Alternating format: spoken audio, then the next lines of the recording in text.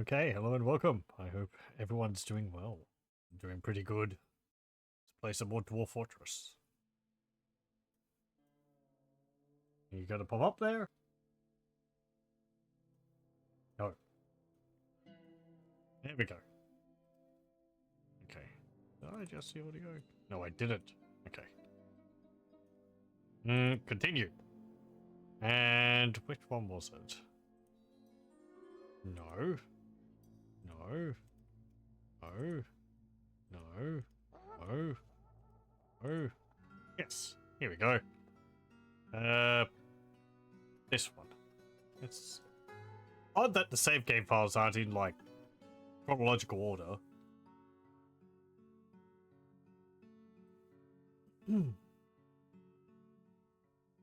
Okay. Here's Apecrafted, which we'd started last time. We are in a sinister biome near a necromancer's tower.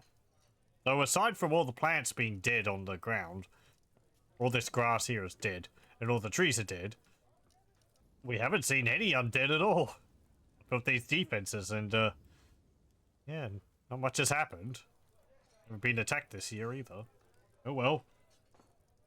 We can just continue constructing the fortress.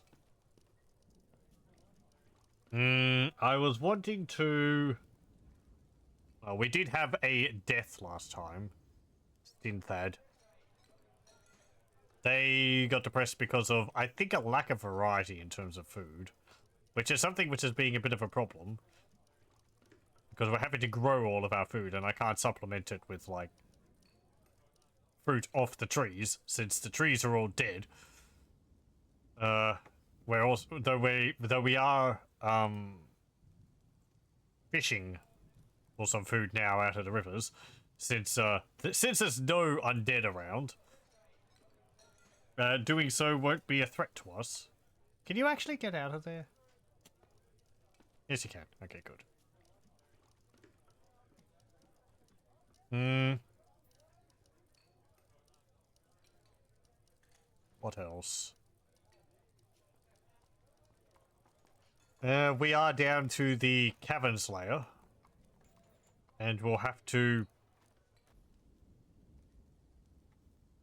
get some of the resources from here because there's bituminous coal around, which will be useful for starting up a smithing industry. Though there is a fair amount of,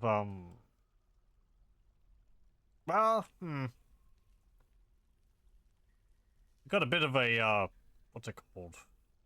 A bit of a leak coming from somewhere. Maybe here?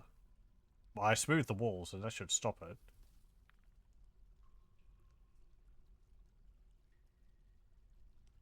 Ugh. But whatever, the water's just going down the stairs and pouring out to here, so it's not that big of a deal. It's not that much. There was a troll down here, but I think it was over this side, so it couldn't get to us. Well, I could actually open up that area and let people go down to the water edge there. That could actually... we did have an attack from a cave crocodile. So I've walled this area off completely. Things could climb over, but cave crocodiles can't climb. So that's fine.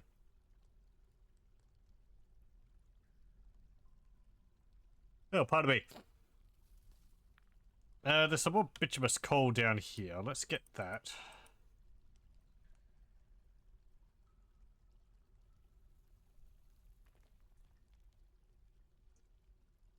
There's some there.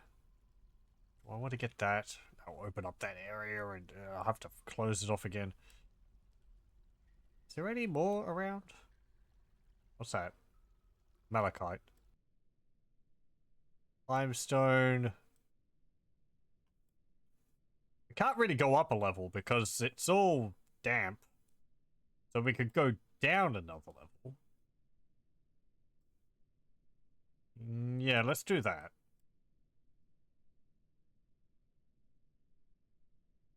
We will dig a staircase. It's a lavender jade there.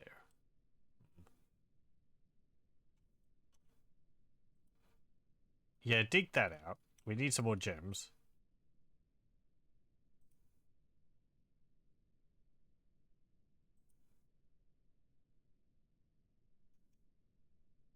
And we'll dig down a few layers.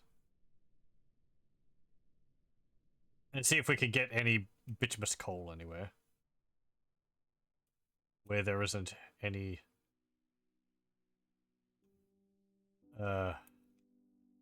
aquifer.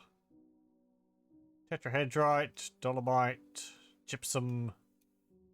You can use that for making plaster. Jet, dolomite, tetrahedrite. Dig down that way.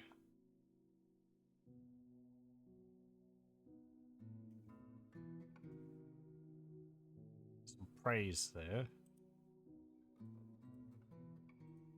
Dig this way as again as well.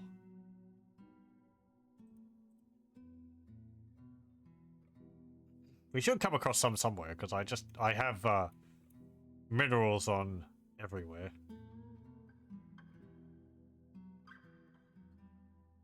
Look along the edges here. Let's see. Jet, dolomite. There's some bituminous coal over there. If we dig over here, we should find some. Any over this way? Ignite. It'd be really nice if you had a method of like filtering resources you could see.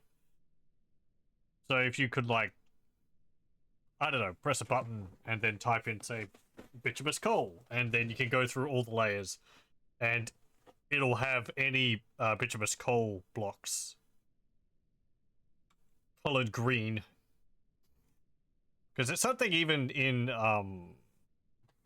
the ASCII version I found difficult was sometimes you could have like a single corner square of a resource and you could just overlook it many times. Some hematite there. I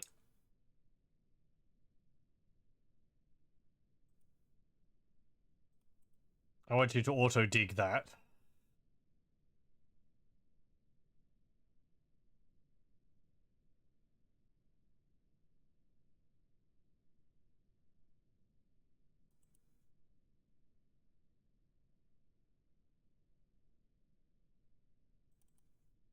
Auto dig that. More jet. Magnetite. Guess you can dig out that. Tetrahedrite. You got that. I'm putting it on auto dig, so that means they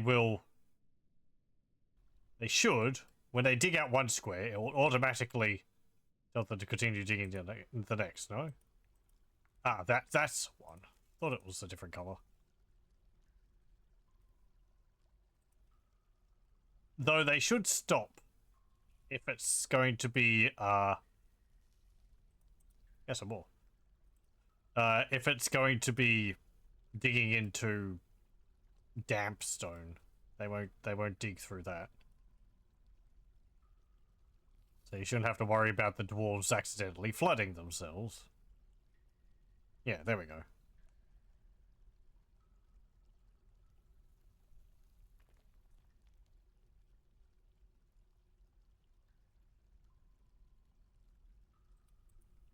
Get that limonite.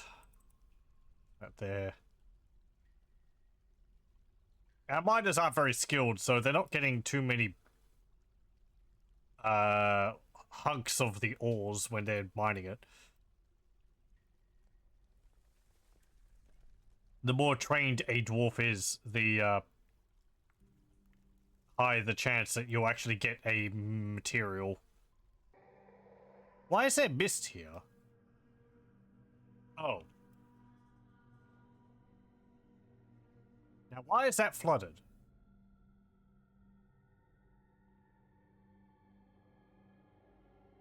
How did that get flooded?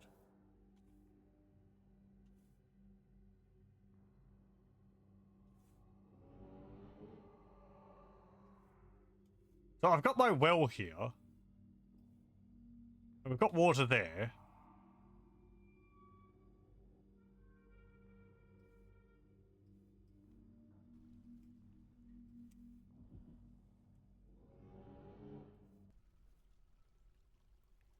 I guess people have been happy from the...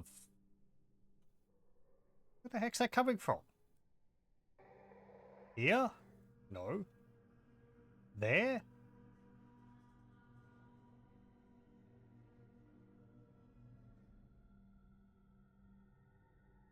Hmm. I don't think it's coming up from the well. Now, there was something... Let me have a look. In older versions of Dwarf Fortress,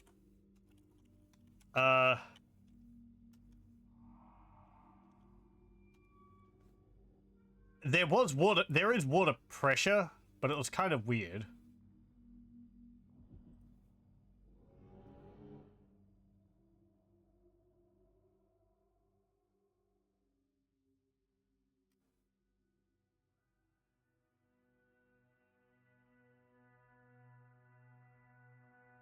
Hmm.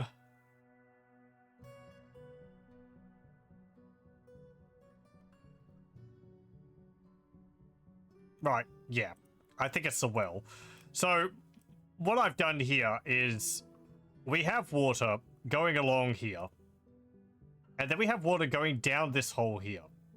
And then I have it going underneath the well. However, because of the way pressure works in Dwarf Fortress, which I forgot about, it means that the water down here is going to rise up to the same level as where the pressure is being exerted from, which is this level. So the water's bubbling up from the well and filling out into here. That's a bit of a problem. I'm gonna have to try and figure out a way to solve that. Namely, cutting off the river, I think. Which would be a bit difficult. I think that thought did cross my mind, but I thought it was handled a different way. Like, you had to make a specific shape.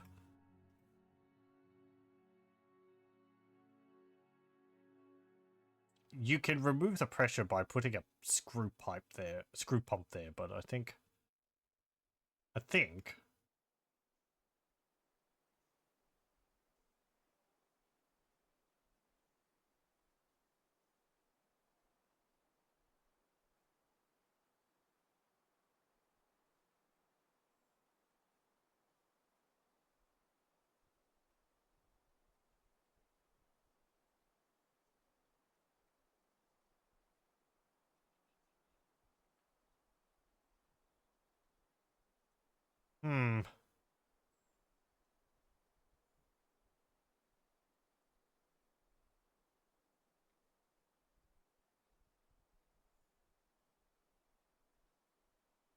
Right, because it...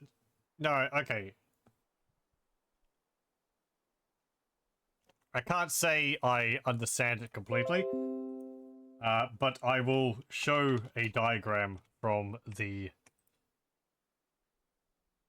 wiki, which can hopefully explain what I'm talking about here. Okay, because this is something which you don't come across terribly often in Dwarf Fortress. I want to make a point of, sort of, well, pointing it out. Okay, here we go. So if you want to read this yourself, it's on the dwarffortresswiki.org page for pressure. So what we've got here is 3 diagrams. I'm going to read what it says on the wiki. In the first example, diagram A, we have water taken directly from a flat river used to fill a U-bend. In this case, the river is free to flow off the edge of the map, so the only pressure comes from the water tile on the top of the U-bend's left side, highlighted in green, falling downward into the tile highlighted in red, so the water on the right side stops one level below the river itself, because even though the source tile is at a river level, the destination tile, in red, whose height the water will reach because of pressure, is one Z level below the source tile.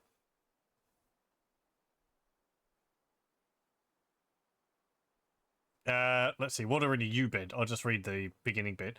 The key to understanding how high a Z-level water will reach is to understand which tile's pressure is being exerted on. Pressure will cause the water level to go as high as the tile upon which pressure is being exerted, but no higher. So the pressure, so in diagram A, the tile which pressure is being exerted on is the red tile, and it's being exerted on from the green tile. In the second example, dammed river. In the next example, diagram B, a dam, not shown, has been placed, which now prevents the river from flowing off the edge of the map. In this case, since it no longer has a preferred area to flow into, the pressure exerted by the river source, highlighted in red, allows the water to fill up the remaining level of the U-bed. Use caution when placing a dam on your river.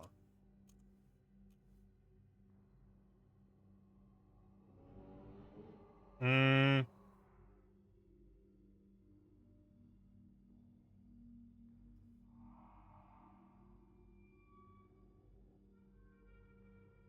then the third one.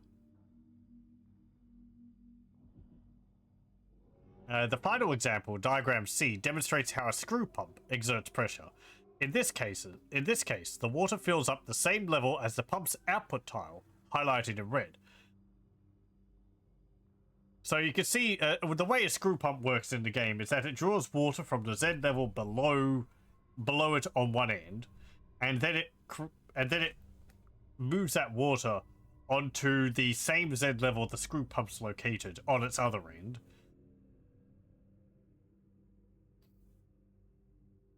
And yeah, so this is where you have to be careful, because you can see in the tank over on the right, I'm gesturing with my mouse, but you can't see, the water will be raised up to the level of where the screw pump is. I think there's a way to overcome this, by, like, changing the shape of it, changing the shape of the U-bend, and it will get rid of, like, the pressure. But, yeah, anyway. So we've got water bubbling up from our well.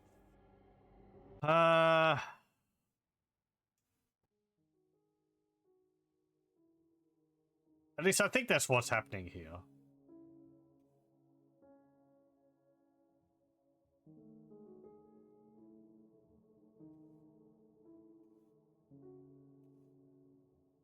I should probably have built the well up here. It wouldn't have been a problem. Gonna have to drain this. That means opening this up. And... or, I don't know, like digging out a huge hole and then letting the water flow into it and then trying to wall it off.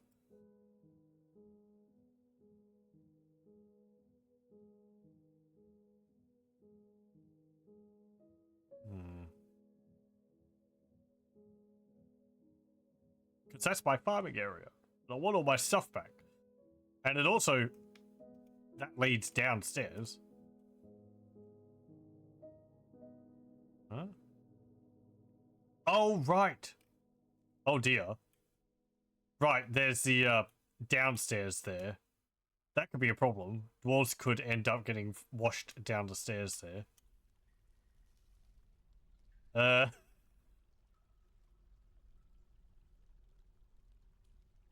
Don't see anyone in the water. There's a giant cave toad.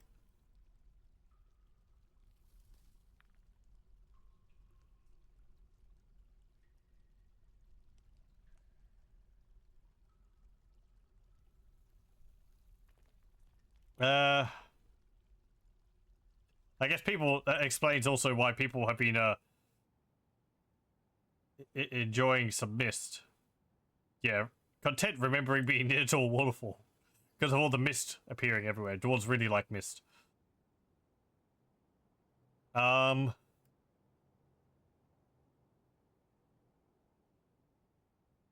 Sure, mist is pretty, but e-gas is dull. Okay, let's extend this over to there.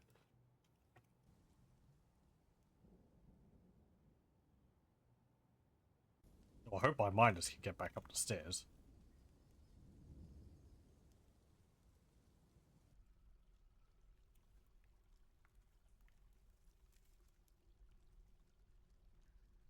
I don't think you can. I think you're stuck down here. Yeah, because you're constantly pathing to, like... stop it.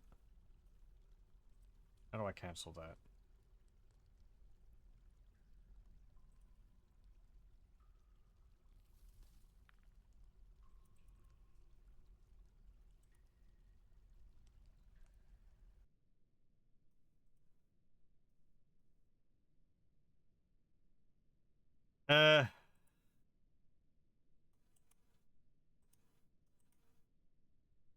How do I...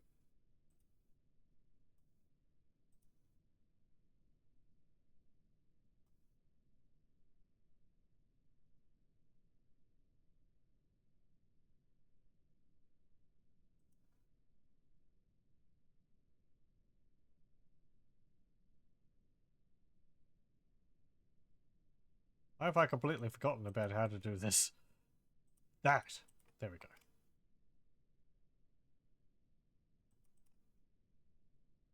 Okay, see if you can get upstairs. Without getting flushed into the, pond here. Yeah, we're flooding... we're flooding the caverns with all the, water coming from the river. Okay, I need to...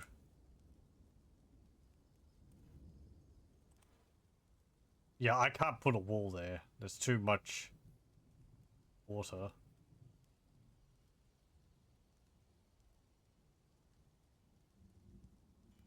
Okay, some people are actually getting in there. Quick! While the water level's lower.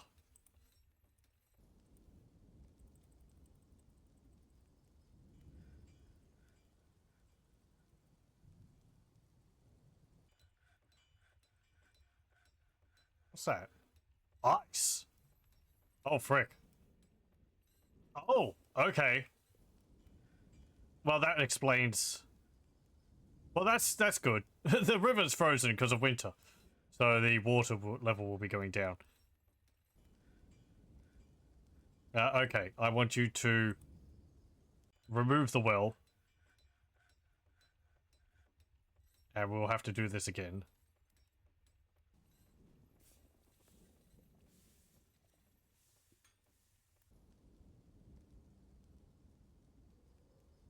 Okay. Now we need construction, floor, just pair logs. The blacksmith has been taken by a fey mood. Build the floor. Good. Okay. That should stop the water from bubbling up. And a wedding. So it will eventually stop on its own. Let's get rid of this. I want you to stop that. There we go.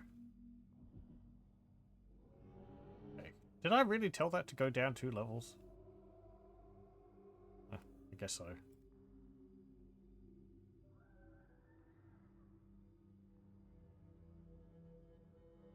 Yep, okay. That water's soaking away now. Are you able to work? Copper bars, rock gems, plant cloth. Okay.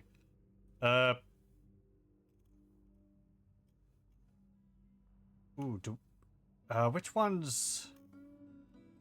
Is it malachite? Which is... Tetrahedrite.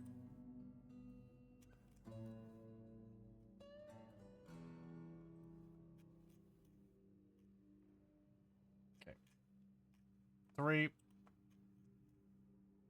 4, 5.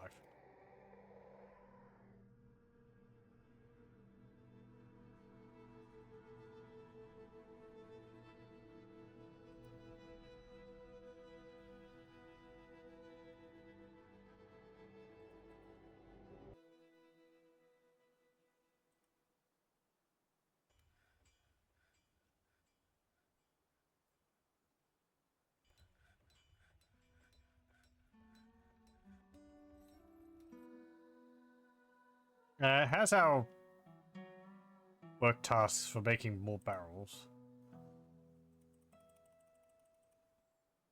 I wanted to make 20 barrels. We need more. Good. We've got the copper bars. And he's going off and getting some other things. What's plant cloth? What have we got? Copper bars. Rough praise. We should have some plant cloth, should we not? We not have pigtails?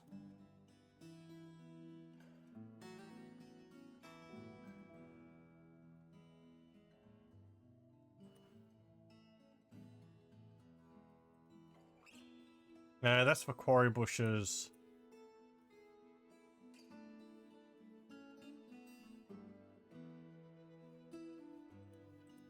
That's supposed to be just for cave wheat. Let's see. Plum helmets. Quarry bushes. Pigtails. And that's quarry bushes and that's plum tails. Okay. So pigtails are over here. Do we not have any more cloth? I guess I was turning it all into clothes.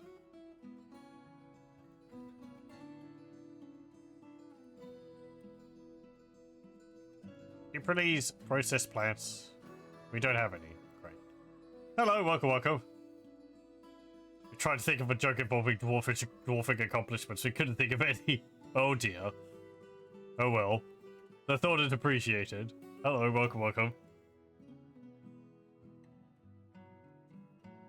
Having no plant cloth is a bit of a problem. And I can't take clothes apart to make cloth out of them.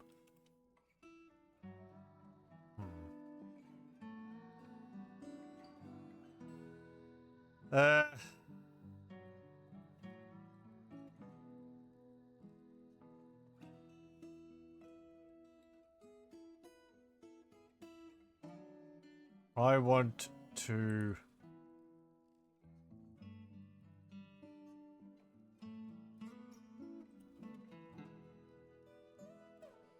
no.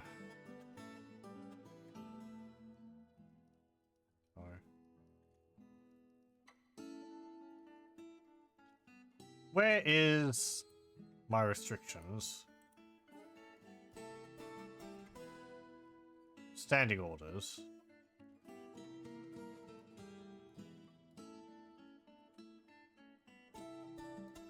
Automate kitchen, I guess.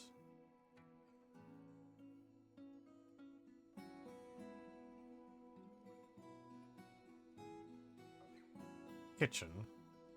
Here we go. So through this, you can designate what you want people to be able to use for cooking and brewing. So you can see here, plump helmets are used both for cooking and brewing. We don't actually have any pigtails to designate, only use them for so I can designate them off from brewing. So, oh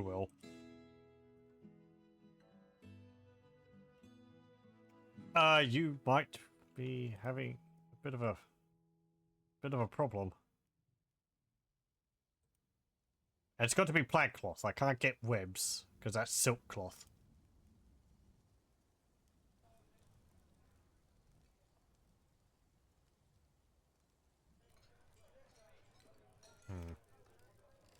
Is there any pigtails down here?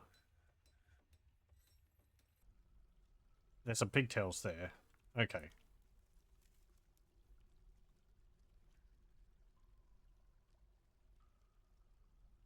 Remove these.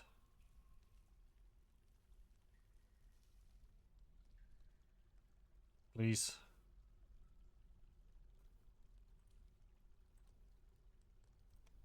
You can harvest these pigtails here.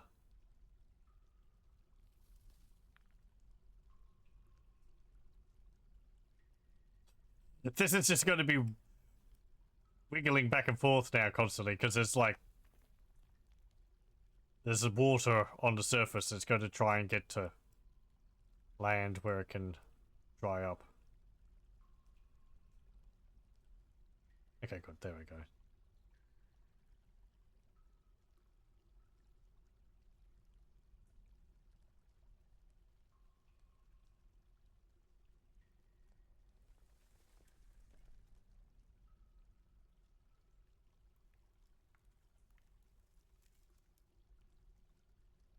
The way Dwarf Fortress water works is it's like 7 by 7 is 7 out of 7 is the maximum for how many layers of water there are in a tile.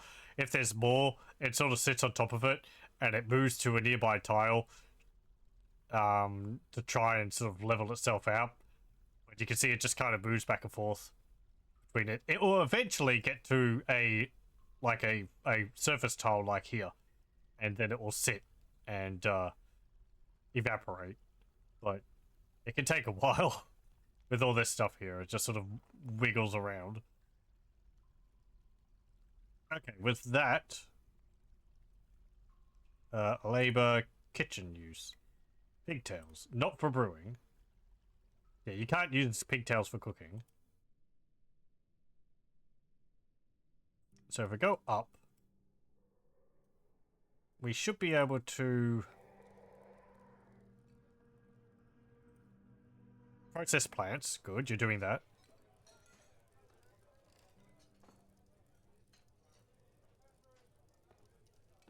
Please someone process the plants. That's you? That's you. What are you doing? Good, you got the pigtails. You will save our dwarf by providing him cloth. Hopefully he only wants 1 bundle of cloth. If dwarves are in a mood and they are unable to get the resources they require to complete their mood, it sort of counts it starts an invisible counter. I forget how many days it is. Where you have a period of time to get the resource to them, but if you fail, then they will enter a negative emotional state, like our melancholy dwarf last time, and they won't recover from it, and they'll eventually die from it because they were unable to complete their life's work, basically. But I believe if you're able to supply one of the resources which they're looking for, say, you know, our dwarf here was looking for copper bars and also plant cloth. If you take a while to give them copper bars, but still within the time period before they go crazy, I think it resets the counter, so you get more time to provide the other resources. I think that's how it works. Let me have a look.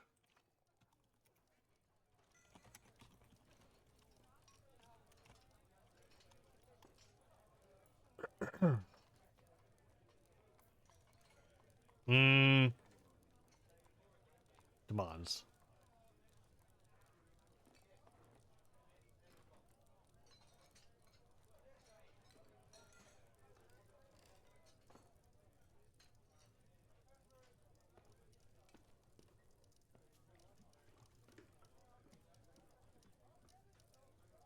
A dwarf will go insane after exactly 50,000 ticks, which at 1,200 ticks per day works out to 41.66 days, or about a month and a half. However, the insanity countdown is reset after every item they bring to the workshop. It doesn't run out while they are out getting something, working on their construction, or on their way to claim a workshop. Only during time spent idling, without either the required workshop or a required item, do they spiral towards madness. Yeah, you have to watch out for dwarves which might get a mood. You'll be told that they have a mood, but you might not have the workshop which they require. So you'll have to build that for them, and then they'll go and claim it. This is frequently the case if it's a dwarf with a skill which you might not have the workshop for, such as, like, I don't know if you can get dwarves with requiring a glassmaker's workshop, but I think we saw it earlier when I had one without a craft dwarf workshop. Dwarves currently under strange moods do not require food, drink, or sleep, so they won't starve.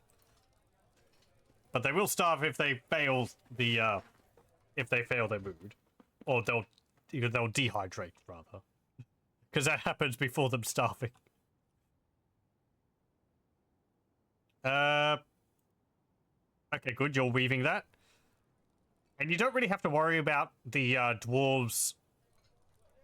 Someone else claiming the resource before the mood dwarf. I'm pretty sure the dwarf with a mood who requires a resource will take priority when it comes to them, like, grabbing that resource. So as soon as he finishes weaving that pigtail thread into cloth, he'll go, yep, he's gone and to grab it. Now, he might need multiples. Nope, he's working furiously. Okay, good. So he has everything he needs. We can see down here, and he will construct it.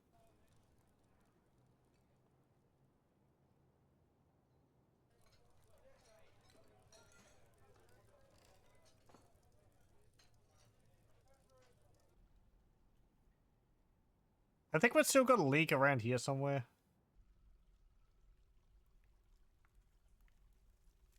But it's not as bad as the leak from before.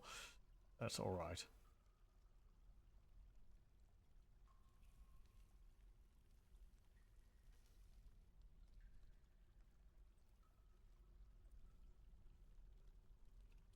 Let me mine this out here.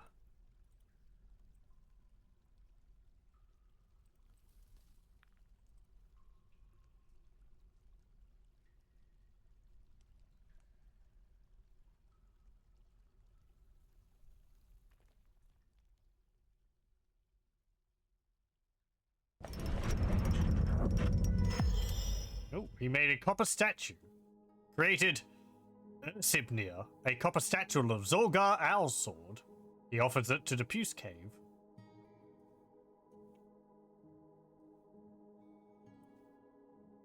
Fat weeps. Wonderful. This copper statue of Zuglar Owlsword. All craft warship is of the highest quality. The item is a masterfully designed image of Zuglar Owlsword, the dwarf in copper, by Cogsack Dacost Dacuth. Zuglar Owlsword is labouring. The artwork relates to the settling of the dwarf Zuglar Owlsword in Apecrafted in the early autumn of 100. It is encrusted with round, brilliant cut praise and encircled with bands of copper and pigtail. I think that's a picture of one of the dwarves in our settlement. Or a statue. Yeah, there we go. Zuglar Owlswords. Hey, you got a statue of yourself.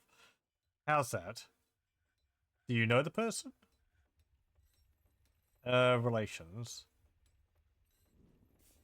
What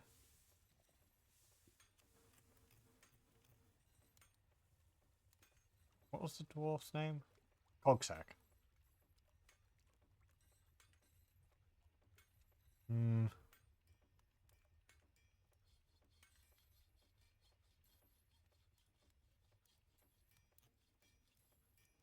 don't think it says you've got a partner. No. Let's see, where's Cogsack in here? There we go. Kindred Spirit.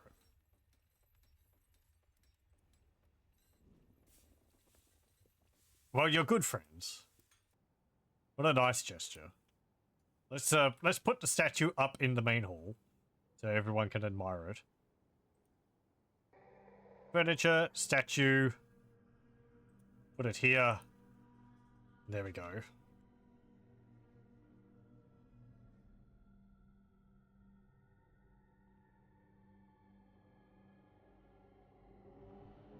The kids constructing the statue. Great. There we go. That will raise the quality of this room by a lot. How much was it worth anyway? Around 3,500 dwarf bucks. We're not very good at judging the value of things. So it's an amount.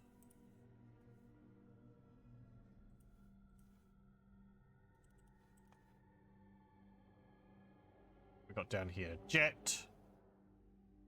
Obsidian. Really?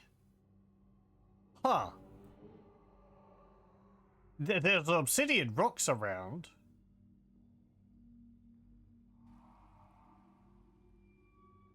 Yeah, there. Obsidian boulder. But we've got obsidian in the mountain? Do we have lava somewhere? In the past, obsidian was only around if there was lava nearby.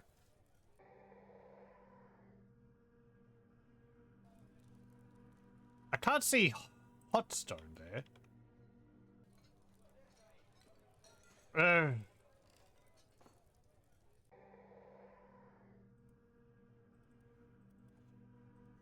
I can't tell them to mine out the obsidian specifically, because it's not a,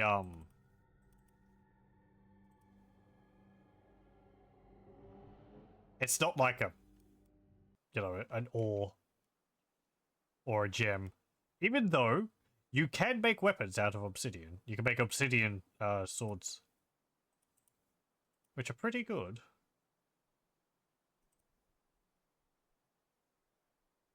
So sardonyx.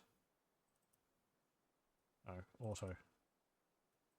Yeah, I can't.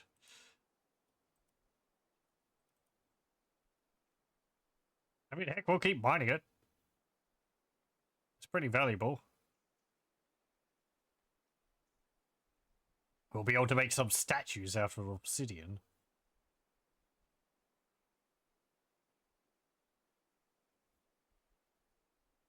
If we find lava here, then that will be all good as well. Hopefully, we won't mine into lava.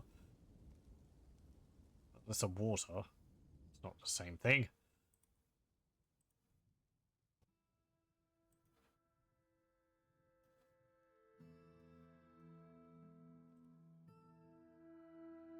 Just like a patch of obsidian? It might be a side effect of me having minerals on everywhere. It's not keeping obsidian just to where it would make sense. I mean, we could already find like gypsum and limestone and so on.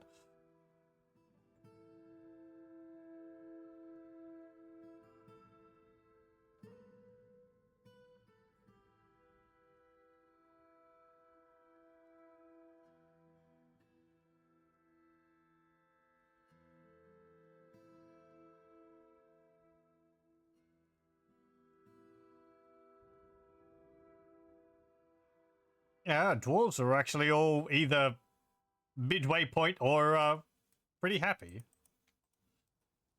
So I've been able to raise everyone's moods up. Native copper. Alunite.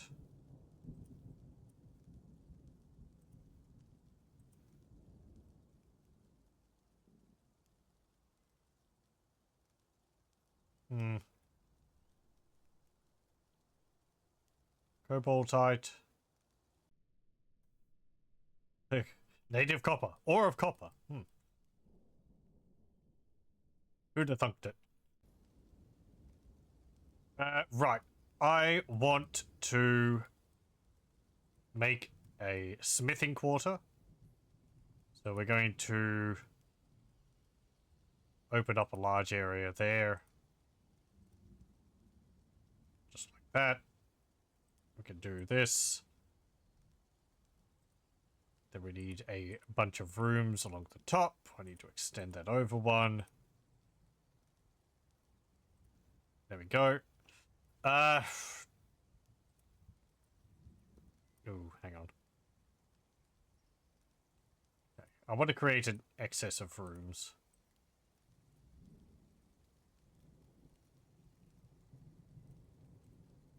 There we go. Hello, welcome, welcome. Okay, there we go. We'll make this into our smithing area. We'll have storage pile for ores, storage pile for finished metals, and storage pile for finished goods. And then we'll have like 2 furnaces, 2 forges, and 2 metal smithing, or whatever, metal smith buildings.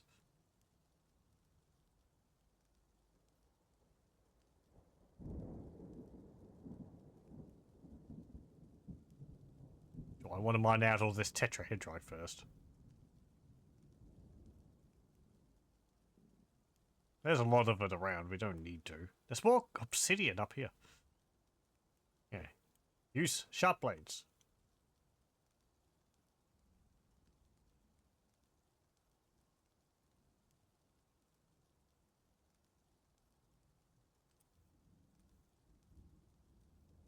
Okay.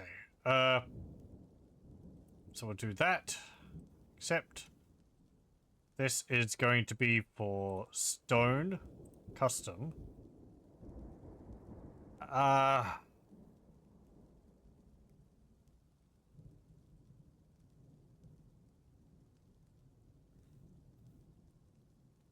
Actually, hold up. Remove that. Make it smaller.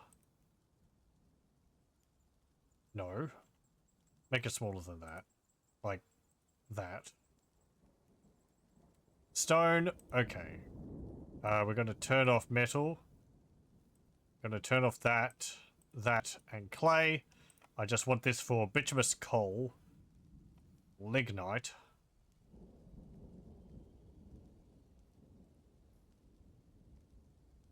I think that's fine.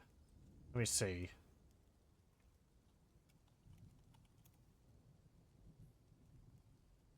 Yep, okay. Lignite's used to make coal as well. We don't need chalk, alabaster, gypsum. That's all fine. Okay, so I want this one to be for holding unprocessed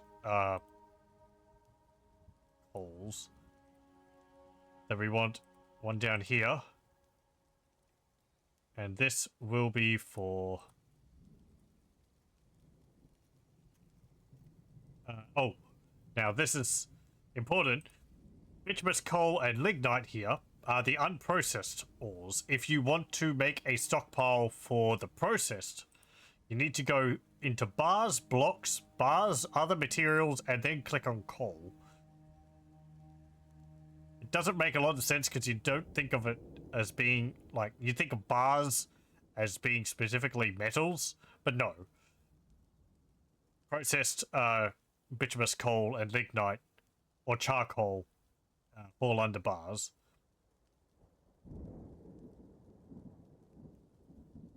We don't need that many bins in there. We'll put 4 bins. Oh, thank you very much for the follow, Catagarian. So that should organize unprocessed materials, unprocessed fuel, processed fuel, and then we could put unprocessed ores. Now this is a little bit more difficult because the unprocessed ores, the hunks of metal which we've been finding, they weigh a lot, and you can set up a stockpile to have a wheelbarrow, which helps with dwarves carrying it around. But it can also take up a lot of time, them, you know, going out, getting another lump of coal, getting another lump of magnetite, hauling it back to the stockpile whenever they, you know, whenever they end up turning one into a bar. So, and you're going to have imbalances of like how much of certain different resources you've got, which is why I was making this small one, but now I'm having a think. Because you could have like a lot more magnetite than hematite.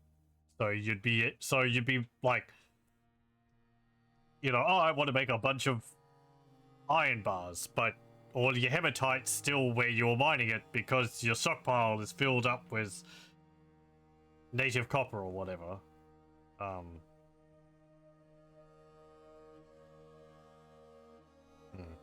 There would be better ways to handle a lot of this. I'm not familiar with that. There's things you can do where you can have stockpiles only draw resources from other stockpiles. So you could have a stockpile whose purpose is to be filled with a single resource, and then whenever space is made in another stockpile, people draw from the previous stockpile. That's something I do for like food and drink sometimes. I don't know if you can control like the percentage amounts of different resources in a stockpile. So you could say, you know, at most 50% of this stockpile is filled up with iron ore. I don't think you can do that.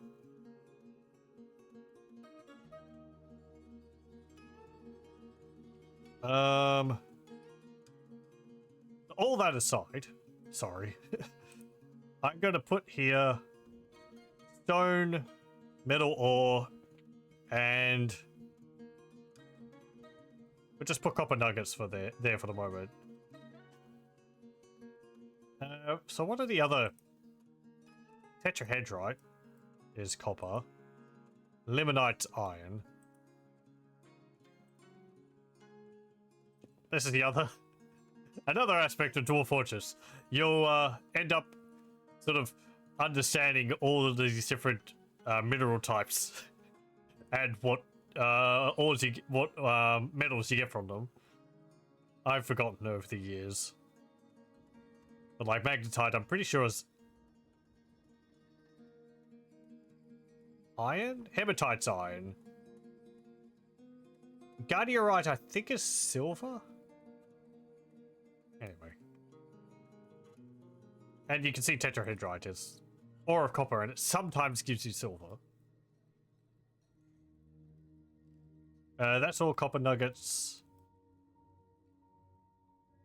It's all realistic. It's how it's done in real life. You're learning. Learning's fun. Limonite, yeah. Ore of iron.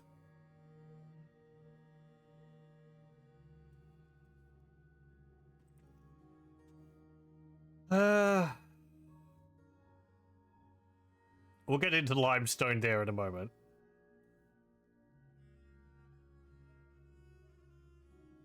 Let me just have a look around. That's hematite.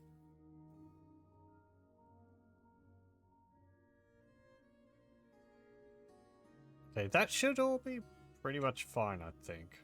I'm just looking at the resources which we have available. Oh, I need to check down here. Dolomite. All that. Okay, whatever.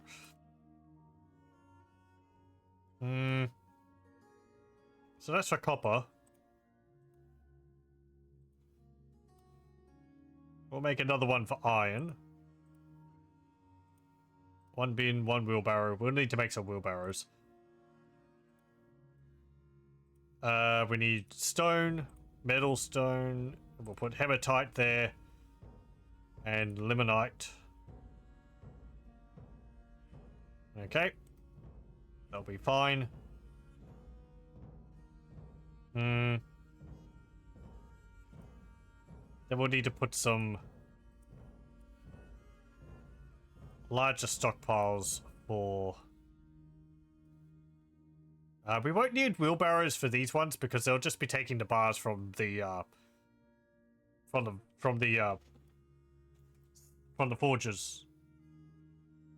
into the stockpile, so they're not traveling a long distance. We'll still want a bin for it, though.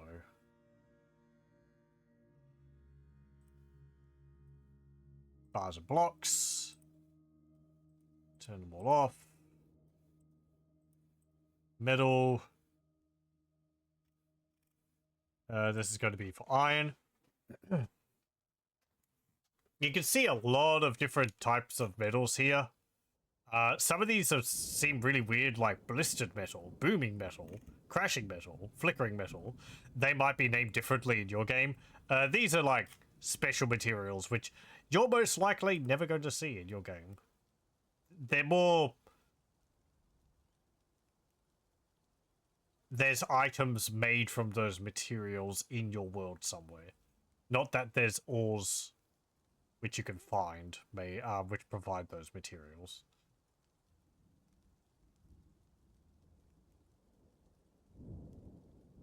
That should be fine. This will be copper.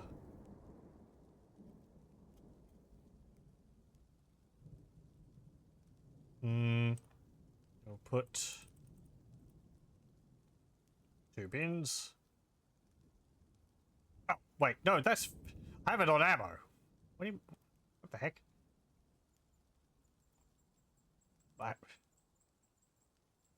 Turn that off. Copper. There we go. No. 2 bins. That's it. Thank you. How was this one? 2 bins. Thank you. Okay. And that is correct in there. Iron. Good. Okay. Right. That should be alright. So we'll need a workshop, furnace, smelter,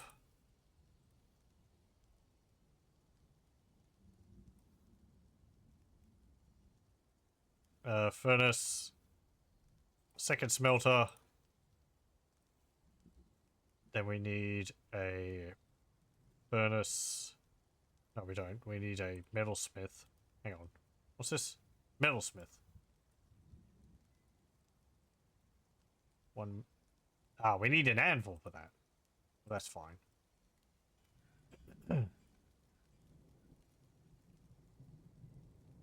It's the awkward spot of you need an anvil to make an anvil. So the first anvil must have been made on like an anvil gifted from the gods or something.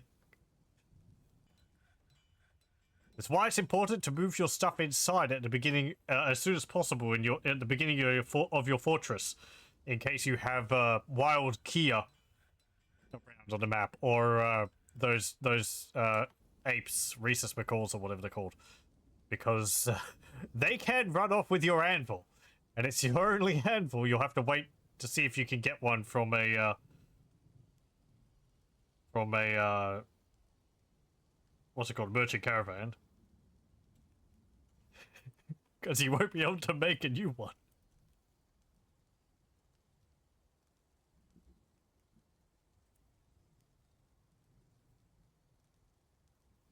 What's this? Sardonyx. Okay. Mind that out. Now we've got a wood furnace, which we'll keep over here.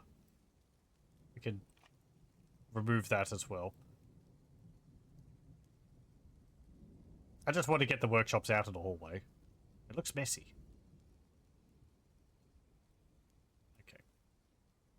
Okay. This area down here, I guess we could turn into a hall. Like that.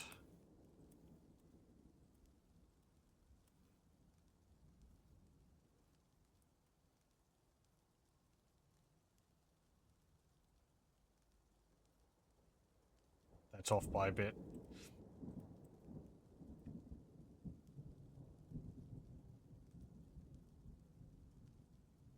Okay. I'm gonna have to fill in some of the gaps in the walls.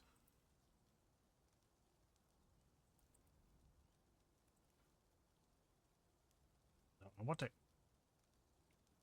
Keep placing it.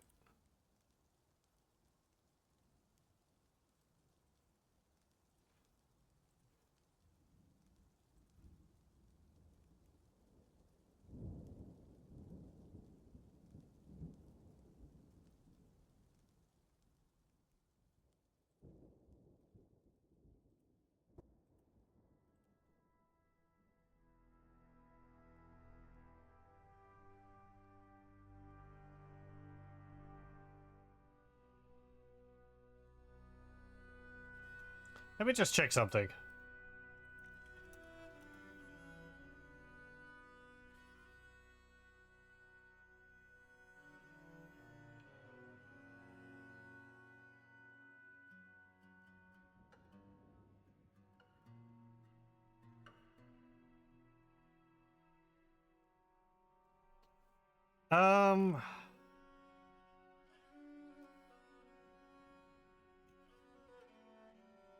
Okay. I was just looking up how cave-ins work, and cave-ins are not really a thing you have to worry about when mining out. In really early versions of Dwarf Fortress, I'm pretty sure you needed to have pillars in a room to stop the roof from falling in. This was like in the 2D 1Z level, the 2D version. But since Z levels were introduced, that's not a thing. You just have to worry about whether you have an unsupported column of something that will collapse. Hello, welcome. Shame you can't engrave build walls. It would be nice if you could. I think you can make them nicer if you make the walls out of blocks, but I'm not too sure. I just use like these lumps of rock on the ground. It does make them stand out though. Even in the ASCII version, they always stood out.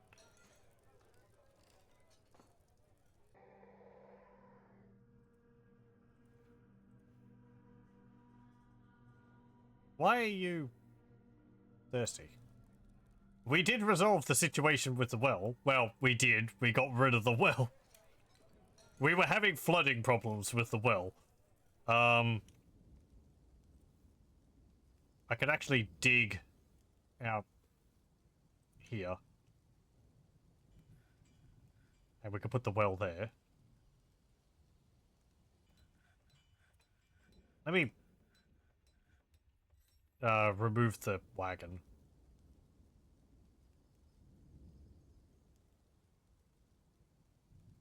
You can remove the wagon. It will provide 3 logs of wood, which can be very useful if you're in a environment with no other wood. You have to be have to use it very sparingly.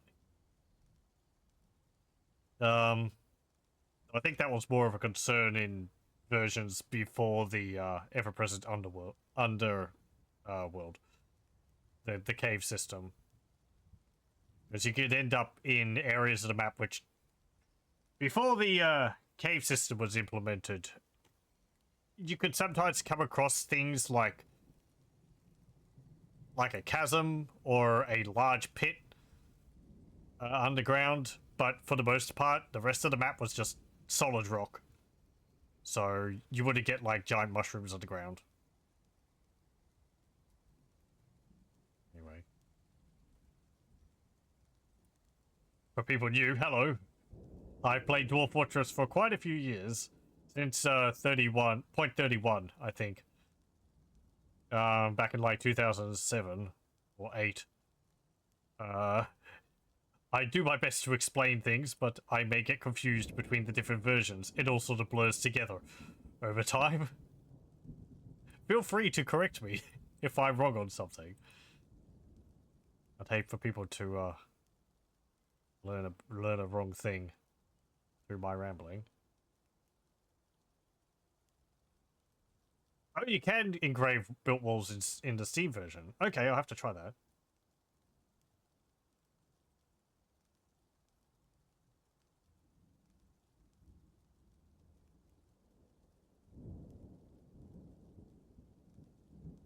Okay, there's the well. Yeah.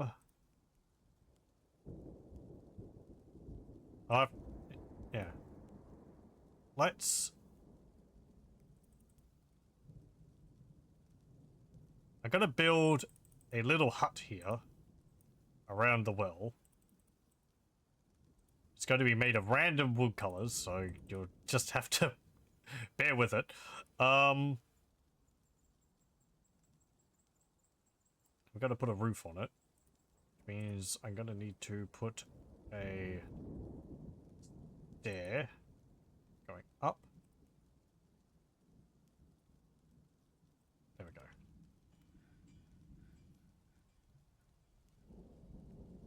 Hello, welcome, welcome.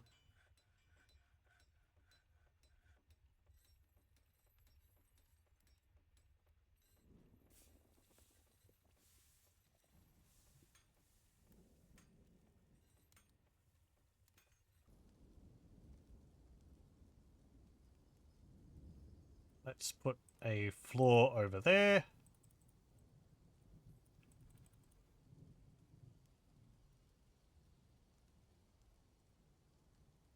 Floor there. Do I have any doors? No, I don't. We need to make more doors.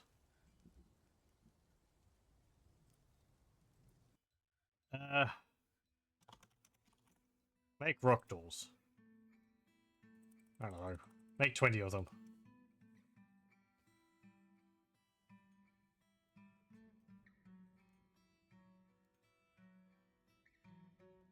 Let me see. Can I actually...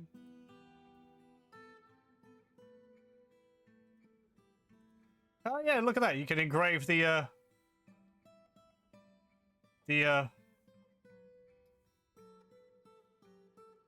constructed walls. That's nice.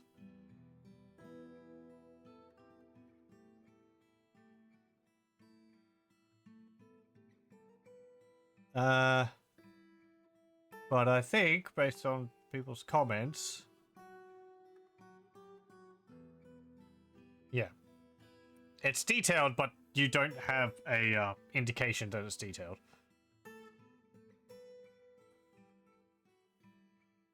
Engraved is a Ingiz Odomkezat rendition of the Tin Past, a masterfully designed image of passion fruit vines. The image is a symbol of the Puce Cave, a local dwarven government. That's us. I can see a problem being there. People are cave adapted and going outside. Or they've just drunk too much. What's your problem? I felt so good! Dizzy, nauseous. He wants to fight. He's been unable to acquire anything.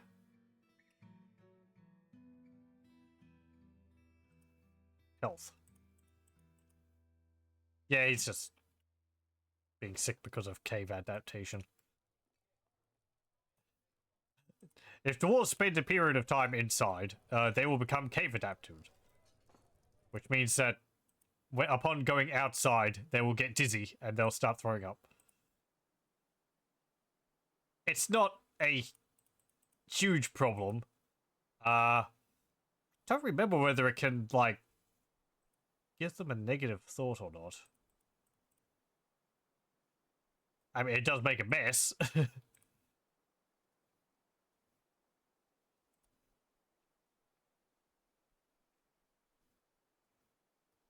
don't know if actually doing what I'm doing at the moment would offset that.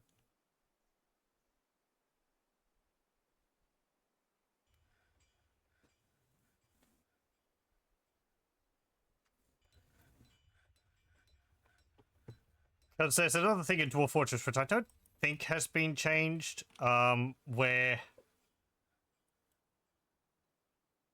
Can you tell in this version?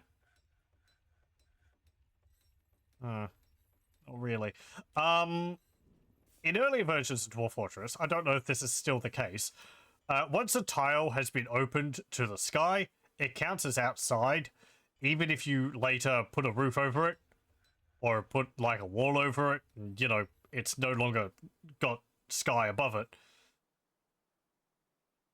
It no longer does. So this actually does count as inside now. That's nice. Has to have a sky access to count as outside. Okay, good. That means that making this little tunnel here outside should stop them from being sick from cave adaptation. I mean, unless they go out here. Oh dear. I was nauseated by the sun. So disgusting.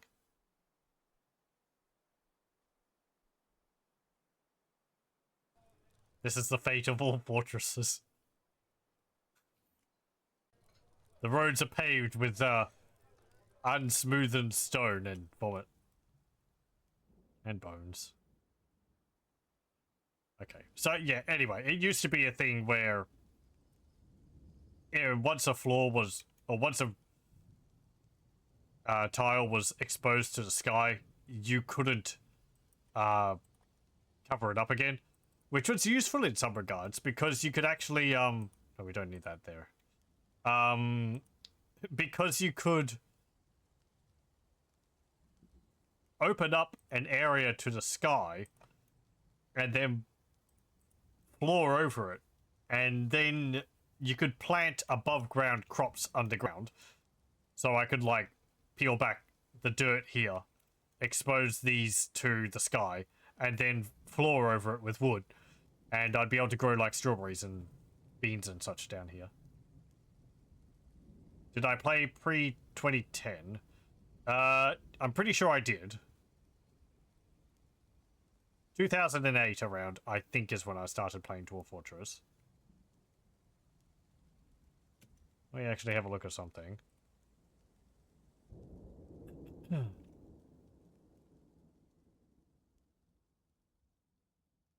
Yeah, I think I started playing in 2007 sometime. Which was the... I think the first version I played was the, like... I think it was like one of the first or second release after the 2D version was replaced. Because I never played the 2D version.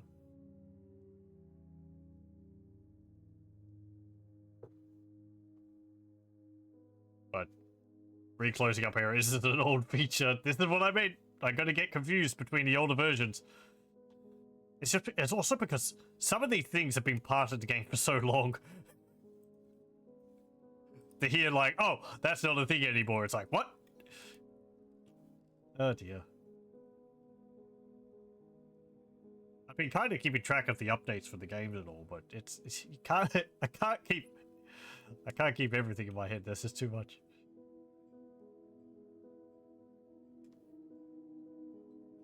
Okay, there we go.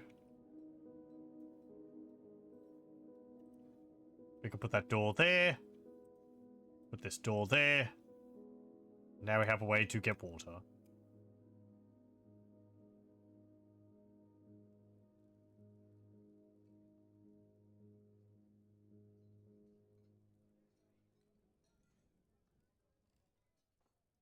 He definitely had closed greenhouses. I'm pretty sure I remember doing it in Steam version. Maybe last time.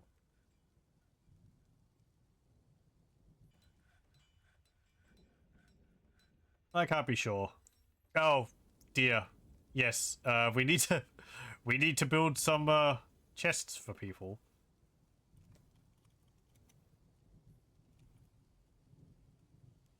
Let's see. We have 20 dwarves. No. That's the wrong one. I keep thinking this is for changing the amount. There we go. Make 20 wooden chests.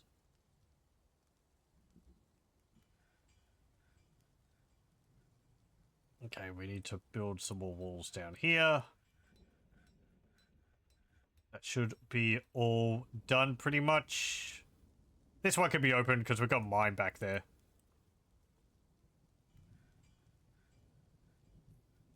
Okay. Then I want jewelers here.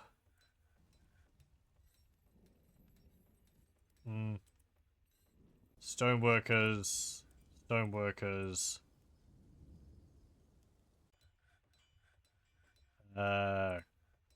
Crafts. Crafts.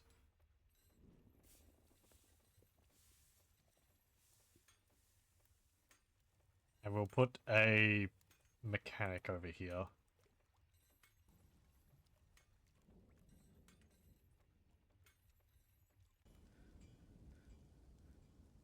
Okay, there we go. I'll leave this one open.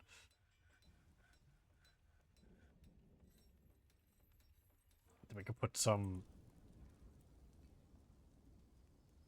No. Be a bit smarter about it than that. Okay, this is going to be for gems.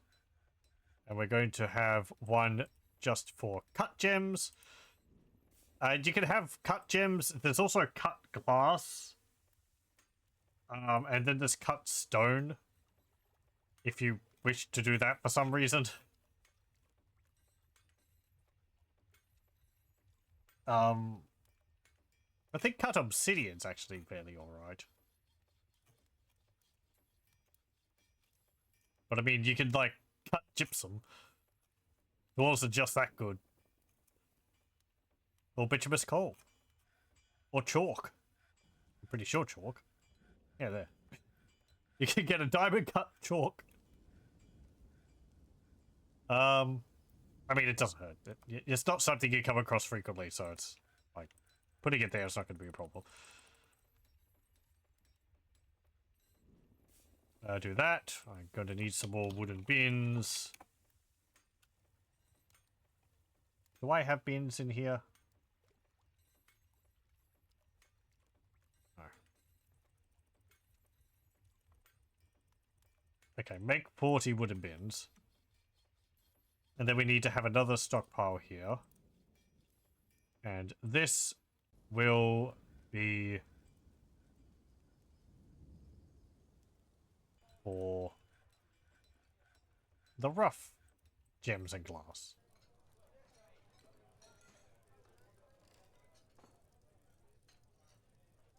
We'll put this down to like 2 bins.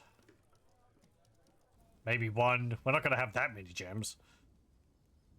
Having to cut gems in bins is helpful because then you can just take the bin to the depot to trade.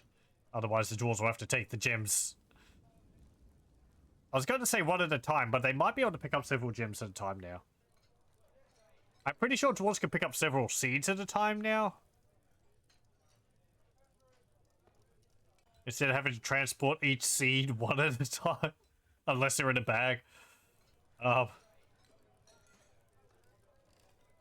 That's another thing which I'm not too sure about.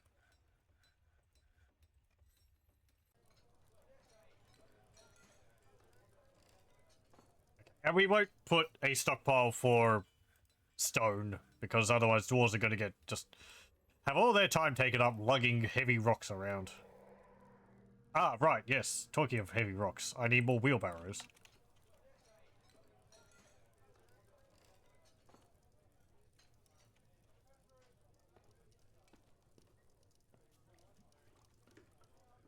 We'll make 20 wheelbarrows.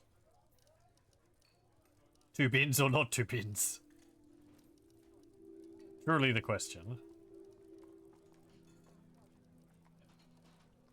2 bins or where are my bins? Why do I not have 3 bins? They're filled up with stuff already. Oh yes, one of the more recent updates. You have these. Oh, right. I still have this stockpile, accepting stuff. We'll see in a moment once I've finished fiddling with this. Has changed the visuals for the bins, so you can actually see what they have in them. You can see these ones have bituminous coal in them, or charcoal and coke in it. These ones have got copper bars in it. This one has weapons in it, and they're made of copper. So neat. Like all these barrels here, you can see they've got the food in them. So you can actually tell at a glance what they have inside of them. So handy. Also, I like the implication that all the barrels with alcohol in them are open to the top. So they have a tap on them if a dwarf has a goblet or a mug. But if they don't, they can just dunk their head in it and drink their fill.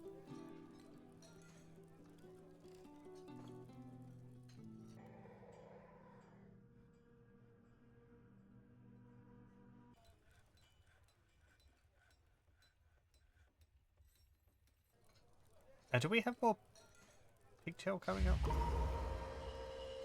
So, some migrants.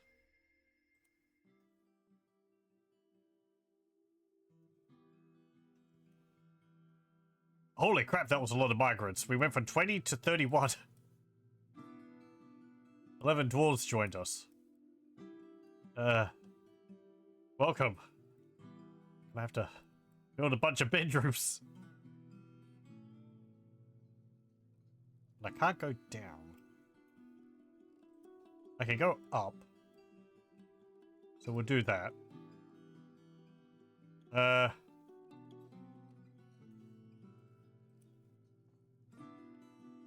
Okay, so 2, 3, 4, 5.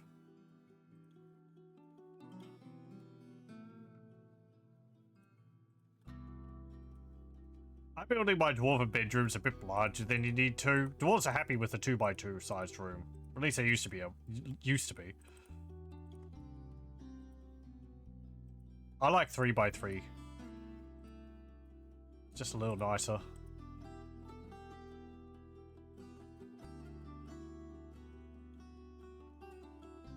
You don't necessarily need to worry about having a room for every individual dwarf. Married couples will sleep together, and their children will share the bed with them as well.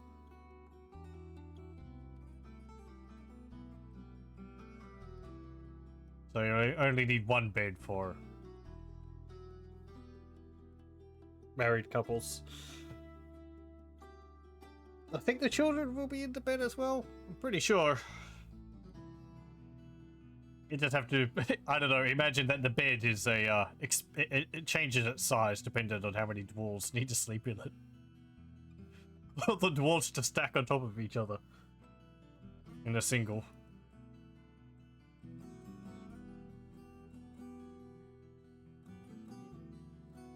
Clown bed, exactly.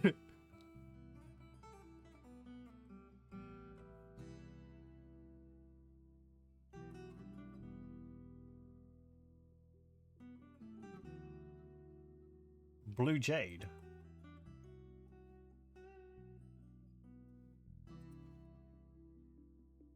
And hematite.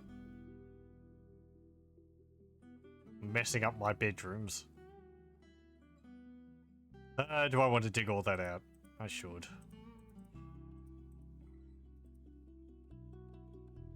It doesn't seem to be that much. You can leave the ores in the walls, and dwarves will get happy thoughts from having some ores or gems in the walls. Because it increases the value of their room a little bit. Like these gems here, you can leave it and smooth it, and they're like, oh, it's nice. Yes, sounding like that in particular. But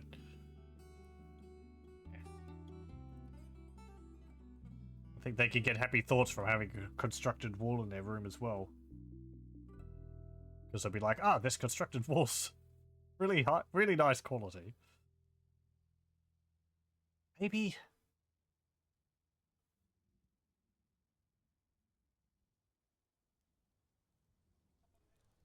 Actually, I don't know if I might have made up something completely there, because I don't know if constructed walls actually have a value attached to them. Assumably they would if you engrave them.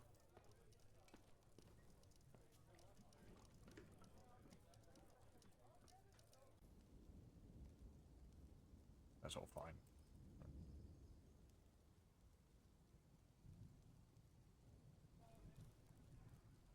Look at all those gems piled into the bin there.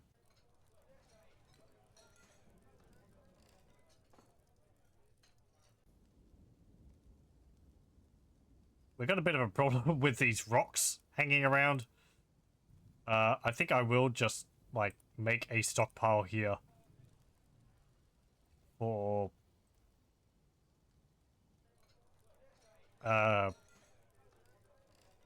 conglomerate, just so that they haul it into here. It's going to take them a while, but it will get it out of the way. Because it's taking up spaces in the stockpiles.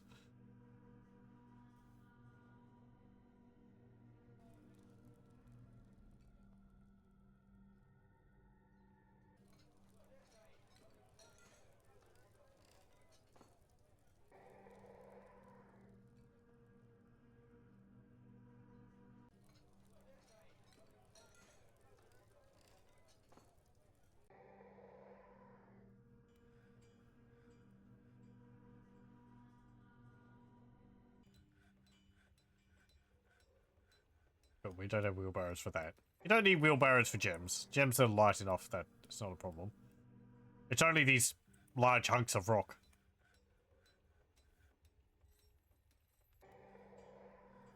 Which slowed walls down. And also the ores.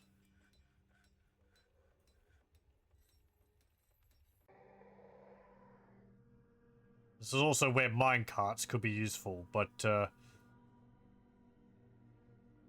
I've messed around with minecarts in the past. I think I even did a video years ago about, like, focusing on using some minecarts in a mining operation.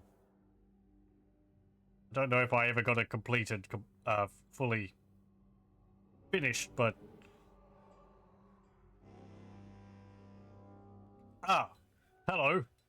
The dead walk. Hide while you still can! What have we got?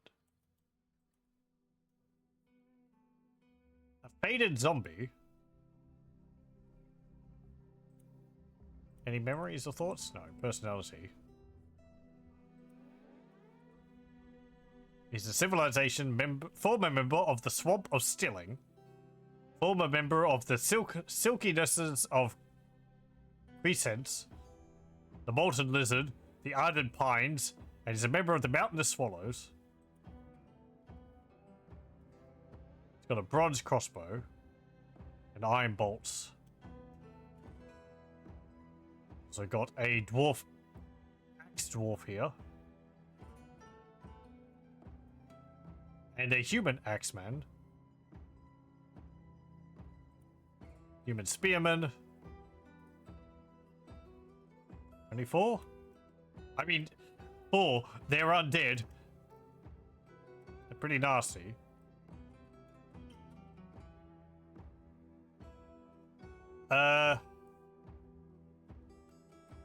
Is anyone outside? I'm gonna need to make a burrow. Here we go. New burrow. Just expand it out to that. That's fine. Except inside. I want everyone to be a member of that. Does that include pets? No.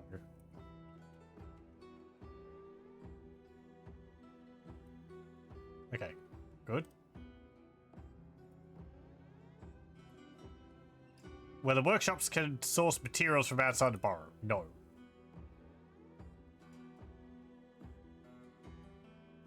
I need to paint this a bit more and paint it like that. I think you don't need to have sections of burrow connected with each other like this.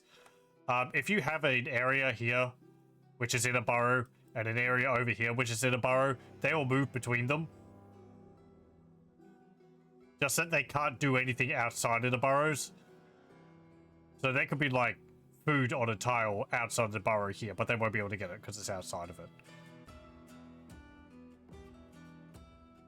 Unless you have the, like... No. You saw earlier there was the source materials from outside a burrow.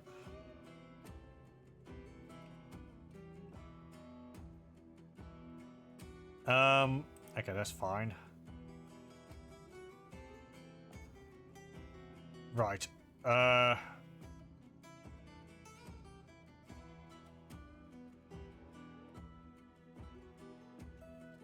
Okay, I want to activate that burrow. How do I do that? No. That's suspend it.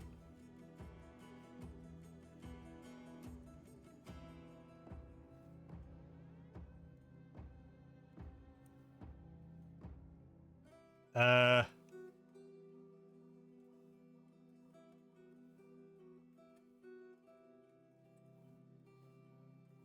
Yes, justice.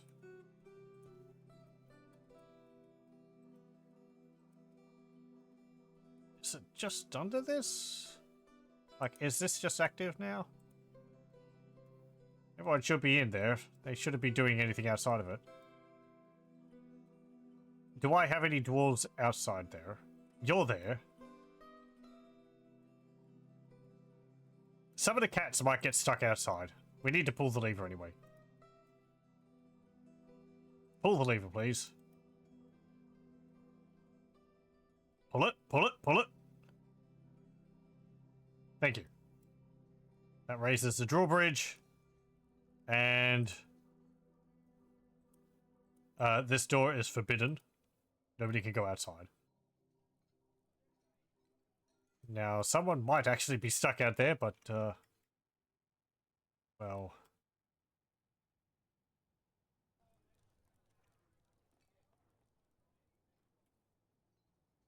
Too bad. Where are those undead?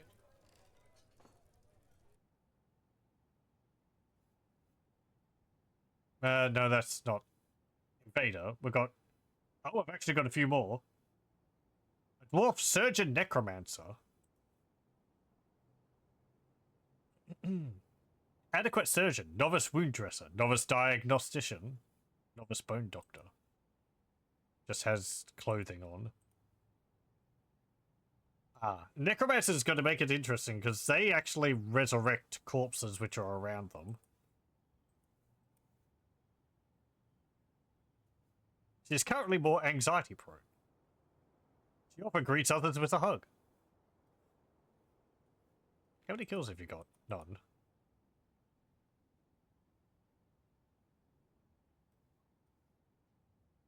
You're the husband of our gem cutter.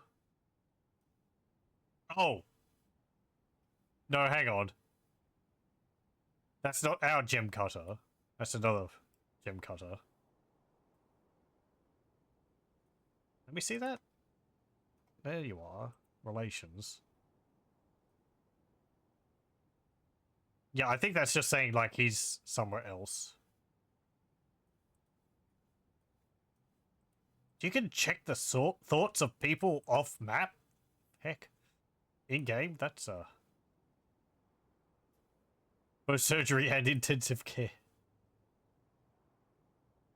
I guess if you're a necromancer, you'd have to be pretty good with a thread and needle. My thoughts on bell scissors.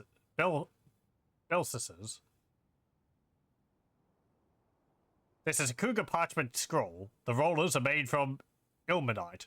Written on the item is a guide entitled My Thoughts on Bell Scissors. Slices? Authored by Etter Bathtogal.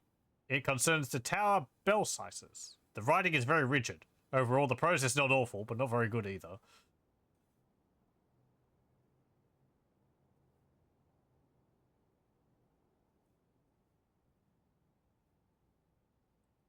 Are you undead?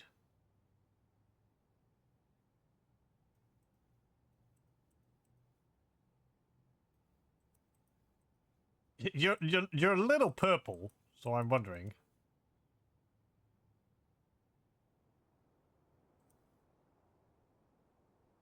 What else have we got? There's a human spearman, 4 human spearmen. Elf crossbowman, a dwarf axe dwarf, and a kid and a woman axeman, faded zombie, and a human axeman corpse. A kid and a woman axeman. Uster tear chopped, 64 years old. Competent axeman. Silver battle axe, steel shield. Small bronze helm, small copper mail shirt.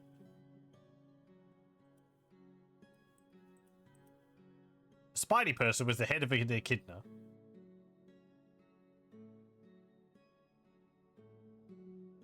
She is unbelievably strong, basically unbreakable. She is slow to tire and quick to heal, but she is quite susceptible to disease. She's incredibly muscular. Her hair is tan, her skin is dark tan, her eyes are black. wonder how that works, because echidnas don't really have mouths. They've just got like a snout with it, which their tongue pops out of. Because they eat ants.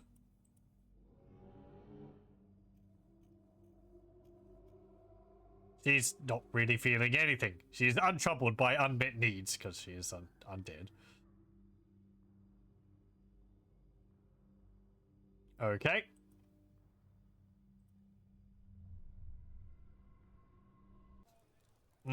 We don't have a military.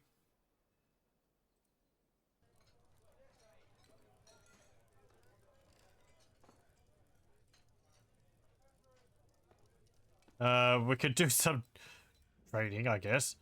Let me put up a barracks. Where? Just here. That's fine. Okay. Unnamed barracks. Training hall. Right, we'll need to create nobles. Chief medical dwarf. We should have one of that. I have no one with relevant skills for it to be to help us medical. What's that? Oh, why are you? What was your problem?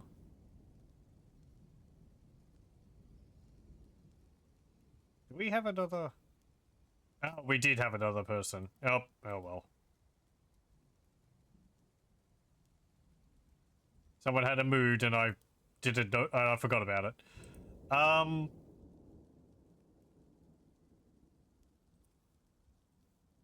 Nobles. Chief medical dwarf. Eeny meeny miny mo. You. You're now the chief medical dwarf. You have no skills in this, but hey, that's infinite room for improvement.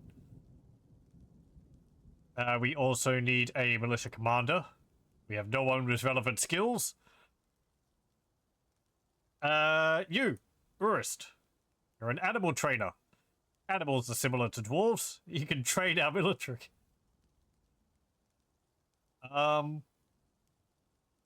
Bookkeeper. Yeah, trader. Thob. Actually, did I put... No, Thob, you're fine. We need to get you a room. Sheriff and Hammer, we don't need. Messenger, what's that?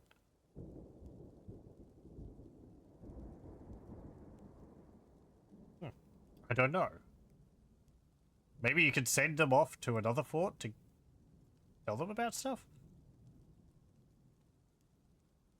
Stand Sheriff. I don't tend to designate a sheriff or a hammerer. I mean, designating a sheriff I don't think is a problem because I think they help with grievances. Or is that the that might be the expedition leader.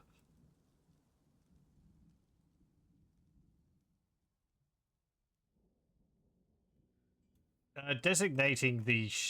I don't tend to designate a hammerer, though, because then you don't have to worry about dwarven justice being meted out.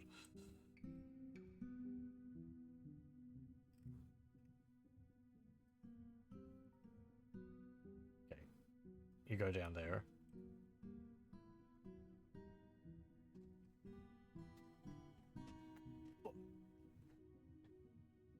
Okay, so we have a military commander.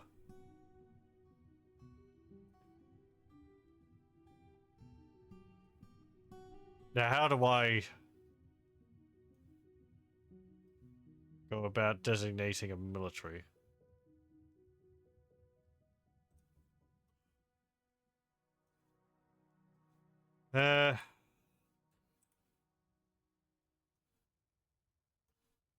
No.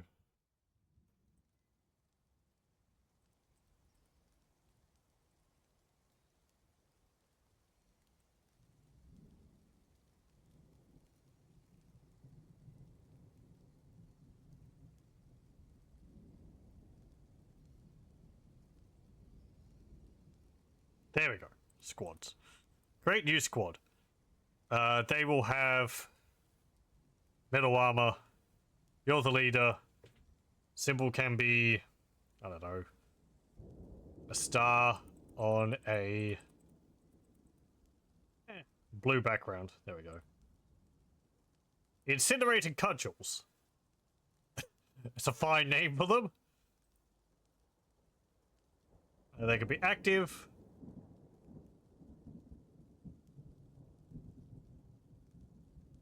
The schedule.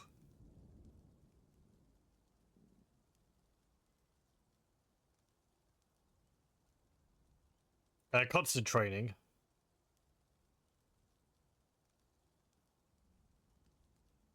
Okay. So they should go grab some weapons. Actually, I didn't designate who was in the squad. So you... We've got a competent mace dwarf, hammer dwarf, novice shield users.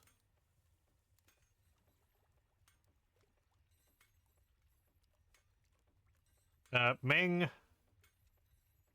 You.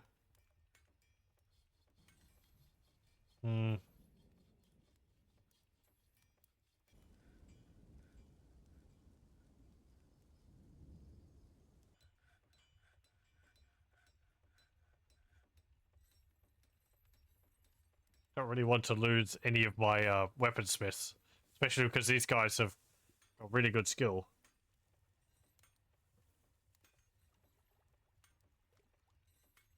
Stoneworker. That's 7. Whatever. There we go.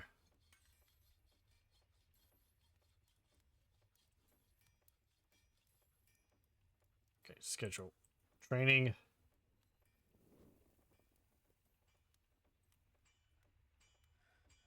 What's this? Assign a training order.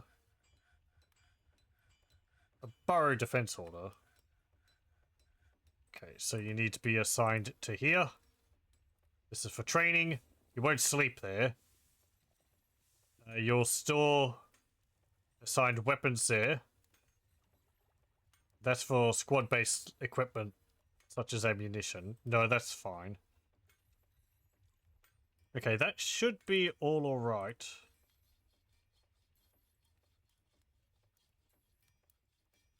We'll put some chests here. 2, 3, 4, 5. 1, 2, 3, 4, 5. Okay. The dwarves getting drafted into the military will give them a negative thought. I think if at least if they don't like military service, I think. I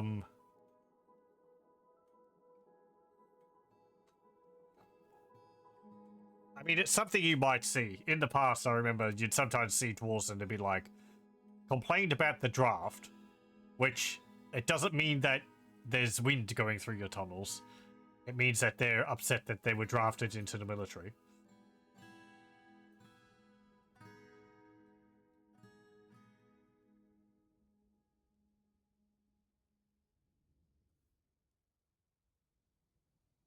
What do you mean you had a drink without a mug? We've got like 20 mugs. I guess we don't have enough now. Look at all these mugs in here. With all these mugs, and you choose not to use one.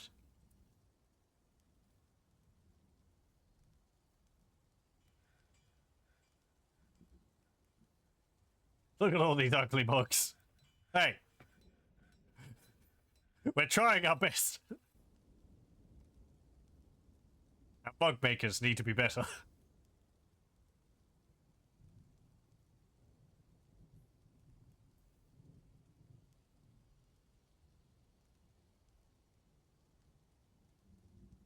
Okay, actually, no, not that. I want to look at the schedule. Yeah, staggered training. So the zombies are just going to hang around outside, hopefully. I don't think they'll be able to... they might be able to climb over the walls. I guess we'll see.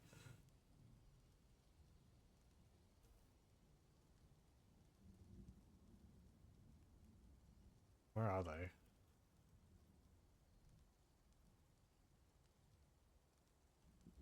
Because we raised the drawbridge, they might not have a way to get in here.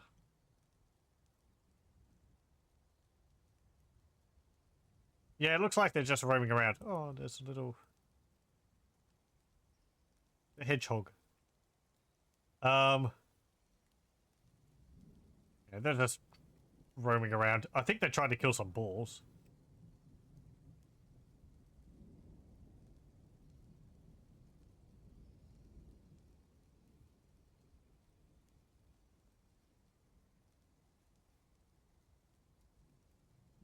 So we'll just let them play around out there. We've got this wall around here, which should stop us from getting scared by them.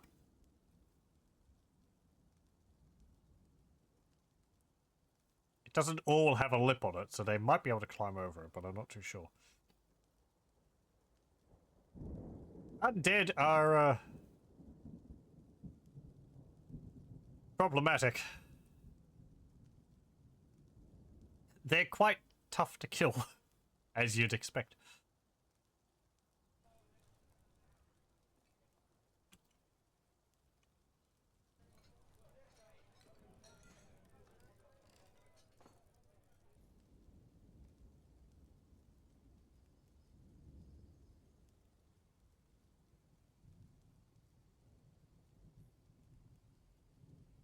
Especially when you've got a necromancer nearby, which can raise them back from the dead again. or bits of them back from the dead.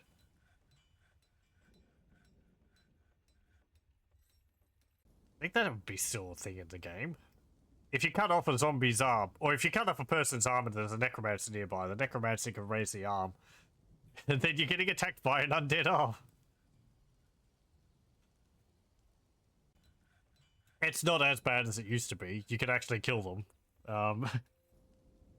You have to pulp them enough, I think.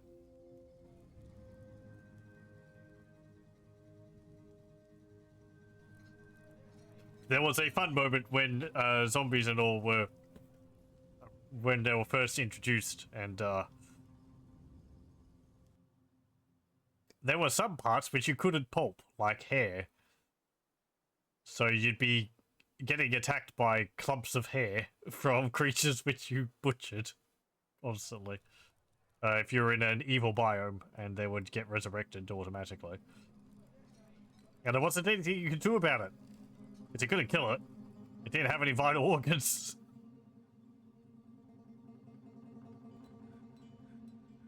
This is why I created this pit over here to, like, dump corpses into, but we don't need to do that here. Things aren't coming back from the dead.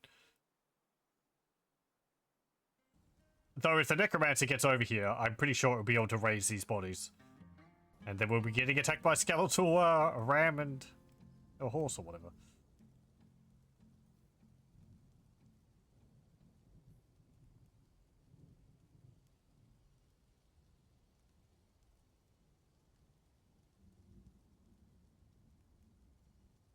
Don't think I'm cut out for this.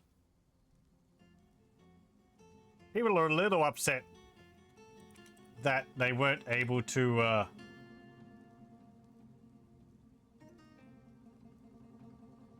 oh right, you're stricken by melancholy. That's why you're really upset that they haven't been able to pray to their gods for a bit. I have to make a temple. I think you can make a temple for all of them, rather than a bunch of individual ones.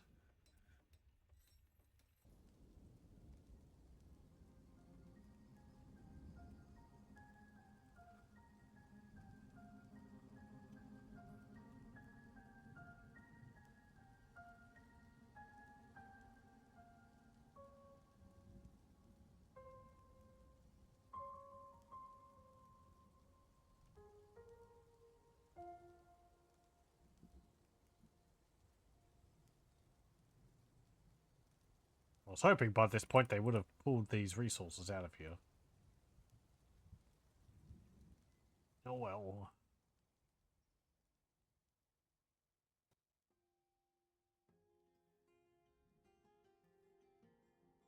How's your skills going?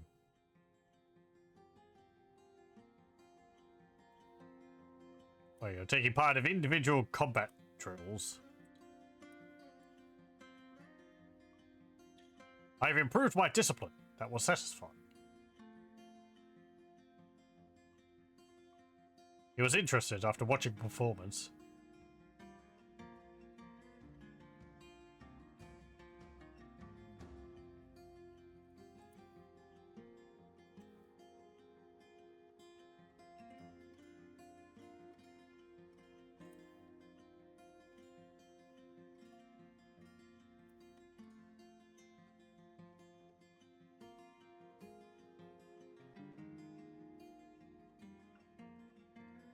Let me...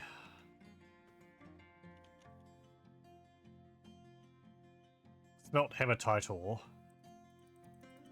Put that up to 20.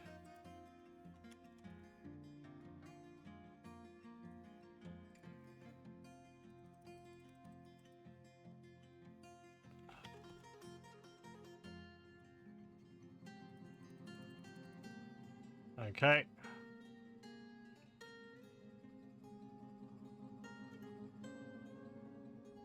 Actually, can I do that in a better way? Let's see, smelter.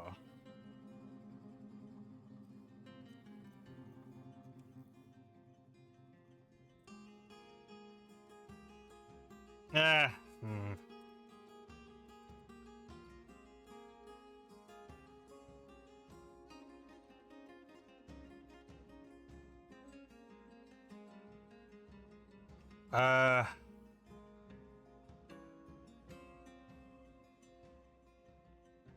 this one, I think? Hold on.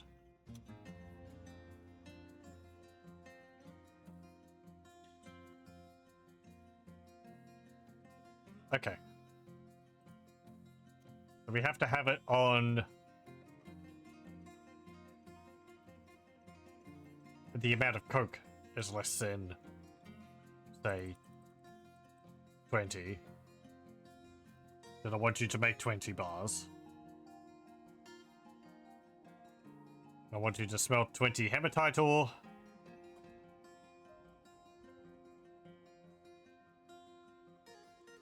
Bump that up to 30, actually.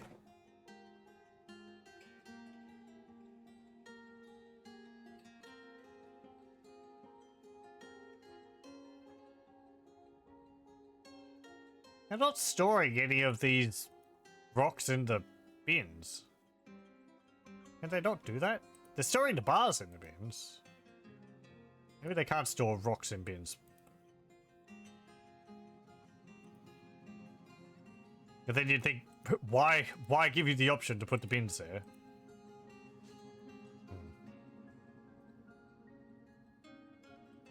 I don't know.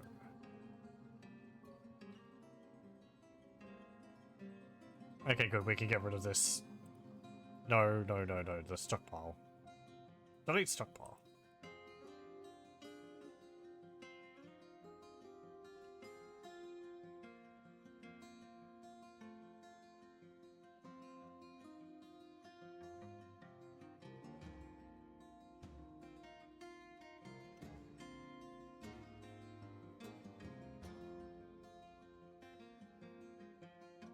Start smoothing out this hallway.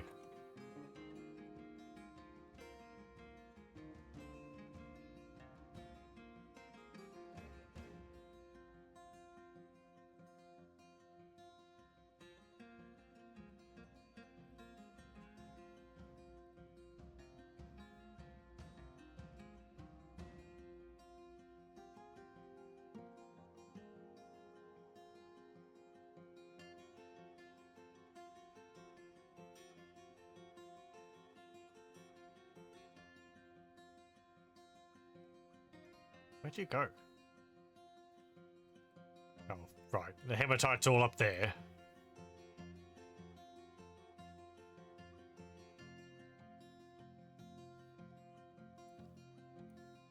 Make that a little wider. Ah, we got some iron bars. Fantastic. So we have 10 dwarves in the military. Means we're going to need armor for them. And weapons. They've got, I think, copper weapons. Yeah, copper spears. We have a bunch of copper weapons. Could be alright for the moment, but we'll upgrade their armor. So, metalsmith. Forge. Iron. Anvil. Actually, no, I don't need to make a task for that. I'll just tell you to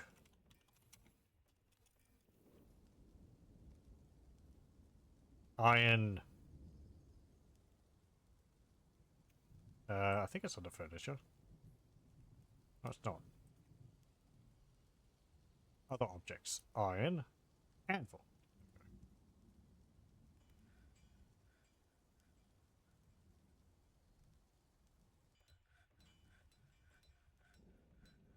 We need to create armor and weapons for them. And I'll go over all the different types of armor you need for the dwarves to make sure that they're fully protected.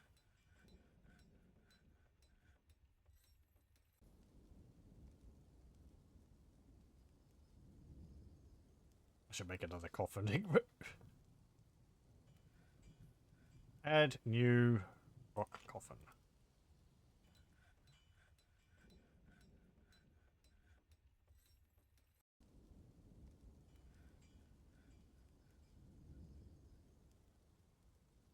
How's your training coming along?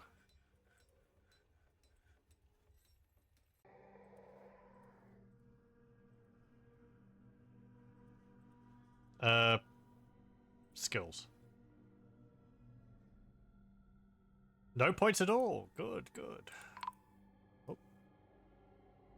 Chap has been found dead, dehydrated.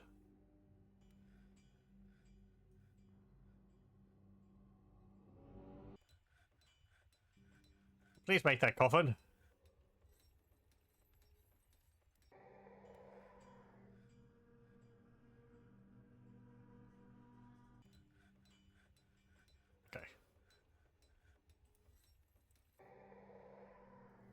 Furniture, burial.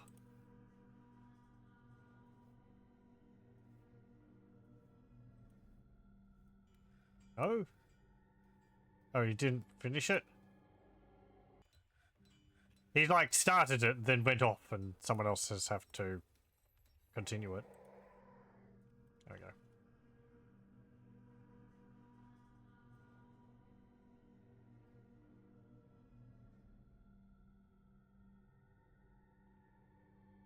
Okay. Tomb.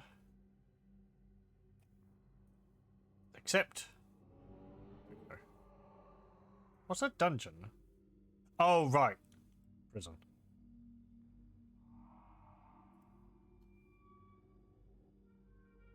Hey, look, they've actually become,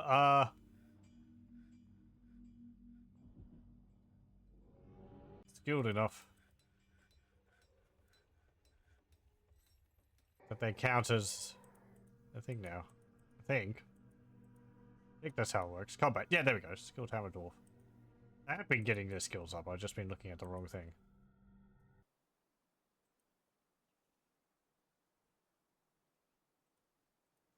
Competent sword dwarf.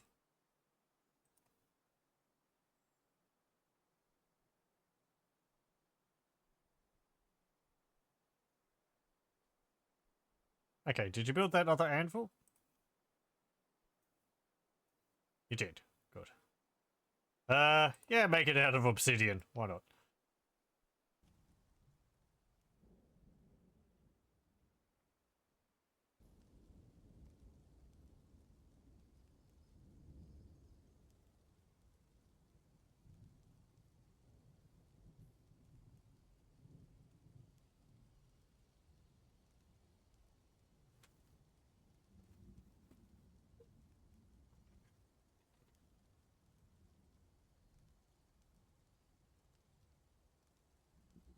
The other problem, aside from the undead being very difficult to kill, is that unlike living creatures, they don't flinch.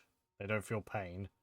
So cutting off an arm or a leg doesn't really stop them much. It'll be difficult for them to swing a weapon when their arm's off, but like they can still like punch you with their other arm or wrestle you to the ground. They also don't get tired, which that could be a big killer. Your army just and your militia or whatever just ends up getting exhausted trying to beat the undead to death. And then they collapse from exhaustion, and then the undead kill them.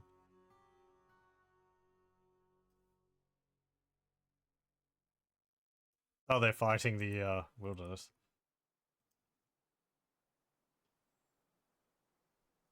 Maybe the boars will deal with them for us. There's a here.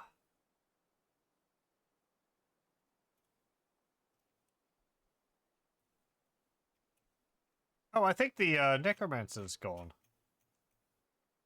They dead? No.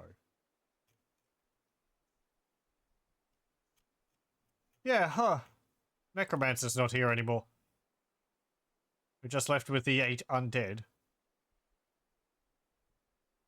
Now, I don't know the specific difference between...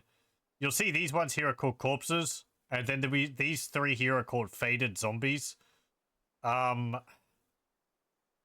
think that is related to like their creation. These ones count as undead, and these ones count as invaders. I think these faded zombies, they're actually able to think and speak and all still. But these ones are just like, you know, traditional like undead. They don't talk or anything. Let me actually have a look. Hmm.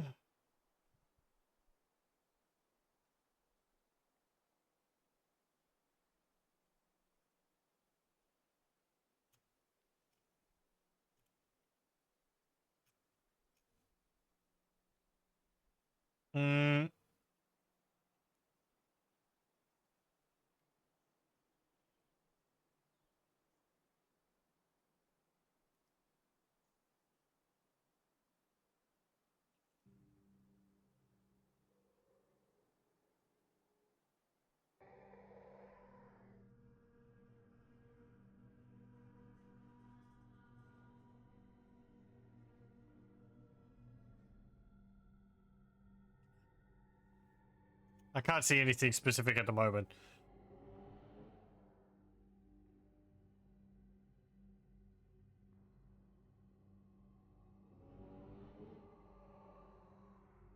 But it is related to, like, how they're created.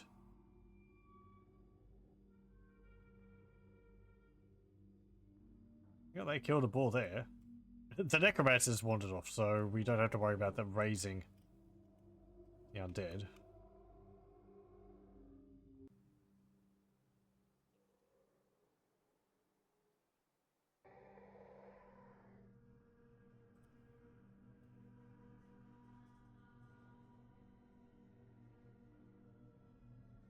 Are you still on...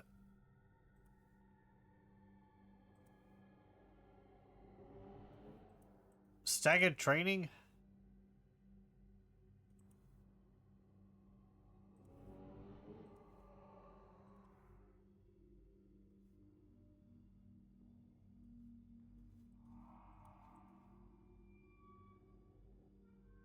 Yeah, they should be.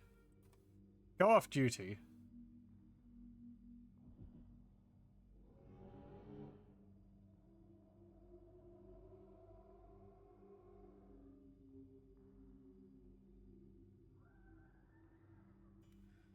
Okay. Go off duty and have a rest. Because I've got some other jobs which need to be done.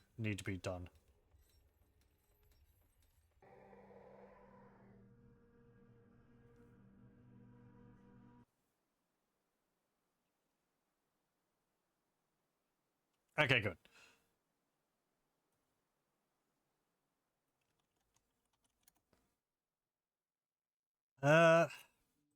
Let me bring up this visual. I've shown this off before.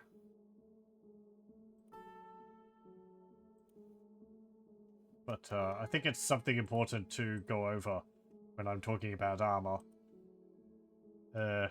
Especially if you're new to the game. That's the wrong thing. This one. Okay, so this handy dandy chart, which I think is still relevant.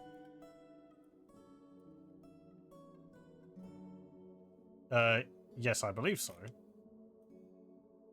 Is how armor covers the body in Dwarf Fortress. And the different types of the names of the different types of armor. There are some things you need to be aware of. If you see up the top there in the top left, it will have breastplate, vest, and cape.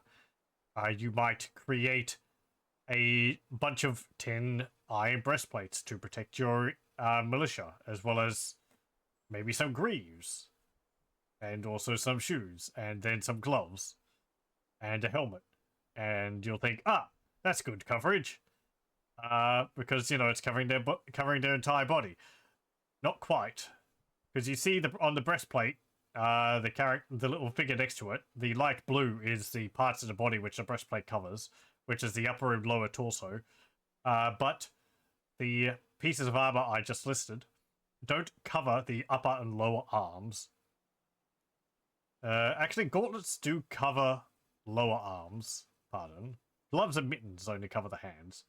But that means that the upper arms are exposed. And that means that it's easy for enemies to cut your arms off. Because they're not protected. To solve this, you can create... you can create chainmail. You can see down there, toga, leather, armor, chainmail. And that covers the upper arms. It also covers the face and the neck for some reason. Where you can see the helmet covers the upper head. Doesn't cover the face, though.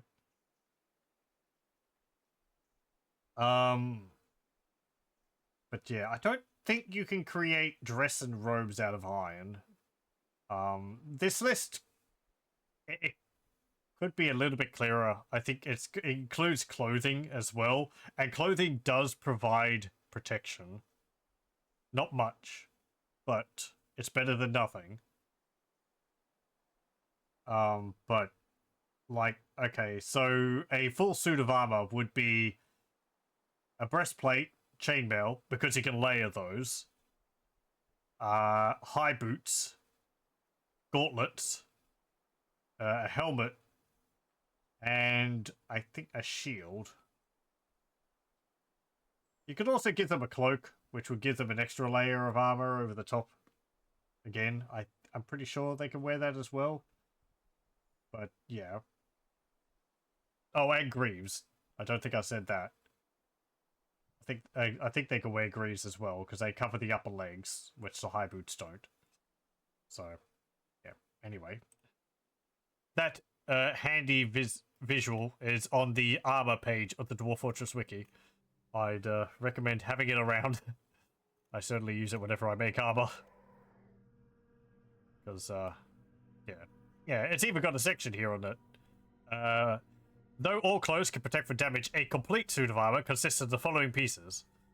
For the torso, male shirt, upper body, lower body, neck, upper arms, upper legs, and or breastplate, upper body, lower body only. Head, a helm. Arms, gauntlets, hands and wrists. Legs, greaves made of plate. Feet, high boots, feet and lower legs, and a shield. So, there you go. You have the wiki search as a search engine in your browser. There you go. Also, hello, welcome. I've played this game for years and I still use the wiki. I can't remember everything.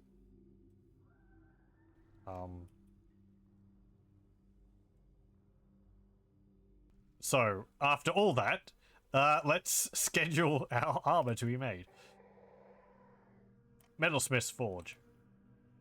Iron. Iron breastplate. We want 10 of those.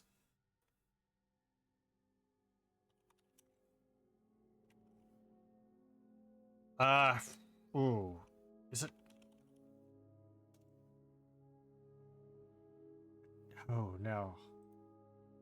Now I'm having to have a think here because an iron chain may be just like a link chain, right? Like what you use to chain someone to the spot.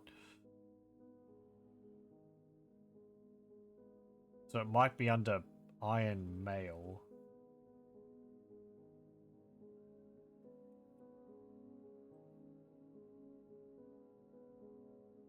Mail shirt. There we go. Forge iron mail shirt. That's what you want. You don't want chain mail.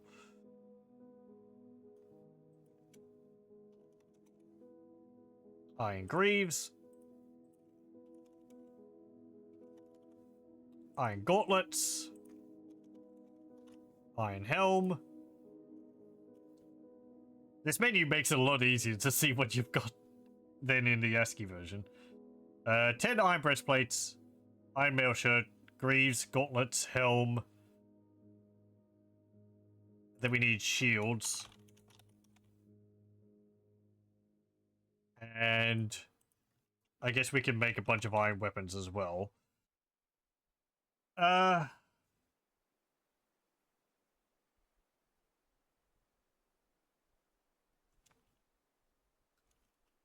think it's just a battle axe.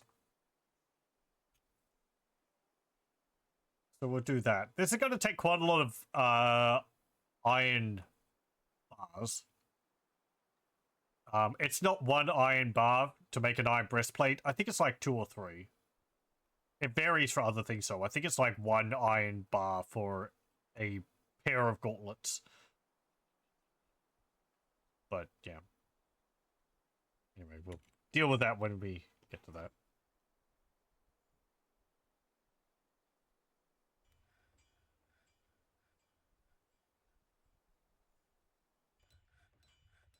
I think people were training and they weren't actually brewing and collecting the food, so might have missed out on getting some of the food and all. Oh well. Someone's left their shoes here. Someone's just stripped off their clothes and dumped them on the ground here. Probably that person who went melancholy.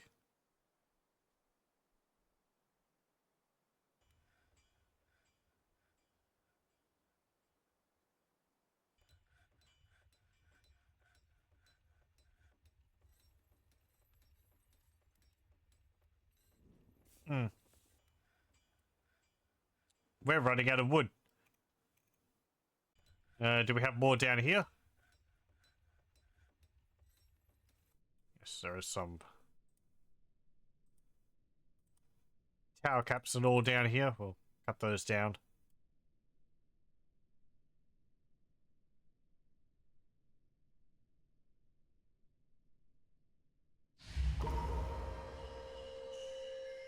Our expedition leader has been possessed. Has taken over a stoneworker's workshop. They're not there, so they're probably collecting the resources they need. Probably hauling a heavy stone. Yep. Noram Stellid needs stone, rock. I think I saw bones in there. Ugh. Okay. Frick.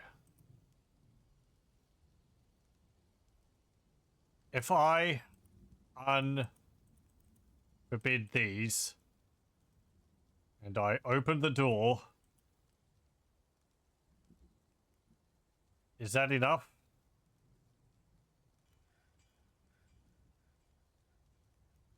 Oh, hang on. No, no, no. That I don't think that counts. I think you need to butcher an animal to get bones. Because these are like an entire skeleton. They need like the individual bones. Well,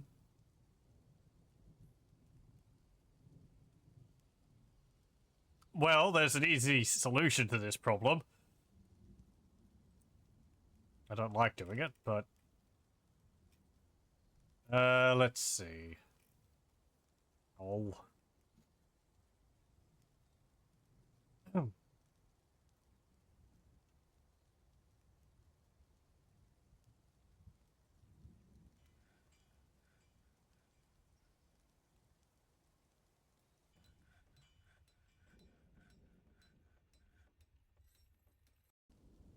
Hmm.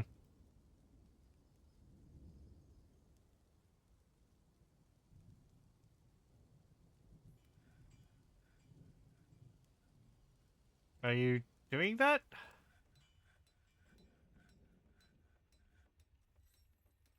We do have a designated butcher, don't we?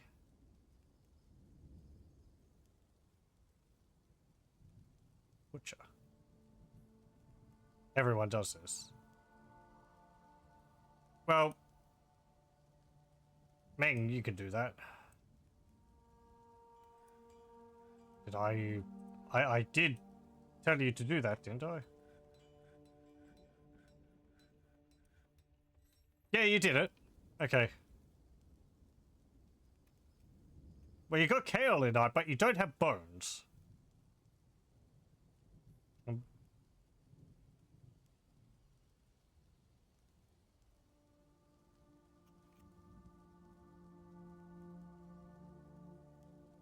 Cave wheat. Helmets. Fish. Biscuits. Did you put the food over here? Maybe it was too small? Um...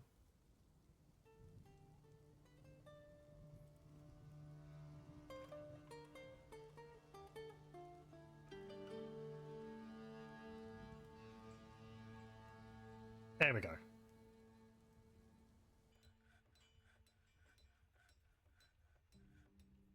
Last time, to keep the cat population under control, I had a number of the male kittens neutered, so they would have reproduced when they grow up.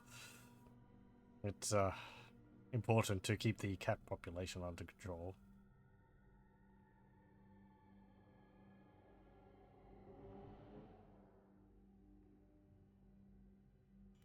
Unless you don't want to, like, you know, use them as a food source.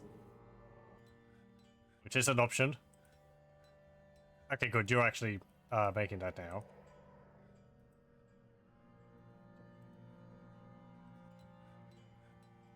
Oh, we need a, what's it called? I can't fit a shop there. Put one in the back there. We need a tannery.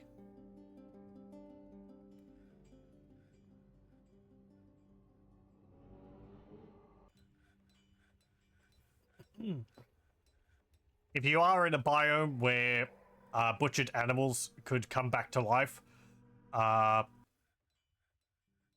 skins of butchered animals can come back to life. It takes a little while, and you do...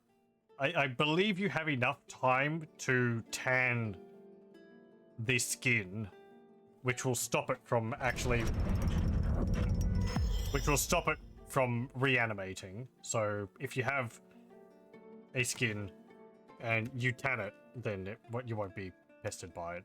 The bones, I'm not too sure. I think it might only be a problem if it's a skeleton from like an animal which got killed in like by violence and rotted away. I think butchering it means that the individual bones won't be a problem. They slap and bruise, yeah. Though, again, it's not as big of a problem as it used to be, because I'm pretty sure you can pulp the offending skin and hair to the point where they just won't be a problem to you anymore. Created a kaolite bed. Claims it as a family heirloom.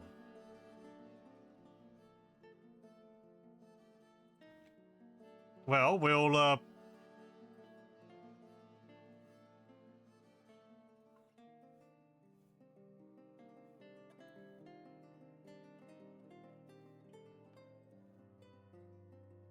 We'll make you some more. We'll make you some rooms.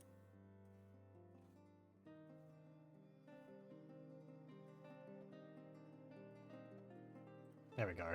They don't have to be perfectly shaped.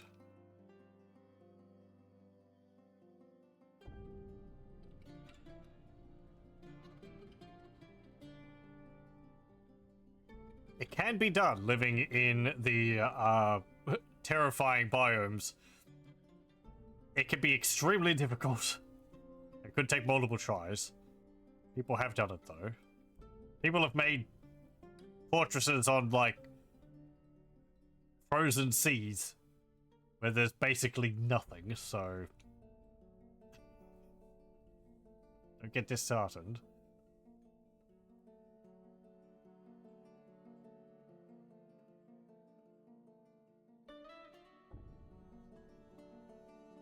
I don't know, can't remember any stories of things like that being done recently.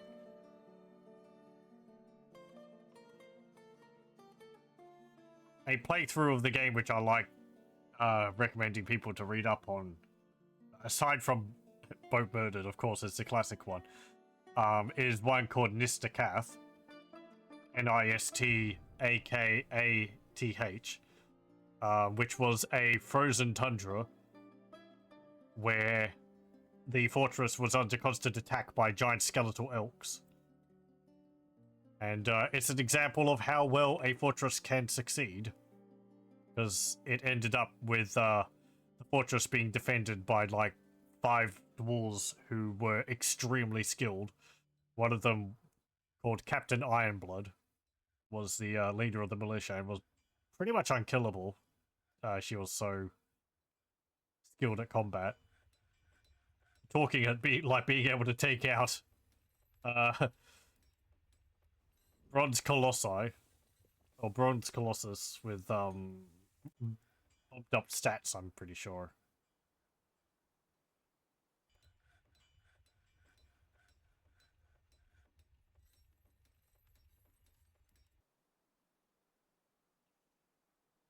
People going to start mining that out?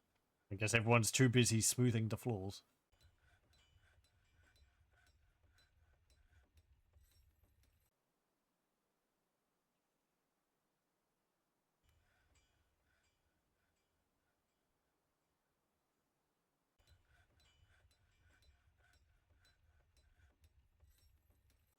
Ah, the fortress, sorry.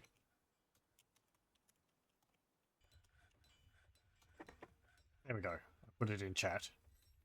Nistakath. Nistakath. 2 words. Pretty sure that's it.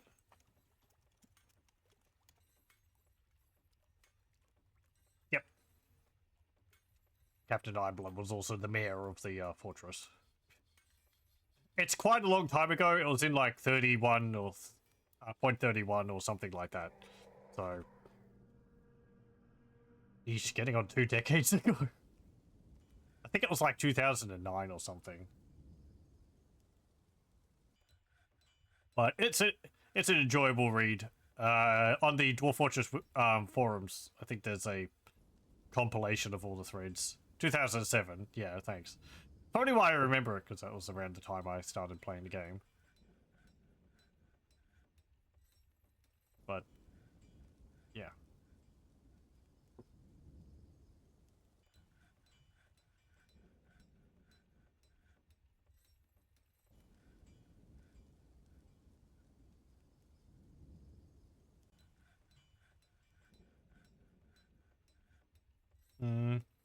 I believe it was done by, person Captain Mayday, who was one of the people who would do sprite packs for the game in the ASCII version. Back when you had to install a mod to add graphics to your games, which I did make use of early on. They didn't look anything like this though.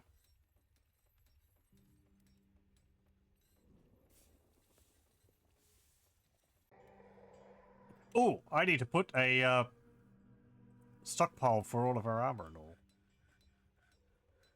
Mostly use sky brushes. I'm not familiar with all of them. But, yeah, there was a number to choose between.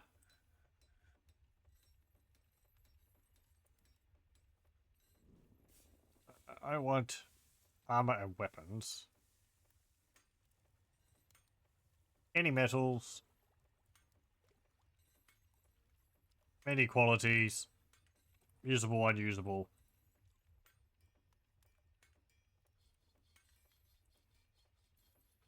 I don't want any of these materials. Any metals is fine. Unusable armor, no. Armor. No usable armor there. And weapons. No usable weapons here. I think. Actually. Turn off weapons. We'll keep that for trap components and all. There's something I need to do. Build traps.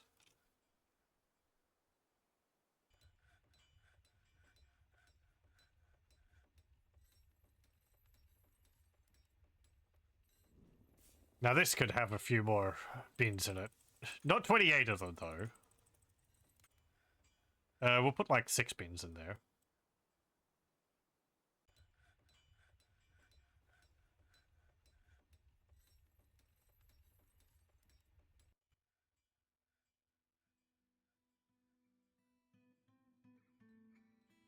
Look at them, they're actually going around wearing the helmets! Oh, those little sprites are so neat.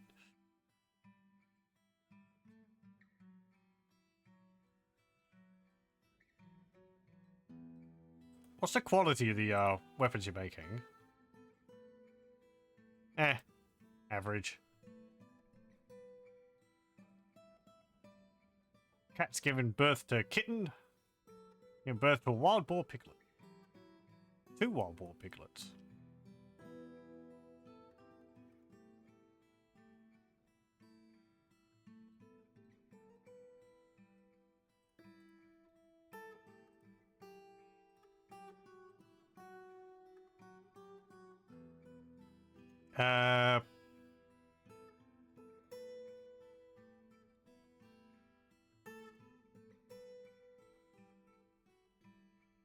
They don't get added to the lists. Oh, I guess they follow the parent around. It's a pig.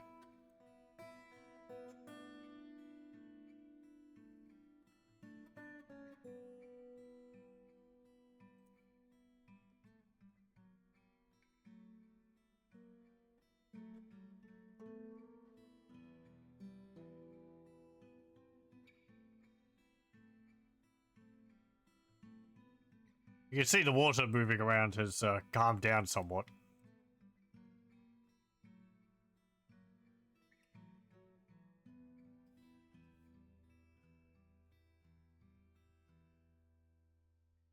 There's a green jade down there. Let's get that.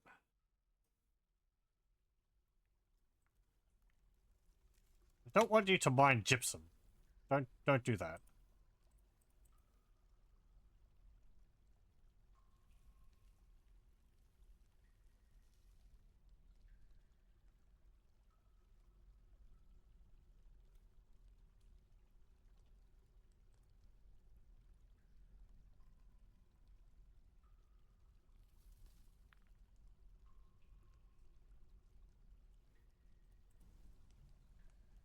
Okay.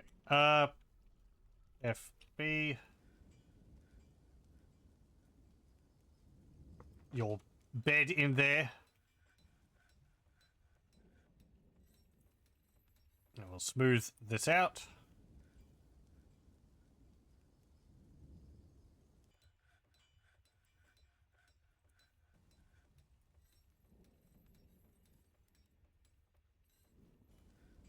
Now, I haven't read Disticath for years, so I don't know how well it stands up.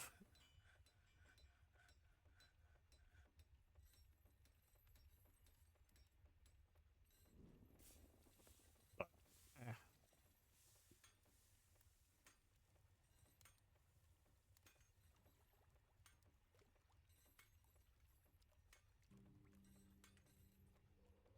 The undead aren't going to get bored and go away. What have we got? Steel spear shield.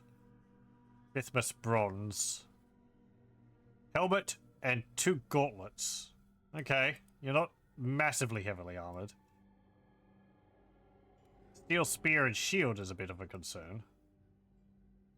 How's our things going?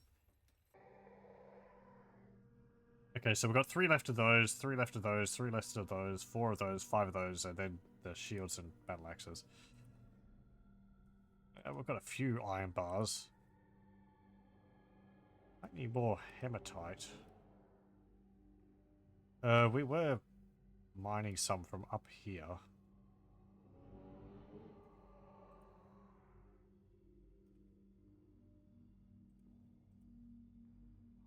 Go over that way.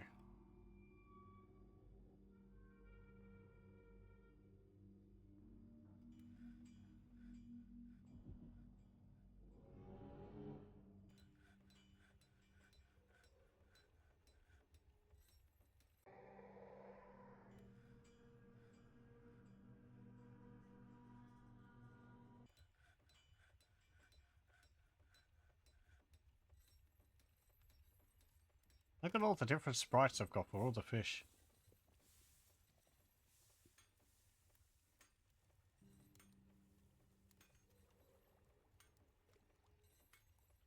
Hooray! We've got prepared cat intestine biscuits.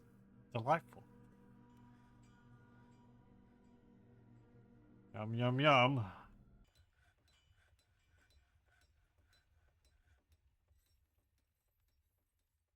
What is it for a chest? H.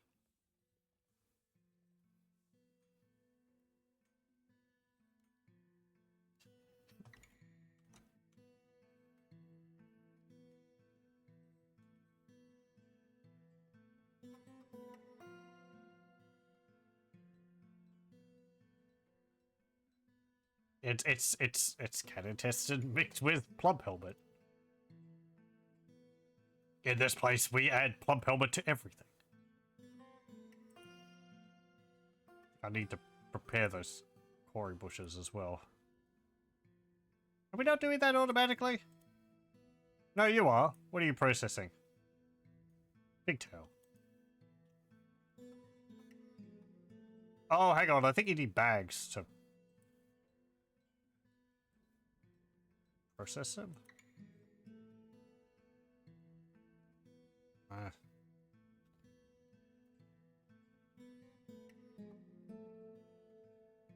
Mill plants.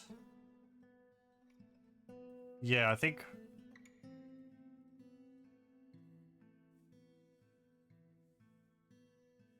Process plants to barrel? Hold on. Wiki time.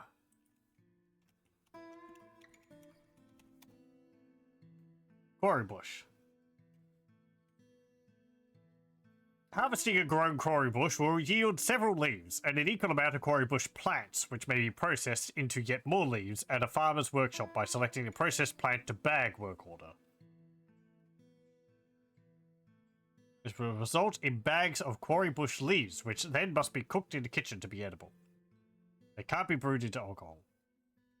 Processing quarry bushes at a farmer's workshop requires 1 bag and will produce 6 quarry bush leaves and 1 rock nut for every plant in a given stack of quarry bushes. Unlike, say, flour, quarry bush leaves do not need to stay in bags, but your dwarves will not usually take them out without micromanagement. Exception: leaves will be removed if taken for cooking while still in a farmer's workshop. Cooking quarry bush leaves can result in very large stacks of prepared food, thus saving space in barrels.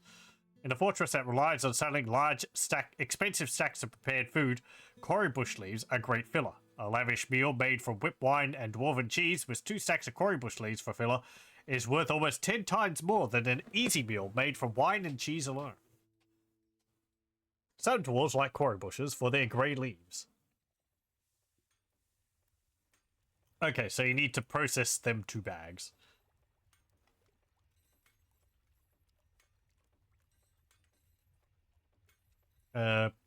Farmer's workshop, process plant to bag.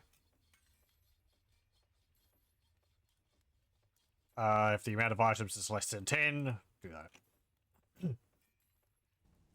Any mighty war beasts yet, like a war sponge man? No, we haven't actually been attacked by any forgotten beasts.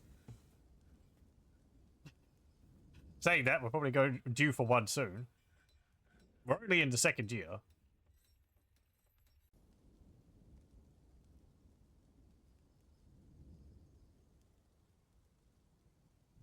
Oh, wait, me having them. Oh, no. I mean, we've got some dogs. I don't really train dogs for war or anything like that. So, we're being sieged by the undead at the moment. There's like 8 undead wandering around the countryside, so we're training up our military. Or we're making armor at the moment, then we'll train up our military.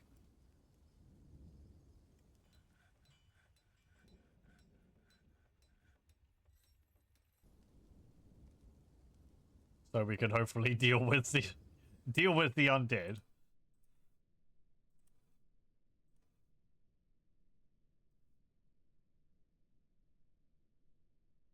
Dogs are good for war and hunting. Yeah, I believe so. I don't know. I don't tend to train them.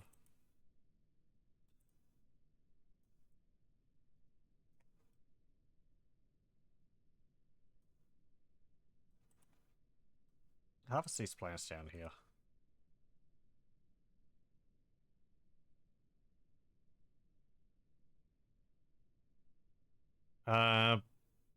Dogs can be stationed near entrances to spot hidden intruders. Yes, that is a useful that is a useful purpose for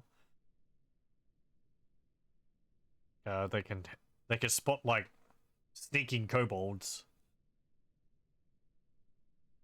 before they start causing problems.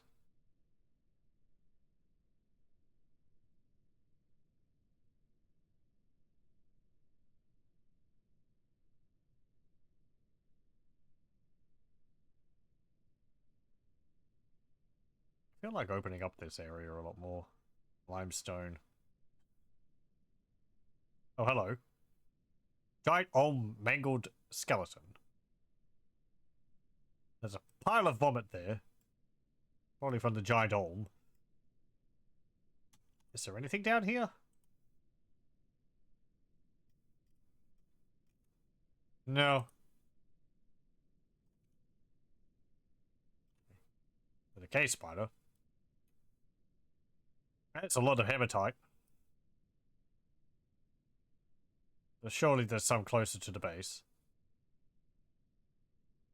Picture Jasper.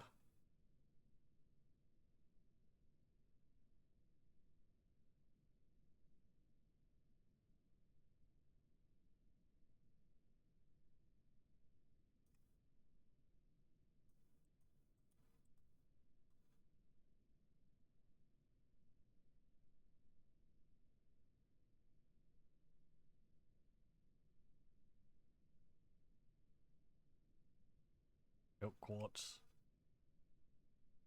So hello, welcome. A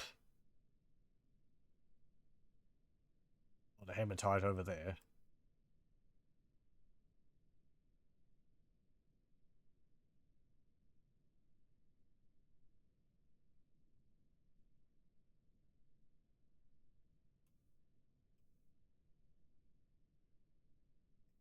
Sardonyx up there.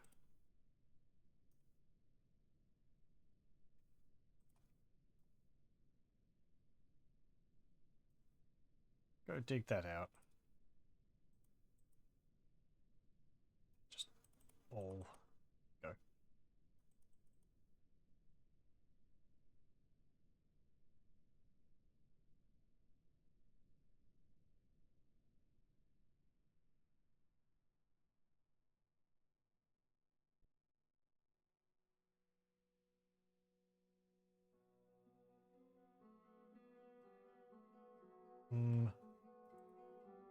Get those.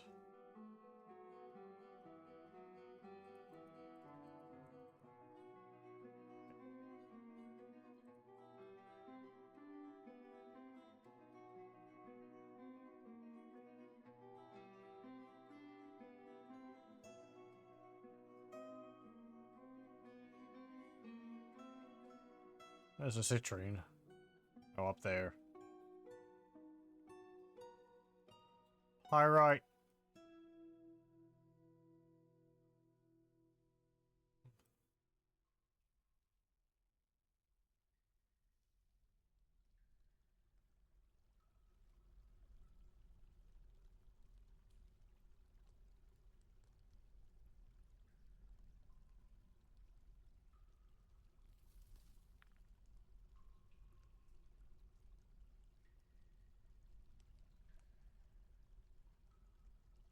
Go, please collect those. I'd like them back up in my base.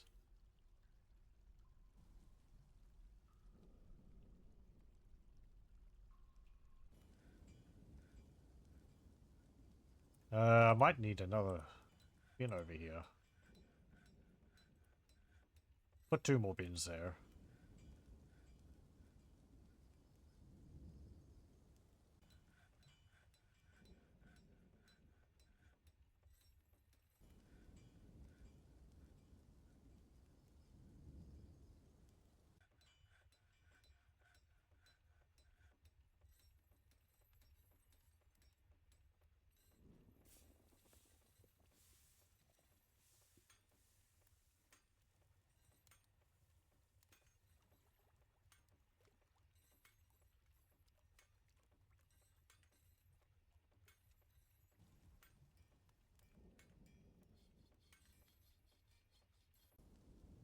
They're going through some of their training.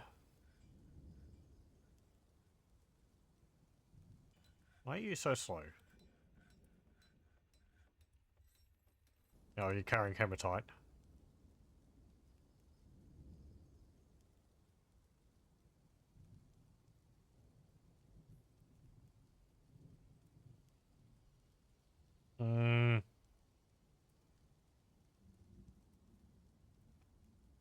Okay, we're going to create a dumping spot here. And we're going to tell them to dump some of these resources here. Just to get them out of these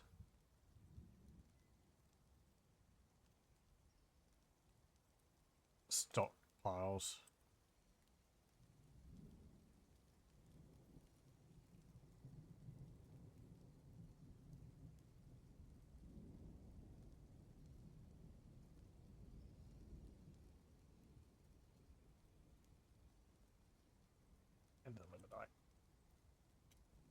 Dumping just tells them to pick it up and put it in a specific spot. It's not like deleting it or anything like that.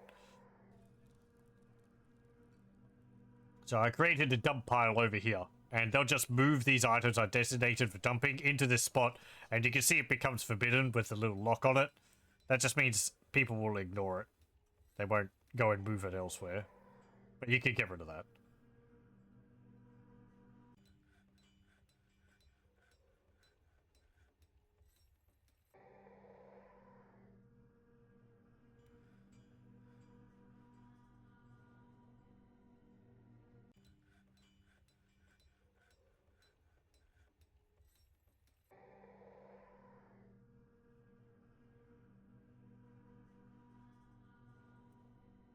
Are you actually storing stuff in these chests? Don't think so. I did tell you that you could store your stuff in there, didn't I? Oh, you need wardrobes to store stuff in, not chests. Huh. Going by the icon anyway.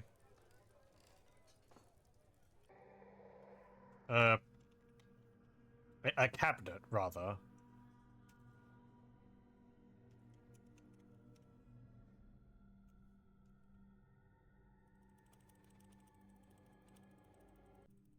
Make 40 rock cabinets.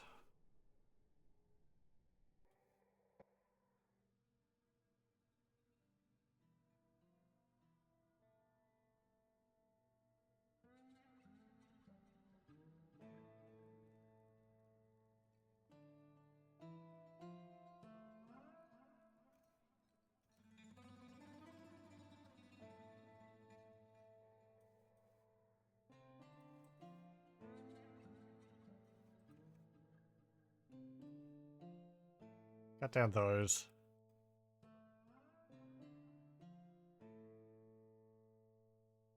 Are you stuck? You shouldn't be. There's a slope there. You can move. You're just sitting there.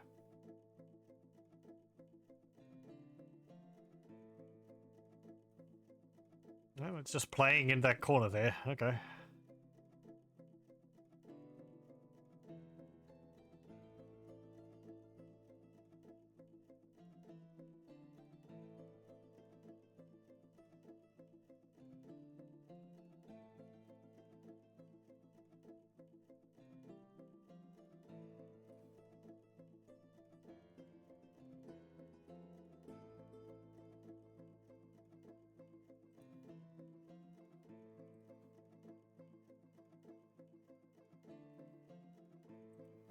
No, hang on. Wrong one. There you go.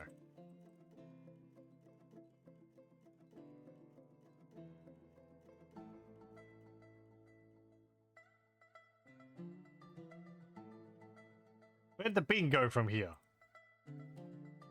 Oh, it's there. It's just underneath everything else. Okay.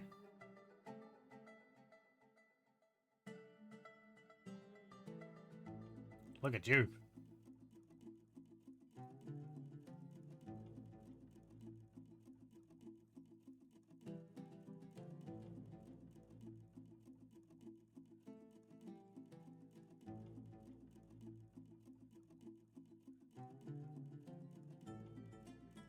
Do we have any cabinets yet?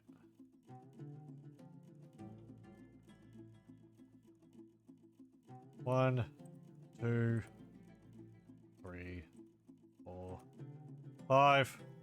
But that might actually be out of the zone. Yep. Let me just expand this a bit more. There we go.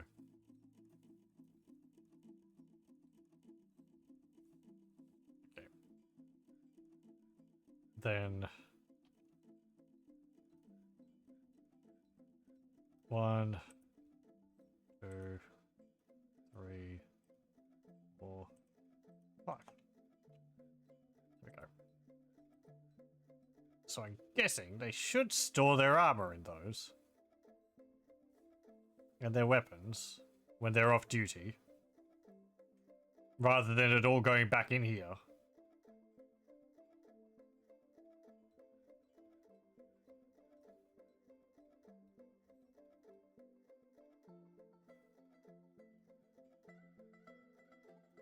Have you finished making all of the armor? I think you have. Yes, I have. Very good. Okay, I want you all to be on constant training.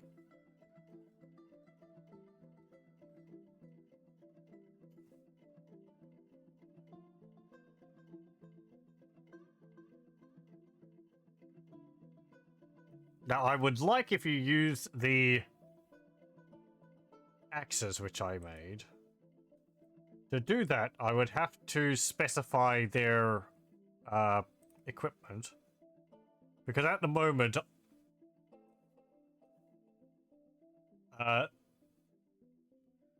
they're just using, like, whatever they can get. So I think you need to create a new uniform. Let me see. Equip. Add uniform. I'll call this Ironbreakers. That works. New bodywear. Metal shirt. Breastplate. Iron. Iron. New headwear. A helmet. Made of iron. New legwear. Greaves. Made of iron. New handwear. Gauntlets. Made of iron. New footwear. High boots. Made of iron. A shield. Made of iron. Is that not there? Metal. Metal shield, I guess. Does it not have... I mean, surely you could make like a bronze shield or an iron shield. Yeah, there we go. Iron shield. And a weapon. We're going to put battle axe, and that's going to be made out of iron. There we go.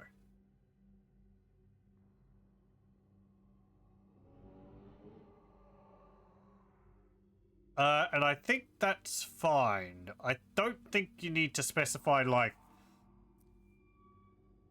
quality or anything like that. Partial match is okay. I think this means that they will... Ooh, actually, I don't know.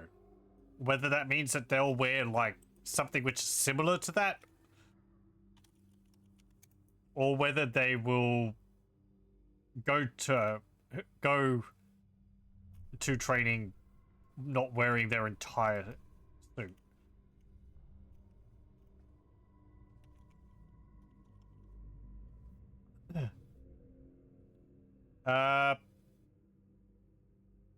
Okay. Uniform worn over clothing. Over clothing means the dwarf will do their best to wear their uniform in addition to their civilian clothing. If toggled, it becomes replace clothing, and the dwarf will strip naked before donning their military gear. Partial match is okay, means that if a dwarf cannot satisfy an equipment assignment, they'll substitute it with something close. If toggled to exact match only, they'll go that piece of equipment rather than making do with a substitute. Okay, exact match. Uniform worn over clothing. So we want it to be exact because we have these exact items. And we have enough of them for them. And uniform worn over clothing, I want them to wear their clothes underneath it. There's no reason for them not to. I'm not providing them clothes to wear underneath their uniform. So. And they should be getting their axes and all. They might take a little bit to get them. Maybe. Some of them have got spears and such. Oh no, hang on. Oi. I need to assign that uniform to a unit. Equip. Assign uniform. I don't think I saved it. Ah!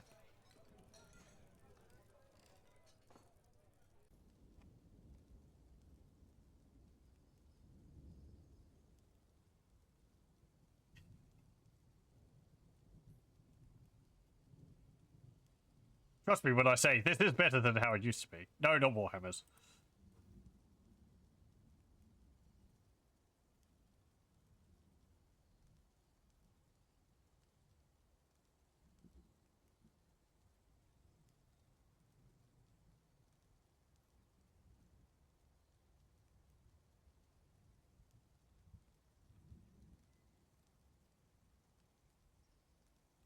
Okay, there we go. Exact match only. Uniform worn over clothing. All the iron stuff. Confirm and save. Then assign uniform. Iron breakers. And then you can see this list will be filling out of their equipment.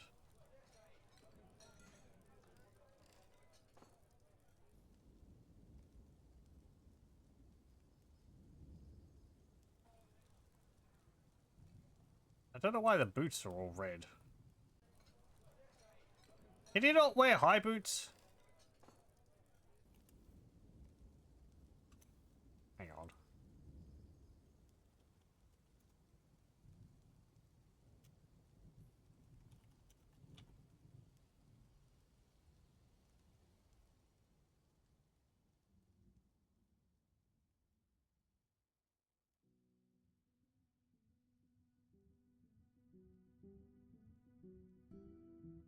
Well, I'm not making leggings.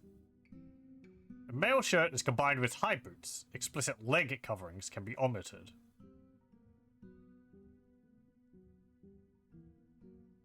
Dwarves don't have knees to protect, so the upper leg is covered from the shirt and the lower leg from the boot for complete coverage. Though using greaves is still recommended, as there can never be enough armor in the world of Dwarf Fortress. Right, so they can wear both. They can wear all of it. Yeah, they should be able to wear high boots. You can't make armor which they can't wear. all the armor which you make for your dwarves is automatically of like the small size, though you don't see that because it's the perfect size for a dwarf. Like if you get armor from humans, it will be large, and your dwarves can't wear that. Though you can smelt it down and get bars from it to make into something else more appropriate. This is why getting attacked by goblins is helpful, because goblins are the same size as dwarves. So you can make use of all the armor they have.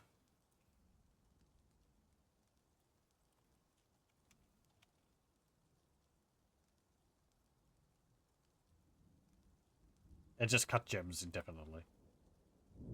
Actually, no. Cut gems.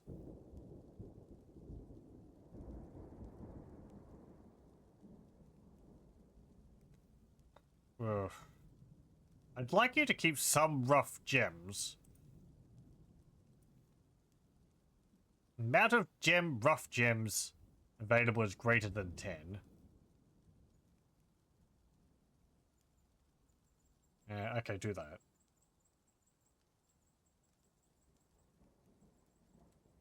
Most important piece of armor is the leather thong. It doesn't chafe and protects the most important parts.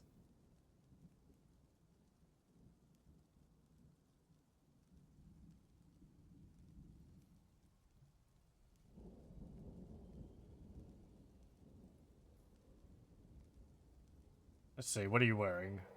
I can just check their equipment. Yeah, for some reason they're not wearing their shoes. We do have boots, don't we?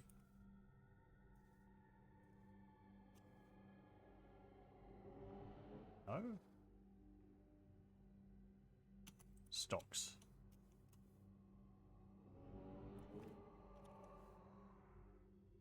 No, they haven't made the high boots. Did I not list them to make high boots?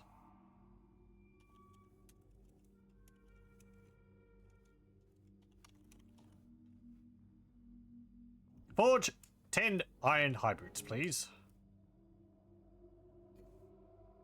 They're running around barefoot.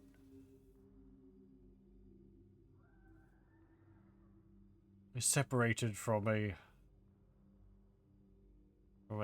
loved one or something. Ism hairy inks. Let's see.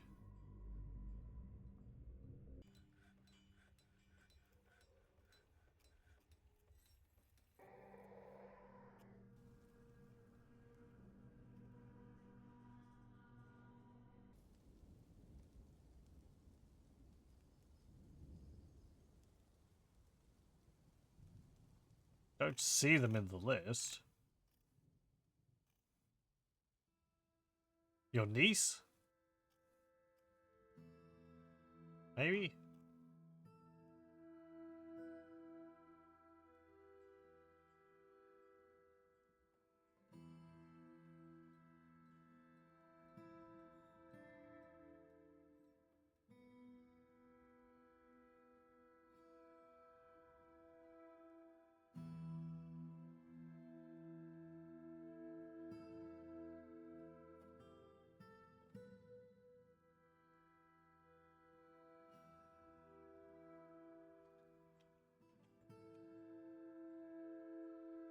Okay, I want cabinet. Yep, that's in.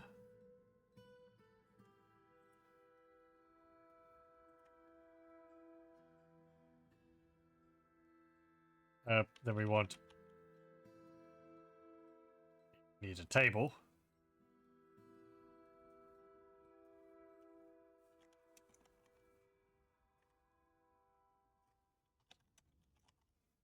And a rock throne.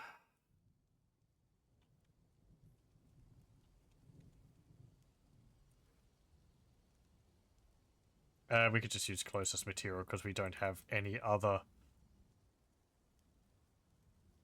artifact beds.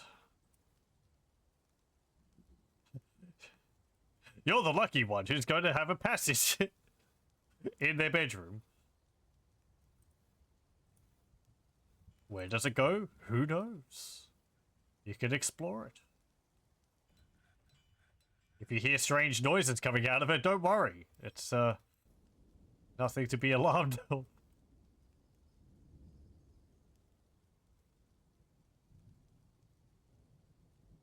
Oh, how are our pets going? Let's see.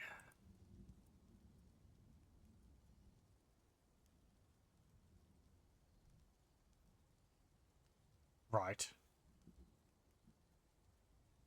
Okay. I've got 2 male cats. Okay,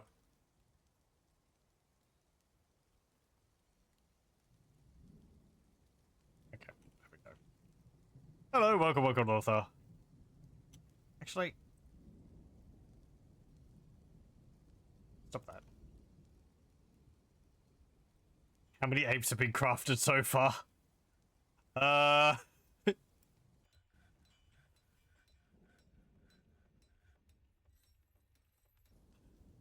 Might take a while to get the mechanical battle apes on to functional status.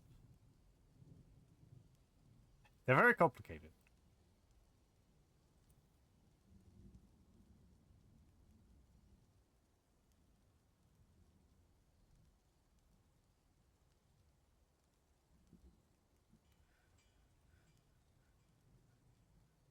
Oh, right. We need to get a temple up and running.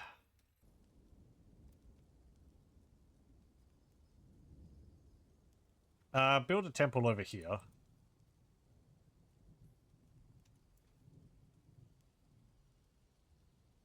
Where the walls are bituminous coal.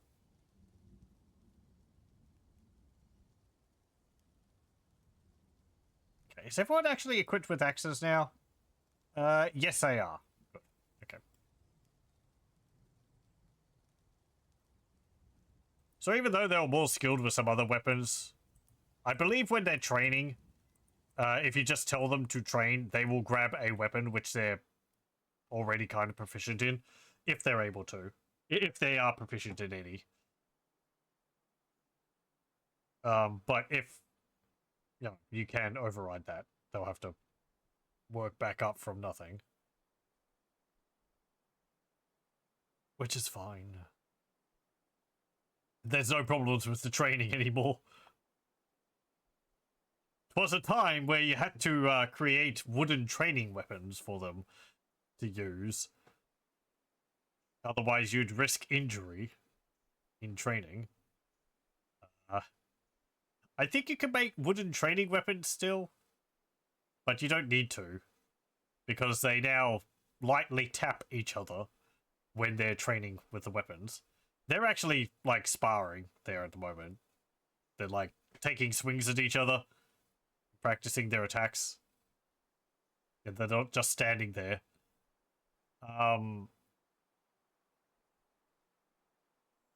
But, yeah, you don't have to worry about them accidentally lopping off a limb. Because they're equipped with a steel sword. And they get a lucky shot.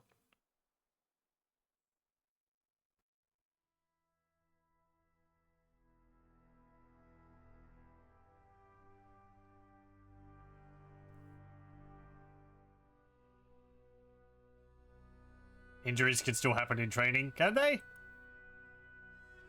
I guess only minor ones. Because they just tap each other with their axes.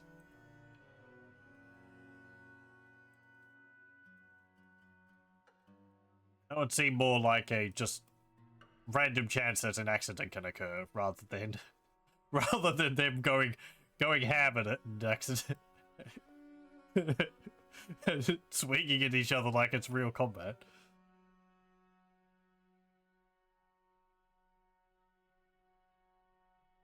Its death is minor, sure. Oh, okay.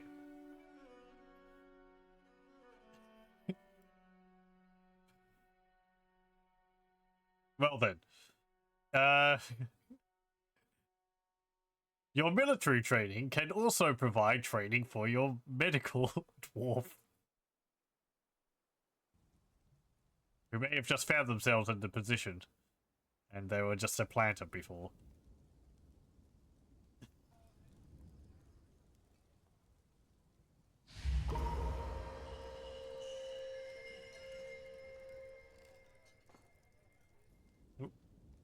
A dwarven child has claimed a craft warship.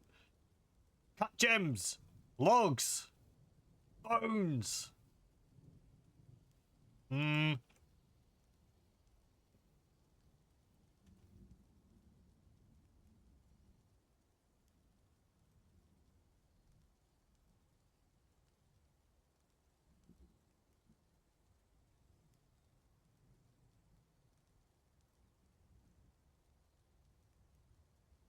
Yeah, we might have some bones left over.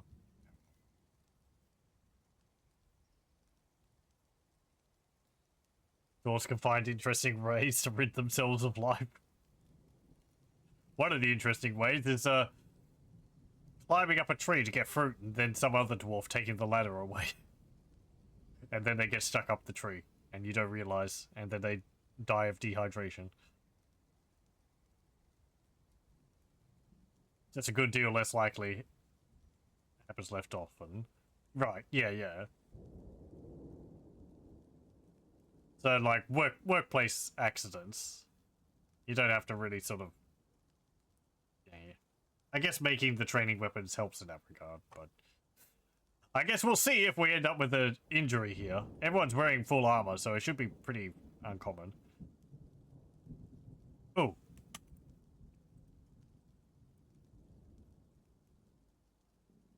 Farming. Get rid of you. Tannery. There we go. Put that there.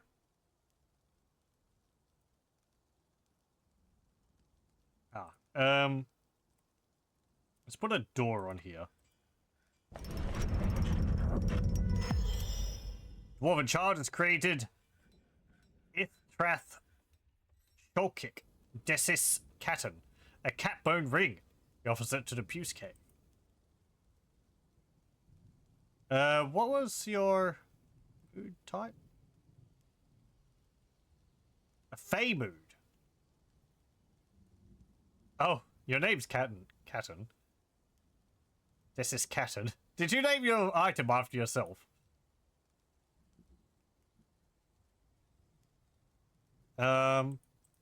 It's crying for some reason. 5 years old. I shall name you Jewel Devious, the snarl of channeling. That was very satisfying. Feel satisfied after creating an artifact. Legendary Bone Carver.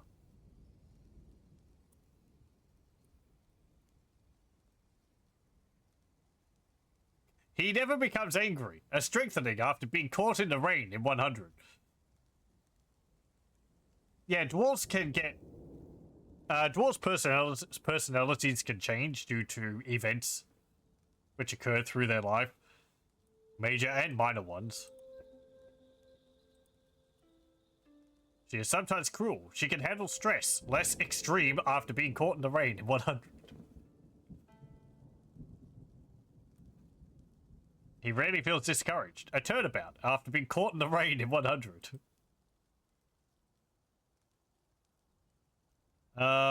Let's actually have a look at this thing.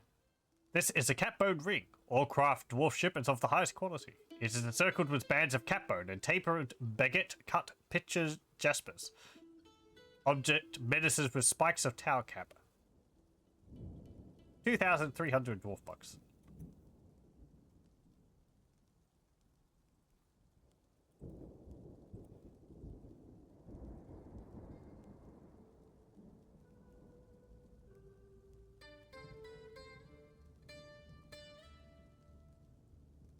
We'll hear of this. The hack alerts you to dwarves stuck in trees, thankfully. Then they just die when you cut down the tree to free them, because I'm not building a stair just for that idiot.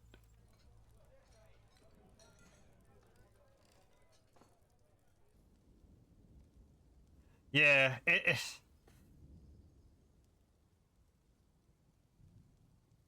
the game should probably have a better alert for something like that. It's like, dwarf is unable to move, get access to anything.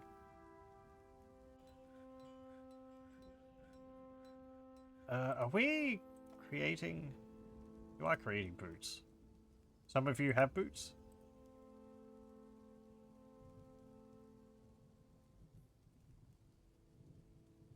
No, none of you are wearing boots. Is it because you can't wear them over your clothes?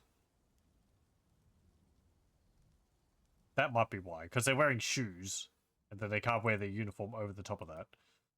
Or their boots over the top of the shoes. Ah, there we go. If I update their equipment, they'll go get them. Because I want you to wear your high boots. Otherwise you get your foot lopped off.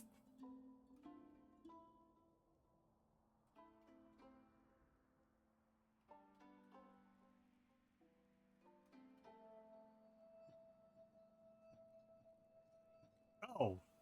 Did we not build the well? Something happened to the well. Did someone destroy it in a tantrum?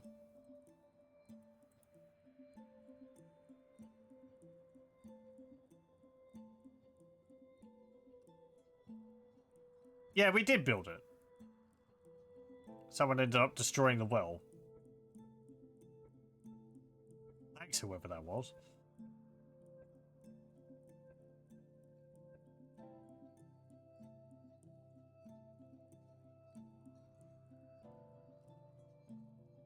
You'll see I'm building the well directly above a pool of water here.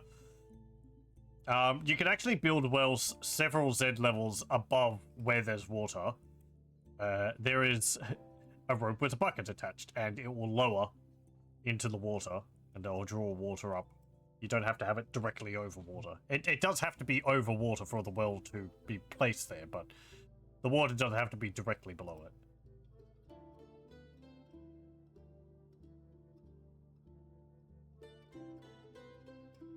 I think there's even little animation for the bucket going down and coming up again.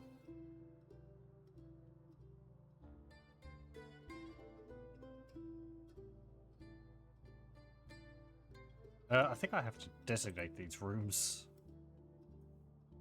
being owned. Bedroom.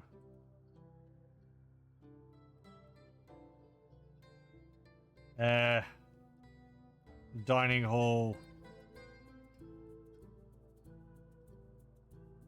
Okay, so this is yours. This is yours. Okay. I do kind of prefer the old way of placing these rooms. I think it has been generalized by this menu. But in the ASCII version, you would like click on the bed and you'd create the room based off of the bed, and it would expand the room's diameters automatically to the walls if you had a door there, rather than having to go into the menu and like clicking and dragging it over it.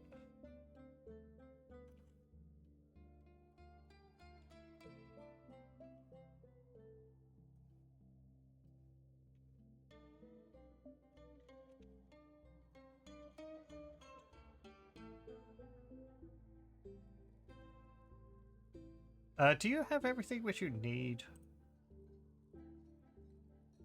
Yes. What about you? You need a bookkeeping room. I guess you could have one up here.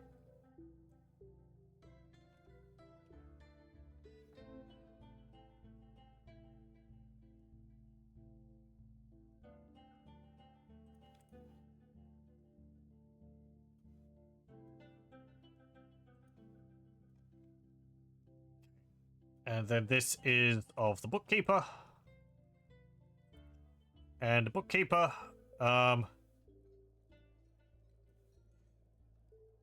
lowest position. No, highest position.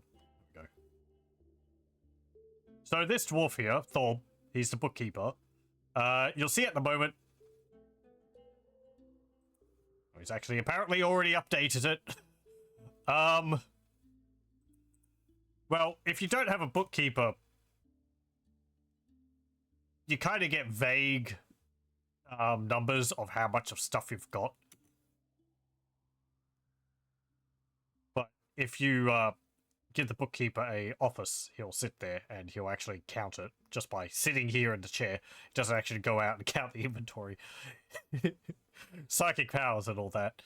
And you'll get an accurate reading of how much of stuff you have. I don't remember whether he has to keep updating it. I think once he's gotten it to the most accurately possible, it will stay updated forever.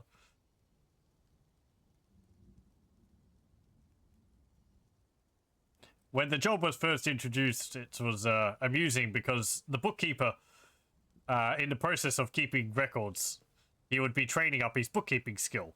And by training skills, dwarves improved their like toughness and strength and all that. So the bookkeeper ended up becoming extremely powerful because of their constant updating of the inventory. It's got an RFID scanner with phenomenal range. Yeah, exactly.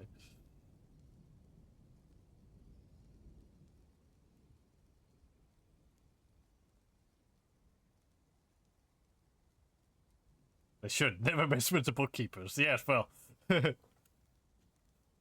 like the fortress's accountant.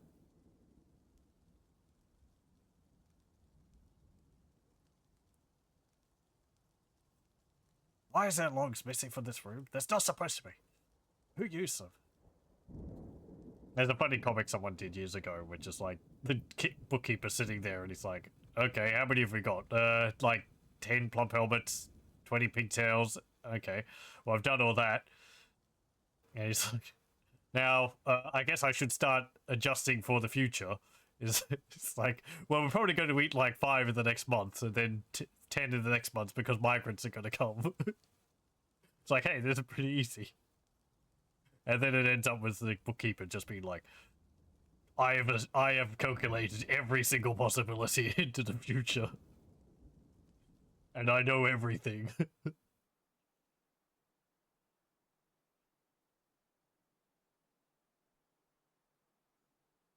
If you wall in the vampire and assign him the job of bookkeeper, you've created the count. As long as you keep him walled in, you don't have to stop the count. Ha ha.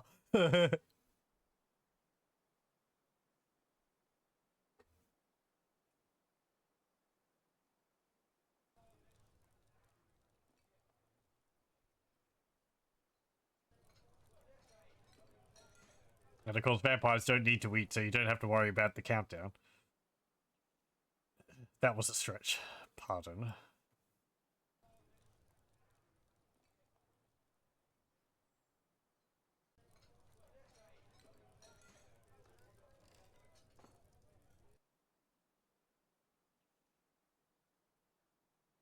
We should probably get a sheriff.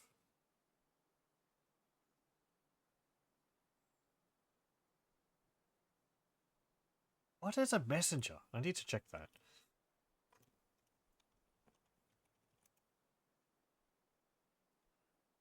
Messengers are an assigned occupation at your site. They can be assigned blah blah blah, who act as liaisons with your holdings and conquered sites. When a messenger has been assigned, they can be sent on a mission from world screen.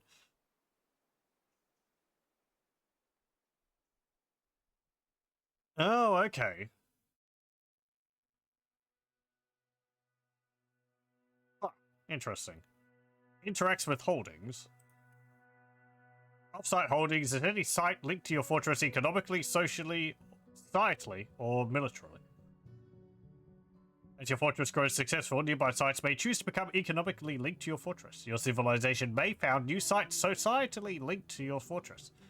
And your dwarves can embark on missions to occupy and militarily linked sites. These holdings may provide tribute, citizens, and prestige to your fortress.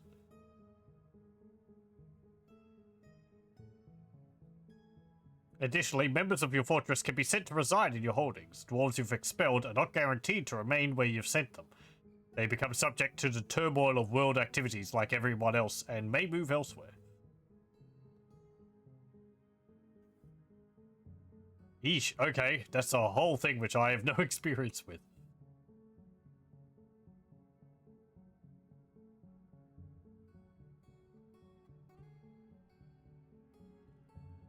I don't know if I've seen a game where someone's played to that level of being able to, like, conquer other areas or have other settlements linked to theirs and things like that. I think I've seen games where people have sent, like, their military off to attack an area.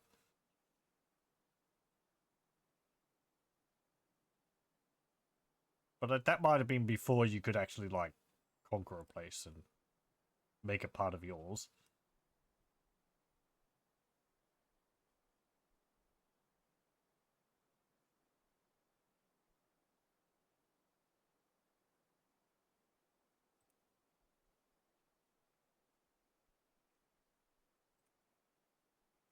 Go off duty.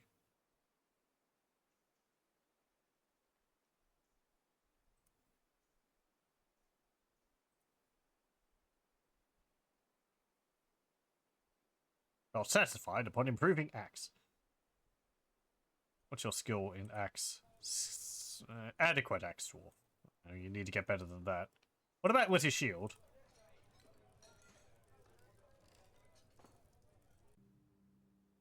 Novice dodger, novice armor user, novice shield user, rusty. When I said off duty.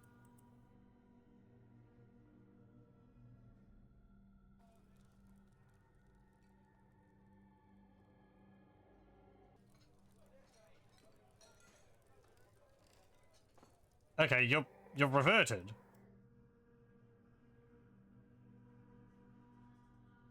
Again, why? Wait, are you actually?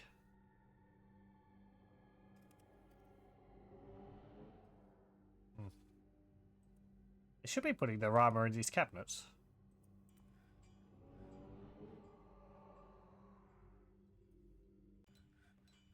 Don't want you to sleep there. I want you to train there.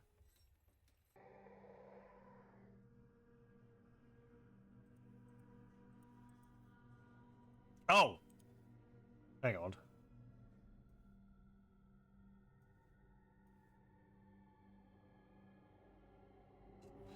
I had it on suspend activities. Were you just standing around there for all that time without doing anything? You must have been training. Maybe not.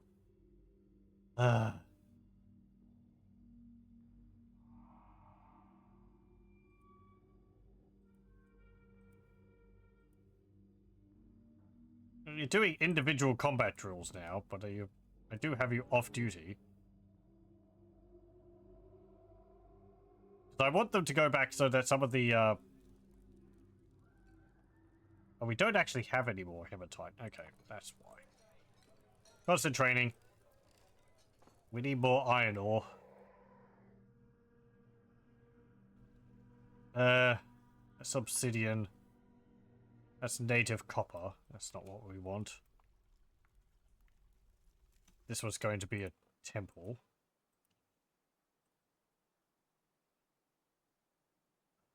But that, I think you need to designate a meeting place, don't you? Yeah, new temple. There we go. No specific deity.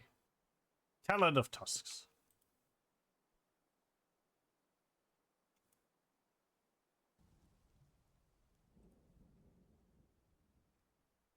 Hmm.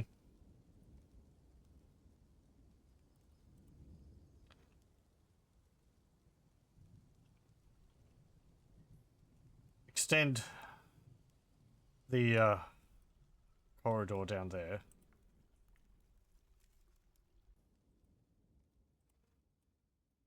Some more bedrooms around.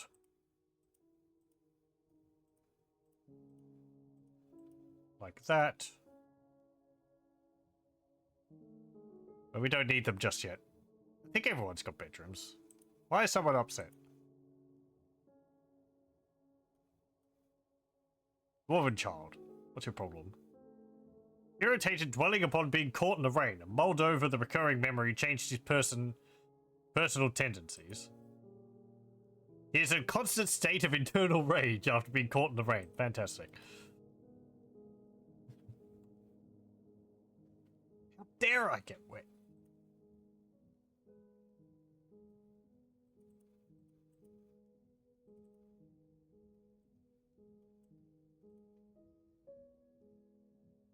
Do you feel the same?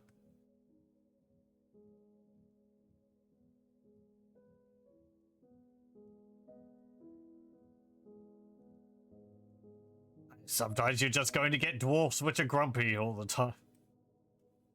They find something which is just going to upset them.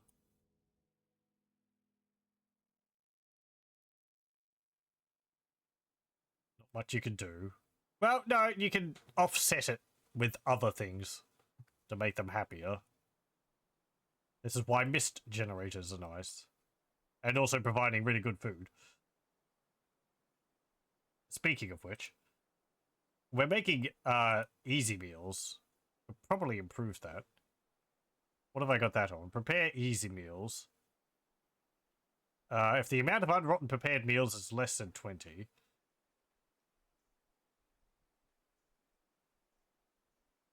Okay, so prepare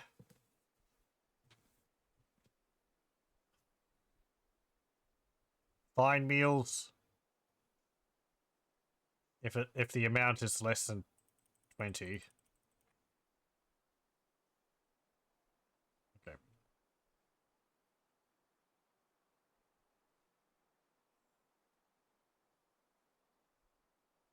Who's the most competent cook?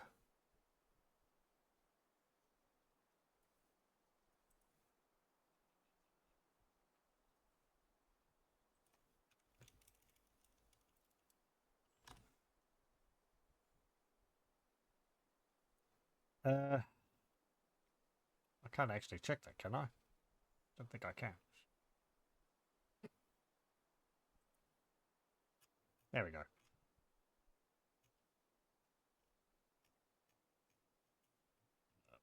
Cooking. Done. Competent cook. The miner. Spear dwarf is an adequate cook.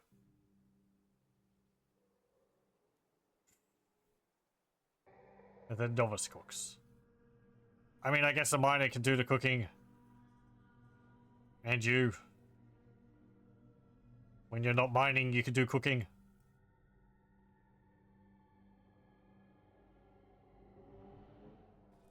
Might be better to just have anyone do the cooking.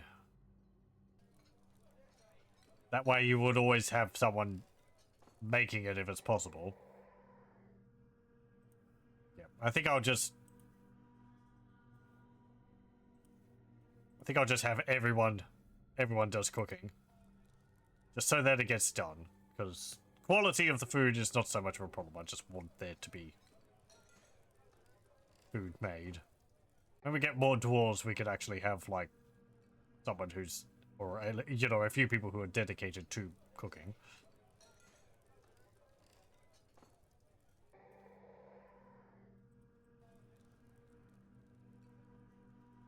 Have you put anything in these chests?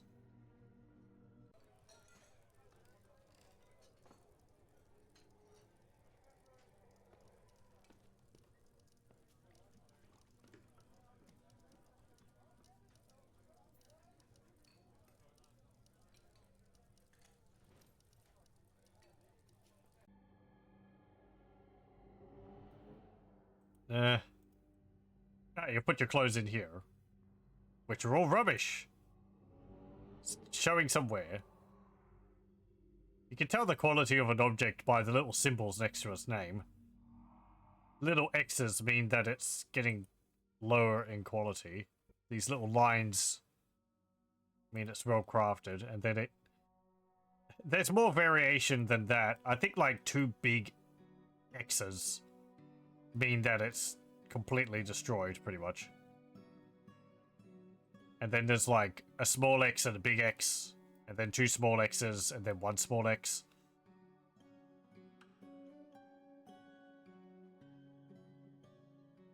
And then it goes like up a few levels.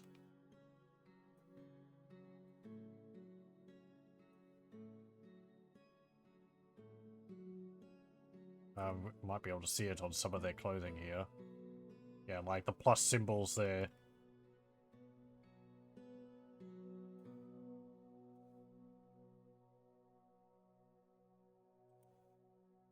Oh.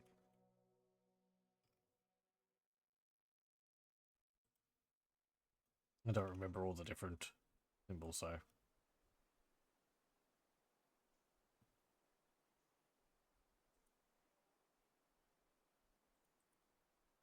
Okay. Are you still making those boots? You are, because we don't have any hematite. I was looking for that. Ah, there is some... There's another aquifer there. Okay. Rose quartz. Get that. More obsidian. Magnetite.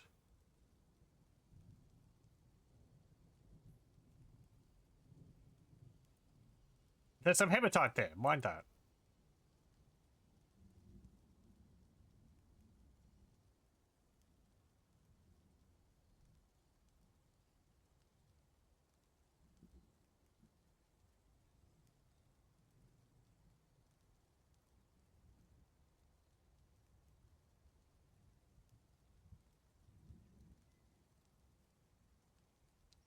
Please get some more. You're mining it quickly, so you should be pretty competent. Why is it not dropping any ore? 2 pieces. Something.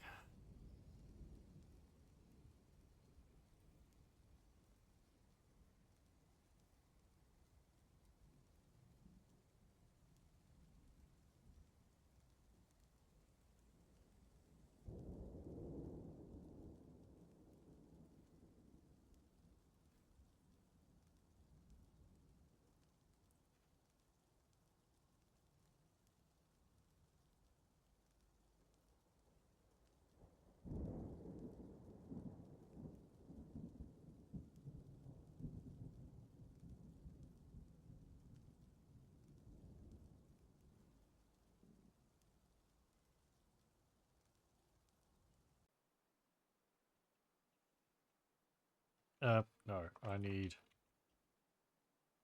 There we go.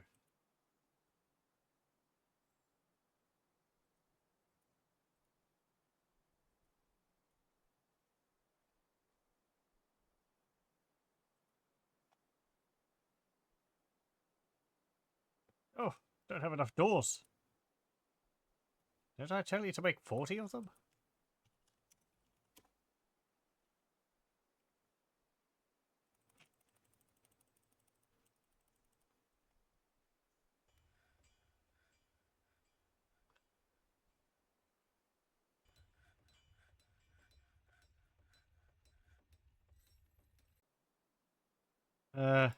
Or hematite?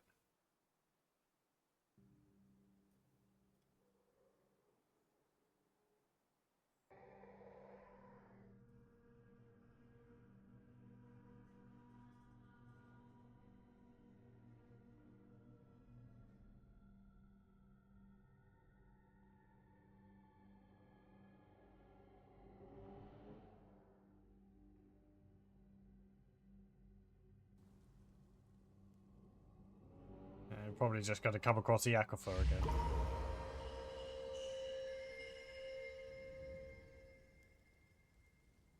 Another dwarf child is taken by a fey mood.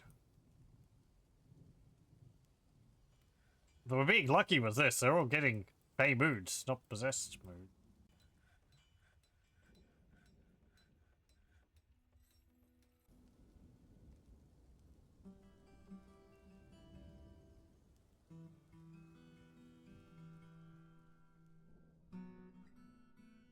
Depends on the mood, right?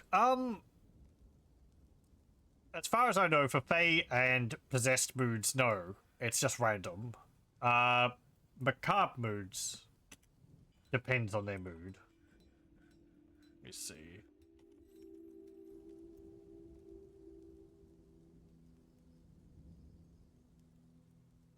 Okay, so there's... Oh, fell mood. So there's 5 different types of moods. Fey, secretive, possessed, fell, and macabre.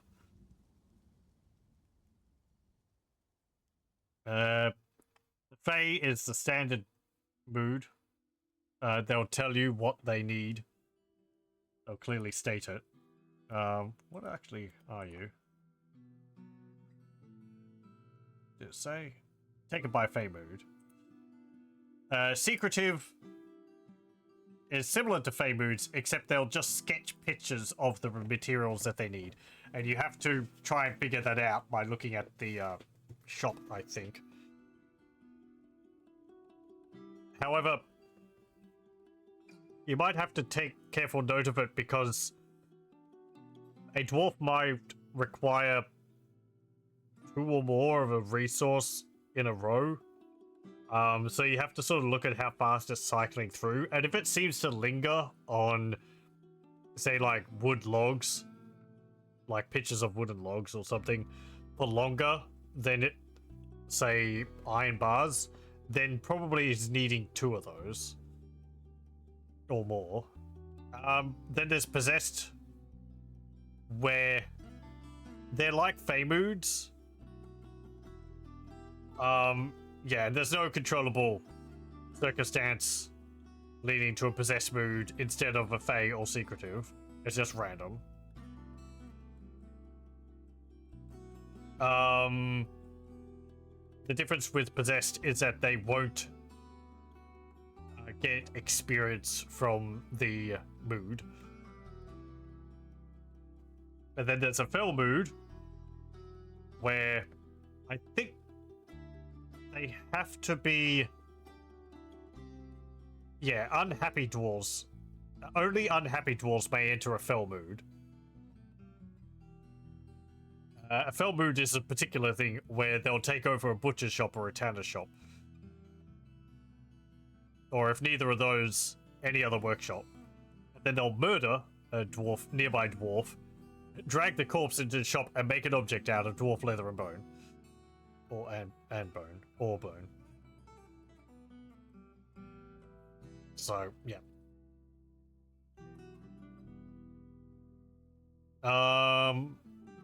They become a legendary bone carver or leather worker. Then a macabre mood is similar to a fell mood. But dwarf will not murder a fellow dwarf. A macabre dwarf may require bones, skulls, or vermin remains. If you do not have any, you may need to make some. Butchering an animal and or allowing a cat to go hunting, or let the moody dwarf go insane. Like fell moods, only unhappy dwarves can enter macabre moods.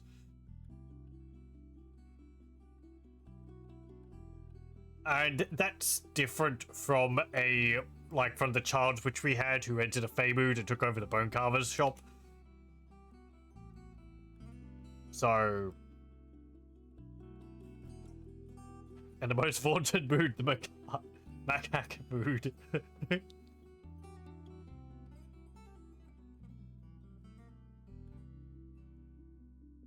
Hello, welcome.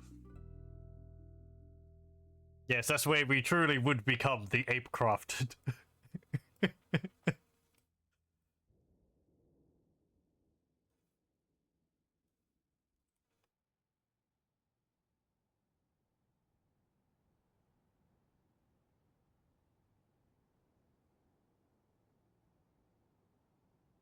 That's all right there.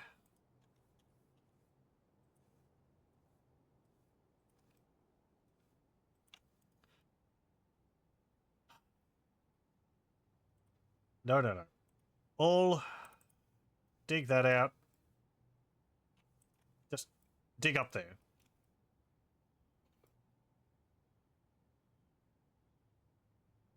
You've got to come across more hematite at some point.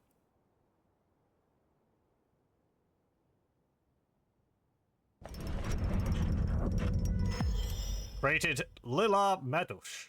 Tower Cap Melist. Don't know what that is. Oh, that might be a musical instrument. Objects. Artifact. created an entire piano. Tower cap meleist, or craft worshippers of the highest quality. It's decorated with tower cap and encircled with bands of point-cut turquoise. The object menaces with spikes of tower cap. The meleist is a huge stationary wooden music instrument, above which hang 74 ceramic bells. The musician uses a bone keyboard and a pedal board to select which of these bells are struck. The instrument has a nearly 8-octave range, going from extremely low to an extremely high pitch. The instrument has a full vibrating rough timbre. So it's like some kind of bells thing. 74 ceramic bells. And it's got like 8 octave range. I don't really know music, but that seems like having a piano with like 100 keys, but they only play 10 different notes. Oh well. Cool. I don't think I've actually had a dwarf make a music instrument like that before.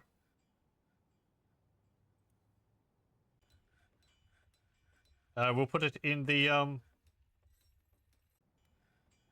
should we put it in the tavern, or should we put it in the place of worship? We should probably put it up here.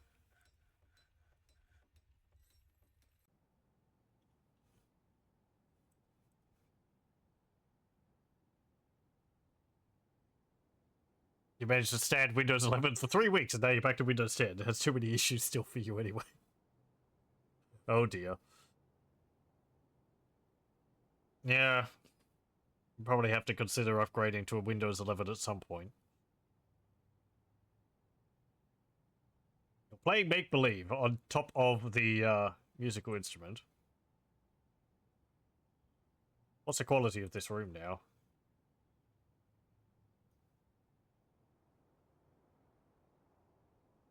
Temple. Dance floor. Performer.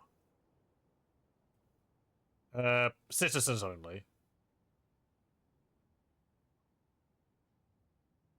Stored instruments. Desired. Oh, hang on.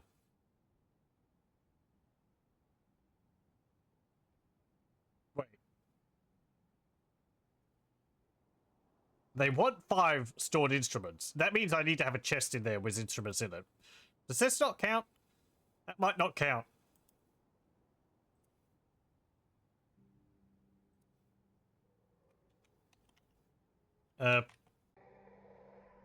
No, I want a chest.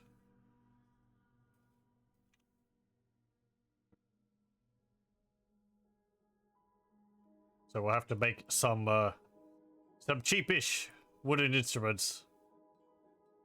Let's see, what's a simple wooden instrument?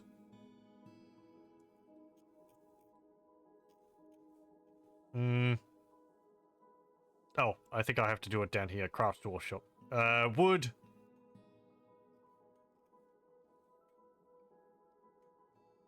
No? Instrument. There we go. Yeah, make some knockim.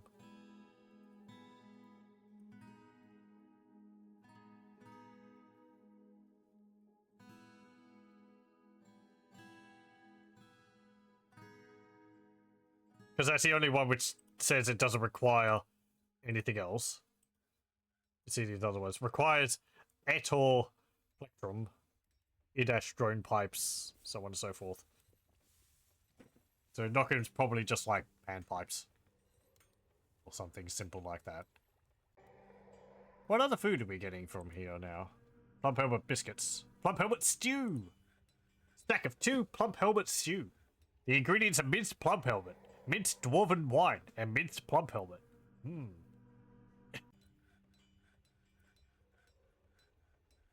We got some shad biscuits too. The ingredients are minced brook lamprey and well minced shad. Fishy biscuits.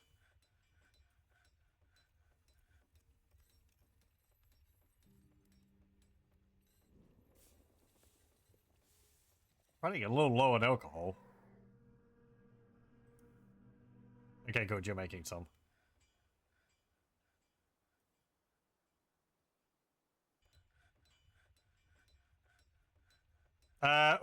yeah, right. We're actually falling on fish because we don't have access to the river outside. Can we fish in the caverns? Thought you could. Fishing. I like that. Except.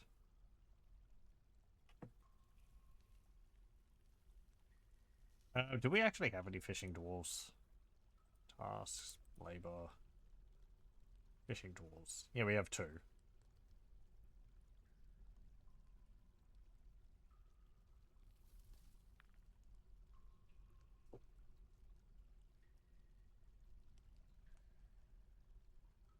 They're in caverns. I only have fish there. I don't get it. Sorry.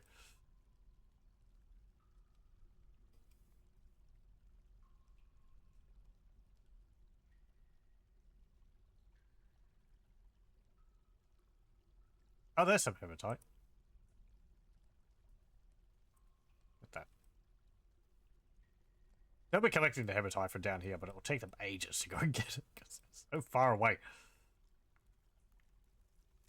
Hey, you're actually fishing. Cavern, no light, no eyes, fish. Ah, I get it. That's pretty clever.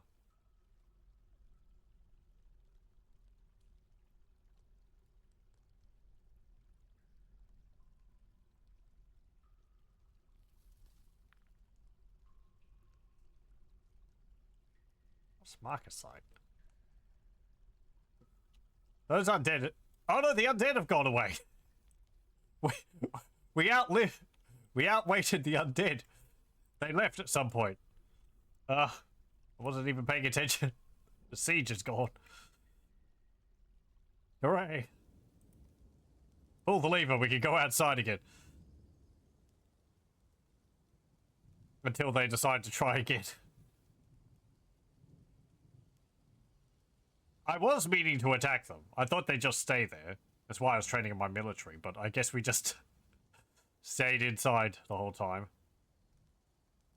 That speaks well for our defenses.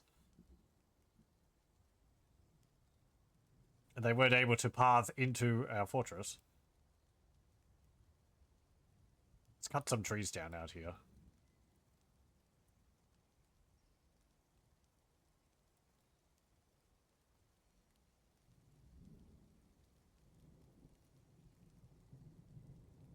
They killed a wild boar out here.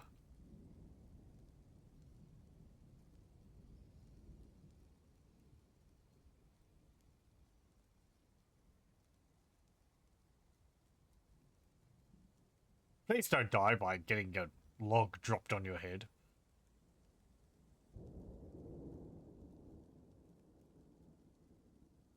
They do make the trees collapse away from them.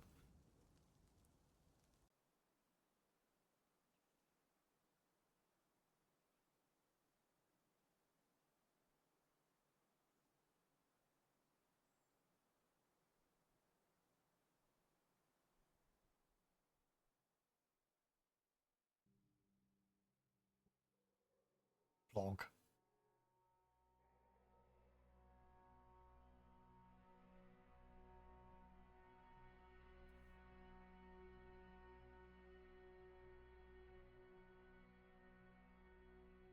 Oh, back in the days when trees were a single tile and they dropped a single log. But they were a lot denser.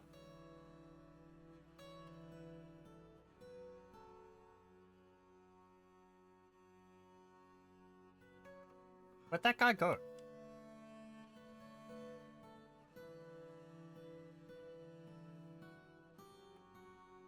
What are you doing?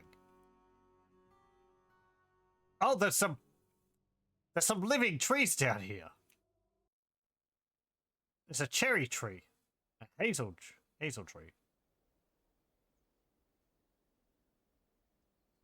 Amazing.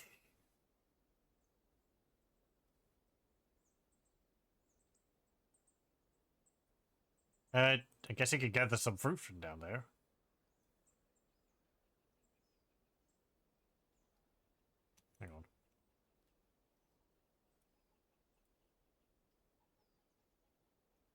there. Yeah, they're gathering the plants. Food! Fruit.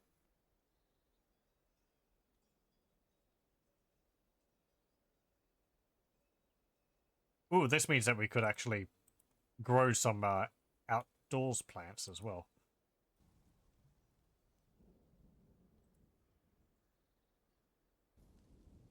Chicory, millet, cranberry. I don't know.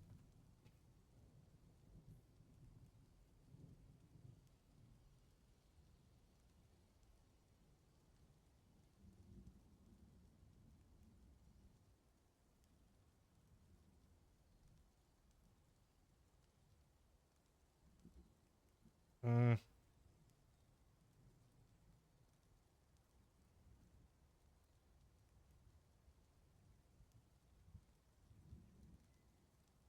I'll put some farms here.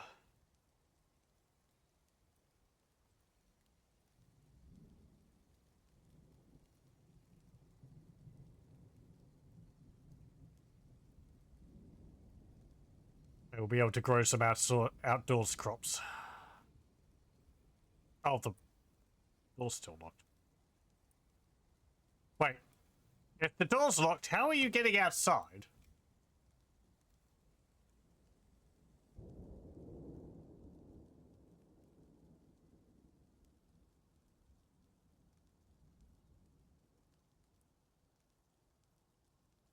That's concerning. Bid. Where are you going? You people weren't stuck out that whole time, because you would have been killed by the,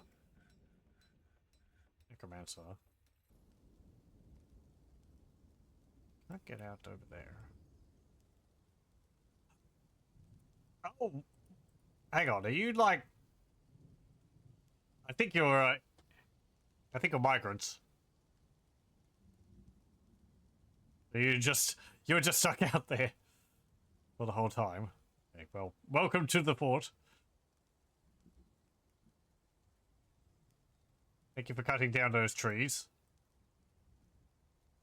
Yeah, because our population's jumped up to 37.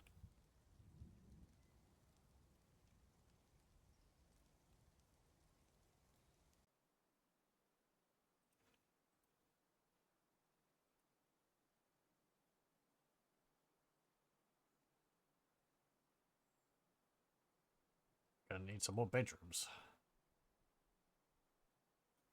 Okay, good. Yeah, we have the Knockims in here. This is a conglomerate Knockim. Did I tell them to make them out of wood? The Knockim is a mid-sized handheld wind instrument consisting of two adjacent cylindrical stone pipes. The musician blows into the fipple at the end of each pipe. The instrument has a 3.5 octave range, going from a mid-low to a very high pitch. It has 3 registers. The low register has a strong, quavering, strident timbre.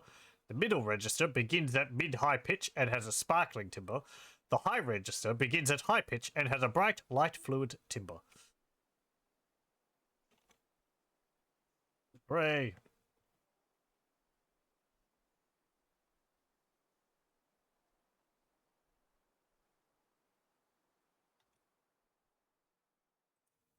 I can put your musical instrument in here. It'll improve the quality of the room again. There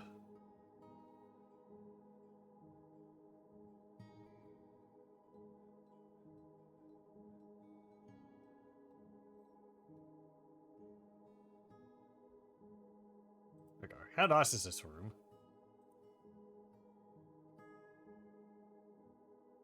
Got 20 goblets. They desire 5 stored instruments as well. Former. Sure, Chief Medical Dwarf can form as well. Tavern Keeper. And the Expedition Leader, sure.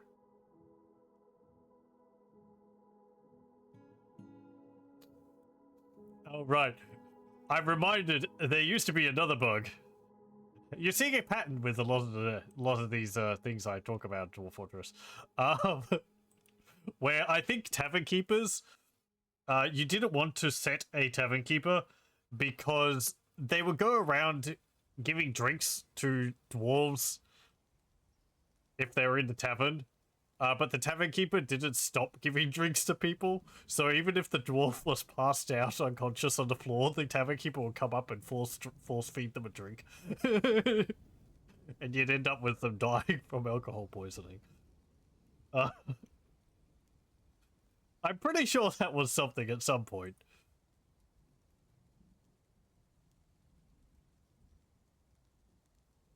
Similar in theme, but unrelated to the tavern keeper, it used to be a problem where people were wondering why their cats in their fortresses were dying.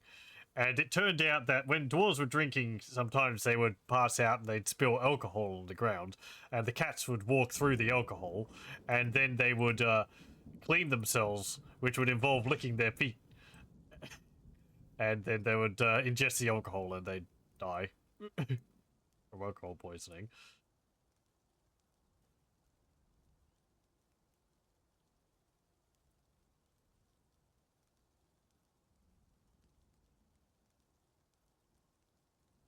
I think this was in the era where dwarves would like get mud on their shoes and would track it throughout the fortress, and blood on their shoes, and just vomit and everything, and you'd just end up with trails of blood and mud and dirt and vomit all over the place. So people would have to create like grids in the floor where dwarves would like get showered by water when they come into the fortress so that they get cleaned, so they wouldn't track it all over the place. Problem was that there was one liquid equal one whole drink, and the fix was to make one lick minuscule as it would be realistic. Ah, okay. I'm sure there's a page on the wiki which is just all the weird bugs in Dwarf Fortress. Which would be quite amusing to read. There was one where elephants were too big. Elephants would starve to death because they were so big, and how much food a creature had to eat was based off of how large a creature was.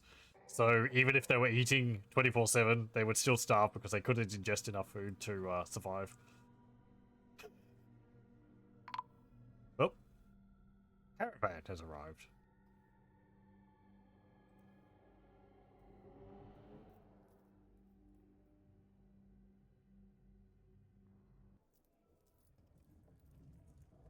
I want...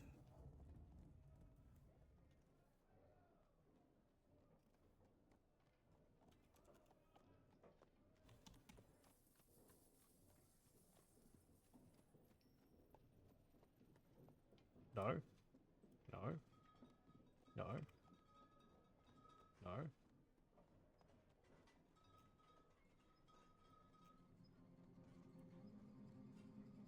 Here we go. Wait. Oh, of course. I keep trying to scroll using my scroll wheel, but you can't do that.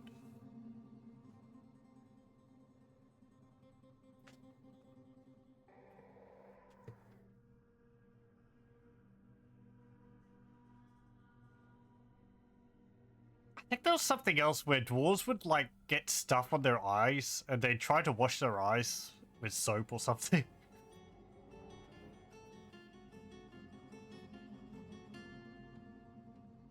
You can get your dwarves to clean themselves by providing soap. They will take a bar of soap to the well, and they'll clean themselves. Which is useful if they have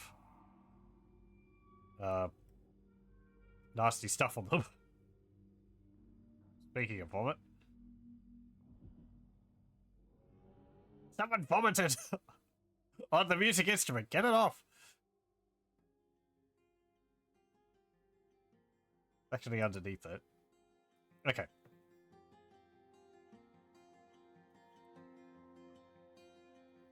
Hang on. Oh, okay, right. We haven't finished yet. You're still setting up.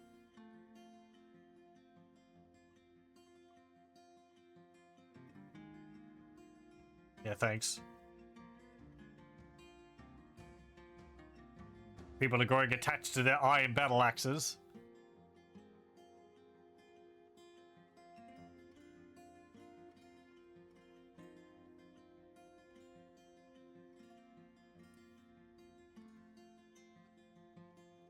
Oh, diplomacy. There's much to share. When he says that, he's telling me about the situation in the world. You'll be able to check the world map and you'll see how things have changed, if any places have been taken over, where armies are moving, and so on.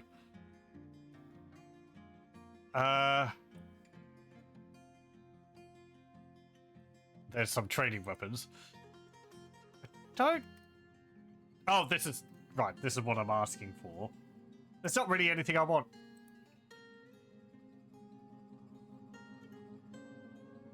A need for large gems and headwear is expected. Well, if you're able to provide some, the caravan will offer 201% and 211% respectively.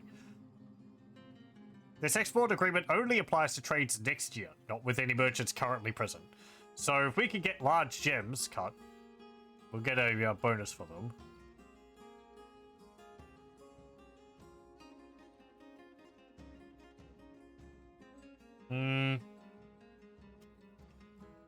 I do want to trade now. You got a drake, a duck, buffalo bull, and a buck rabbit. What else have you got here? Dwarf syrup, ale, rum, cow's milk, goat's milk. I'll get that for the barrels.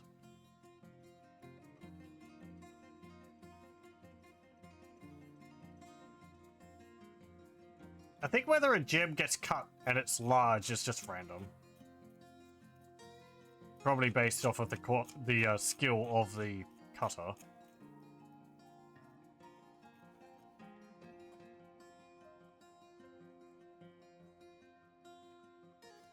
Okay, what else have we got? Some buckets.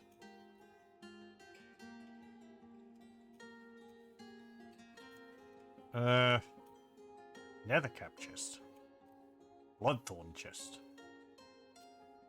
Red sandbags. Yellow sandbags. Sweet pod seeds. I'll get those. I do need some more bags anyway. Giant cave toad leather bag. Lava wool bag. Don't need plum pellet spawn. Dimple cup spawn. I'll get some of that. Cloth. I don't really want to get any of the wool. Or the leather. By having some of this, it will mean that people who go into moods will have the potential to ask for some of that. And I don't necessarily want them to ask for some resources which we can't actually provide all the time.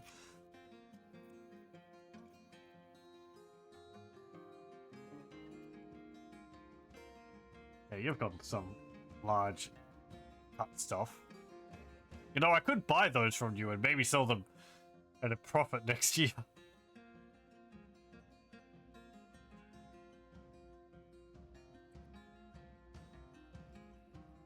It probably doesn't work like that. They're probably overselling them so much we wouldn't be able to make profit. Spinach leaves, garden cress, strawberries. And we could get some strawberries. Some raspberries. And some cheese.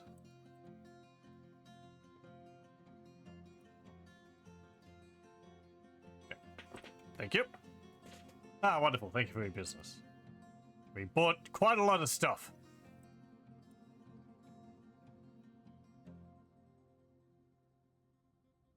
Now I have to figure out how to get stuff back. It's just that. There we go.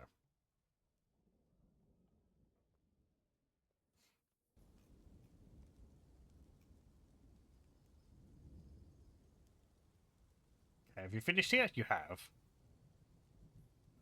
Let's see. We don't have any seeds for a lot of that.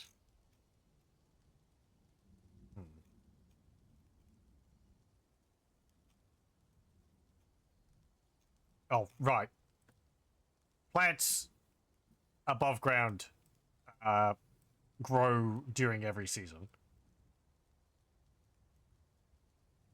One of the things which I've done with my farm plots down here is I've specifically only planted one crop in each farm plot. I don't know if it's handled better now, but it used to be that... Do we not have any plum helmet seeds? That could be a problem.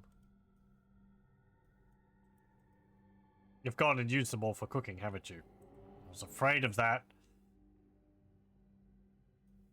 Hold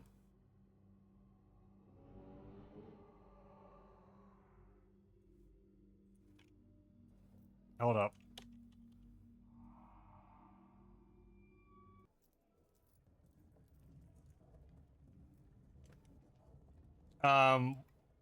What the reason why I've only growing one crop per maybe I've got seeds in here.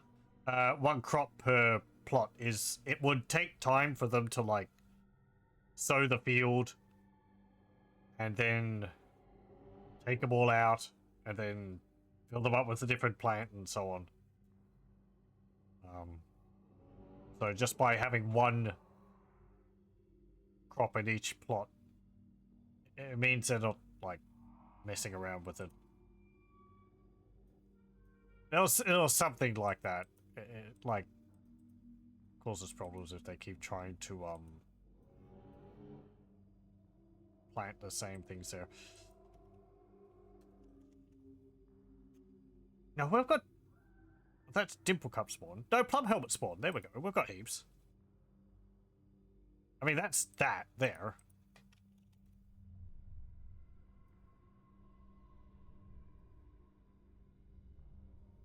Oh, okay. I'm gonna have to buy some, I think. You do that for the same reason. Yeah, it's there's something about like by having varied crops in the farms, it kind of makes it difficult for them to plant them all. So it's better to just specialize in.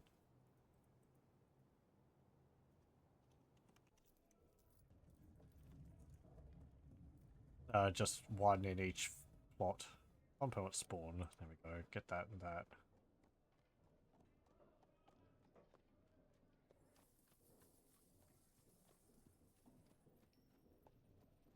So you can get all those plump helmets as well. Okay. Thank you. I think I said last time I was going to have to read up on how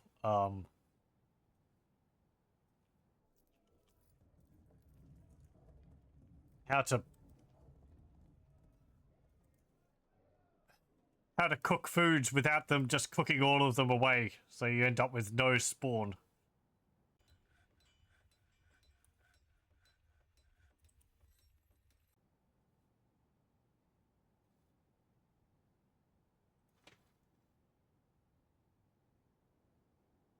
Got a thingy to make wooden barrels, and nobody's doing it. Do we not have a woodcutter, a woodcraft dwarf? Woodcutters.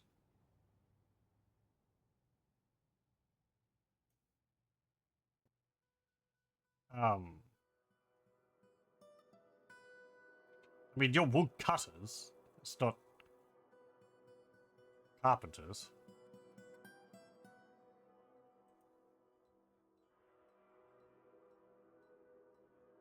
Who's our carpenter? You. You're planting seeds.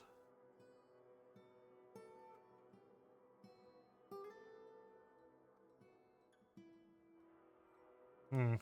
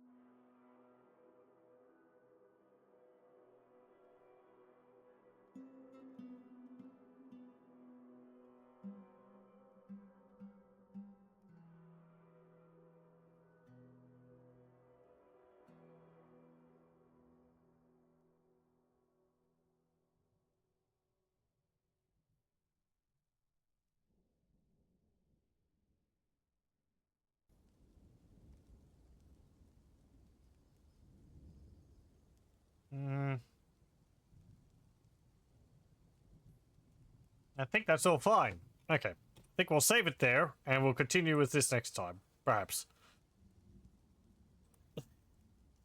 We'll see.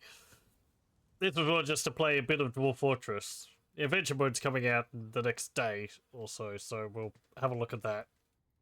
But, yeah. We'll see if we come back to this or not. Yeah, it's fun to play some Dwarf Fortress. I do like it. Well, thank you very much for joining. I hope you join me again next time.